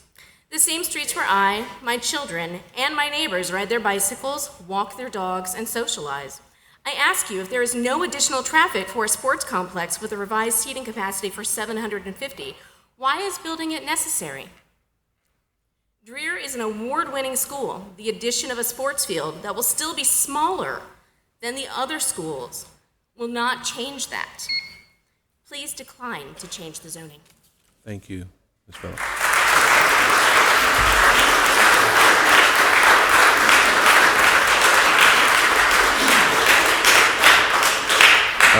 Trezvant Brown.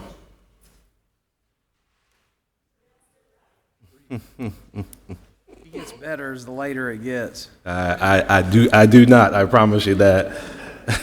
It happens rarely, so you've impressed me. I was raised by Ben Boozer, renowned downtown development negotiator. I believe that he would say all parties should look at the big picture. I come to you with a unique point of view. I am a homeowner and a current Dreher parent and a future Dreher parent. I have one student at Dreher now and have 2 students who will eventually move up to Dreher. My home is 5 blocks, as the crow flies, from the school. We are zoned for AC Flora, but I chose to send my 15-year-old to Dreher through the walk zone. I ask you to consider that Dreher, just as it is an award-winning school. I'm a registered nurse, and I feel certain that my fellow professional nurses will be thrilled to send their kids to Dreher for the education. The education.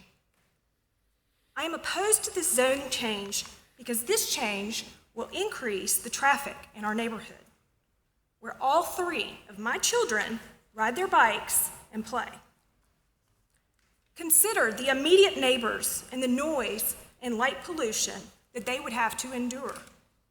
Imagine babies and elementary school age children and their bedtimes. In my home, we get up at 6 o'clock in the morning in order to get ready and be to school on time. Therefore, I put my children to bed around 7:30.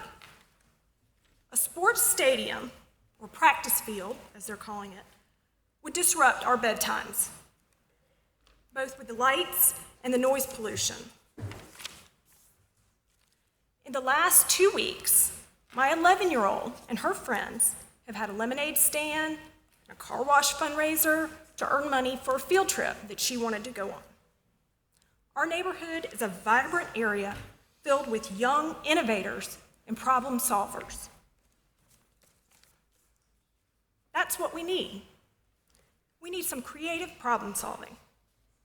These students that you've met tonight deserve a state-of-the-art facility, not a shoehorned, second-rate facility. I respectfully ask that you respect the PUD and the Planning Commission's decisions, and please vote no for zoning change. Thank you.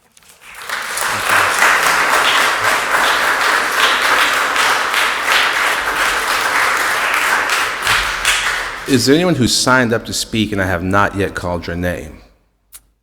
Please, Council.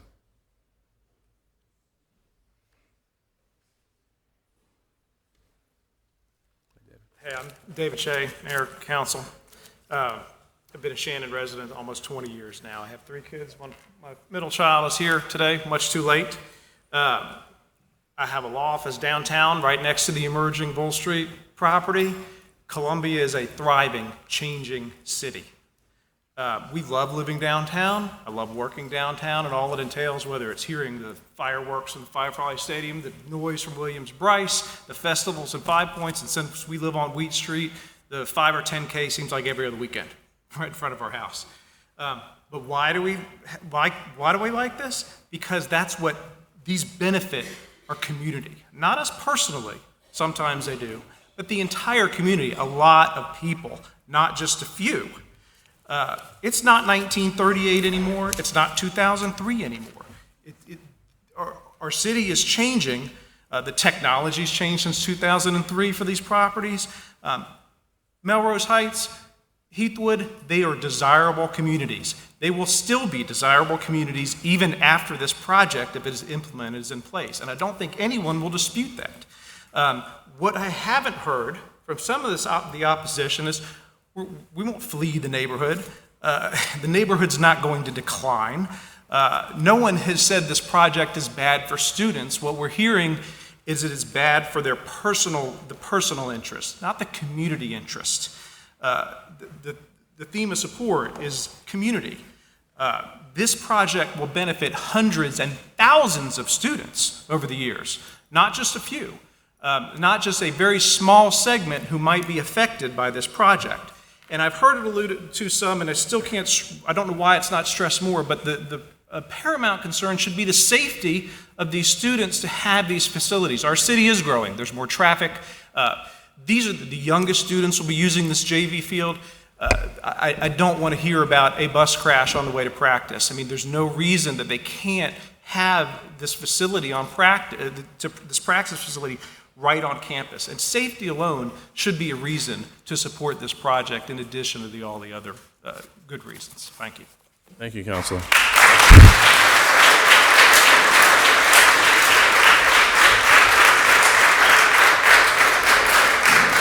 Mr. Harry Ward? He left? Okay. All right. All right. Is anyone else who signed up who has not had a chance to speak? All right. Well, Madam Chair, I think you'll have the final say. Thank you so very much, Mayor Benjamin and members of City Council. We certainly stand before you on tonight thanking you for allowing us this opportunity to speak on behalf of the members of the Richland County School District 1 Board of Commissioners. I want to just start briefly by just giving a little bit of background information.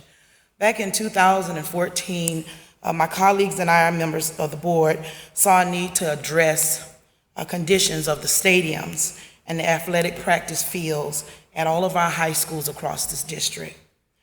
The reason being is because the fields were not adequate.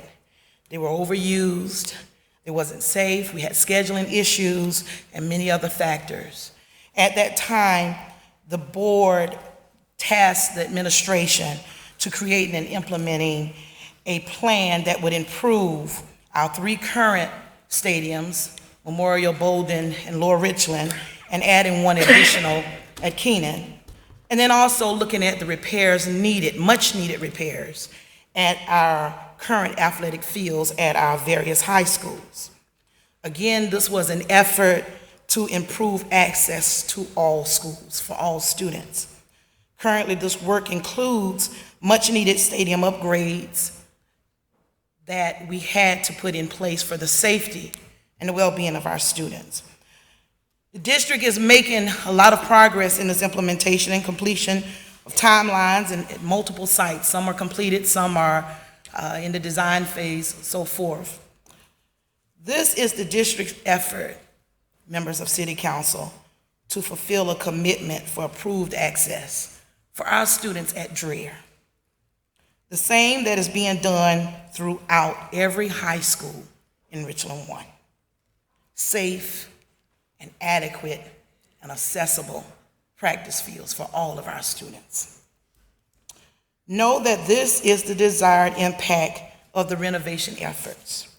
It is not the desire of this board or this district to create disharmony, but for us to work together collaboratively with our stakeholders, including you, City Council, in ensuring that our students have the much needed fields that they deserve.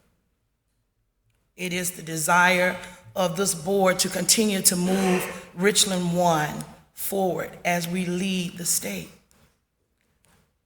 But we can't do that without providing much needed fields and access for our students.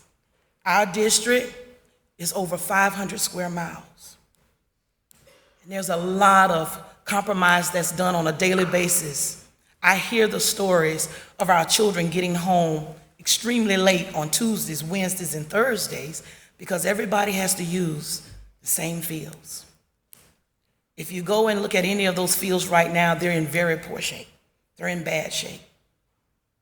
I can tell you the stories of students that have gotten injured on those fields because they're used so much. That is the desire of this board. That is the desire of the Richland 1 administration.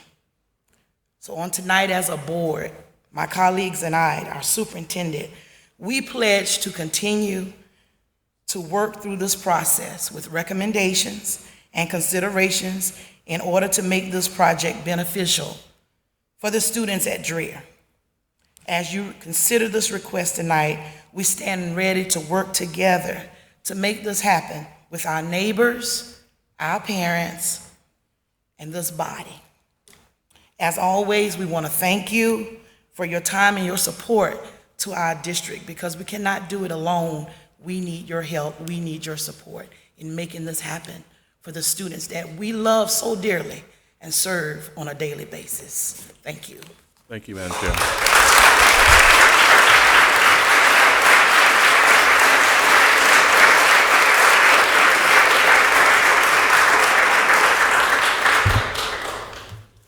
And on that note, it's the last moment of public comment. I want to share some thoughts, and obviously it's my colleagues' prerogative. I've had conversations with each of them as we anticipated this presentation tonight. I first want to tell you how much we appreciate all of you. This has been, I think, the right and proper discourse, not just the quantity of information shared, but the quality of information shared, the way in which it was presented. We saw some of our more senior members of the community show the very best of what we had to offer, and we saw our youngest students do an excellent job of articulating their position as well. I couldn't be more thankful and know that that's a unanimous position of our council. Someone mentioned being here for a few hours. We've been here since noon, guys, and 10:30, I'm sorry, 10:30. I forgot we had a committee meeting earlier. So we've been here since, I'm going on 12 hours.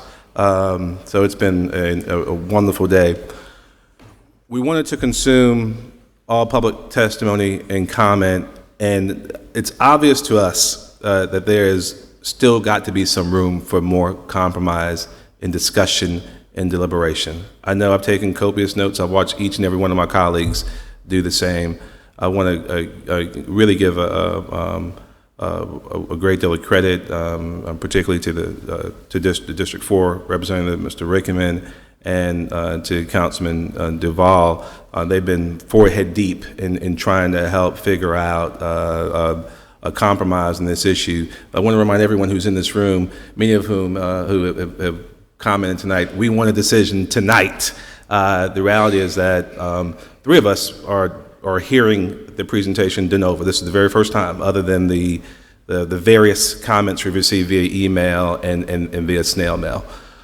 I believe what we owe this community is to make a decision, and to make it within a defined period of time, a very short period of time. I'm talking about over the next month or two, but spend a whole lot more time trying to force more dialogue, speaking to each other, sharing ideas, trying to hammer out a decision that works for the long-term interests of everyone here.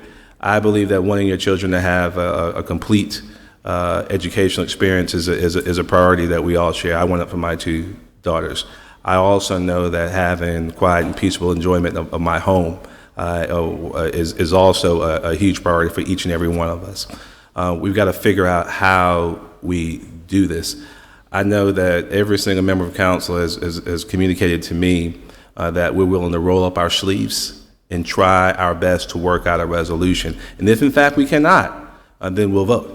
Again, within a defined period of time, and we'll have to deliberate to see if that's 30 days or 60 days or what have you. But we can knock that out. I hope and pray, because so many of you have been incredibly passionate in this. Some of you have treated this as a part-time job because it's that important to you, and we understand it's important to you. But give us the time to deliberate and discuss and make the right long-term decision for this community. I disagree with very little that I heard here today. I've heard two very different arguments at times from different sides of the aisle, and no one was wrong. There are a whole lot of very strongly held, valuable positions. Give us some time to work through it, and obviously we will own that decision at this stage in the process. We had a recommendation from staff, and we've had a recommendation from Planning Commission. Those two are diametrically opposed as well. It's important to note that. So we got some work to do and some things to say grace over.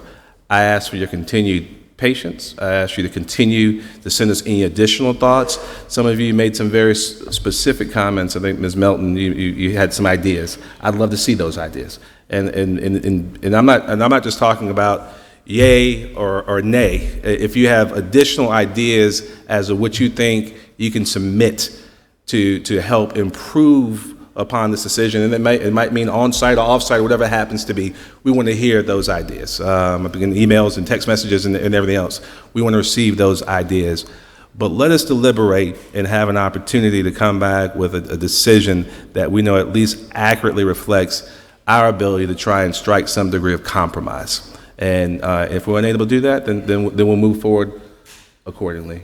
And again, I know that Mr.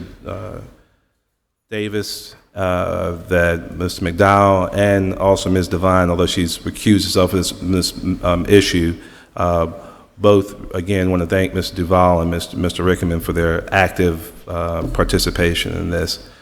We will be talking a whole lot more. We will make sure that we utilize all the different tools at our disposal to make sure that anybody who has a voice or has a position on this issue has a chance to chime in again if need be. We've been talking about, obviously many of you have attended our district meetings in the past, maybe even hosting a meeting at the school, so we can have a chance to talk right there in the weeds of this.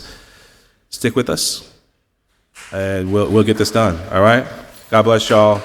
We'll have a non-debatable motion to adjourn. So move. So move. Second. Oh, sorry. What else we got? One item. Okay. All right. All right. Mr. McDowell. Draw his. Oh, wow, I'm sorry. Got a motion. I think we can get it done. One more motion. Don, thank you. Withdraw. I think that's automatic. All right. There's one more motion. Mr. Duval? The microphone. Oh, hold up. I move we approve All right. Resolution R Motion by Mr. McDowell. I did say the meeting was over, so it's not your fault. It's my fault. There's one more motion, Mr. McDowell, Mr. Duval? Yes. Move we approve the resolution to amend, Mr. 2017-047. To amend first. I'm All right. sorry, Mr. Is that Duvall. to amend? To amend the agenda, yes, sir. Our apologies. All right. Oh, first we got to have a motion to, I move we amend the agenda to include, And for the record, this has resolution. nothing to do with y'all, okay? So, amend agenda, motion by Mr. Duval, second by Mr. McDowell. With the previous question, clerk call the roll. Mr. Rickman. Aye. Mr. McDowell. Mr. Duval. Aye. Mr. Davis. Mayor Benjamin. Aye. And then the resolution? So move the resolution? Move we approve resolution 027047. All right, moved by Mr. Duval. Second by Mr. Davis. Move the previous question? Mr. Rickman. Mr. McDowell. Mr. Duval. Mr. Davis. Mayor Benjamin. Aye. Everybody. Thank you. Is there a motion to adjourn? Thank you. Mr. McDowell, is there a second? Second, Mr. Rickman. Move the previous question, clerk call the roll. Mr. Rickman. Mr. McDowell. Mr. Duval. Mr. Aye. Davis. Mayor Benjamin. Thank you all. Thank you. Aye.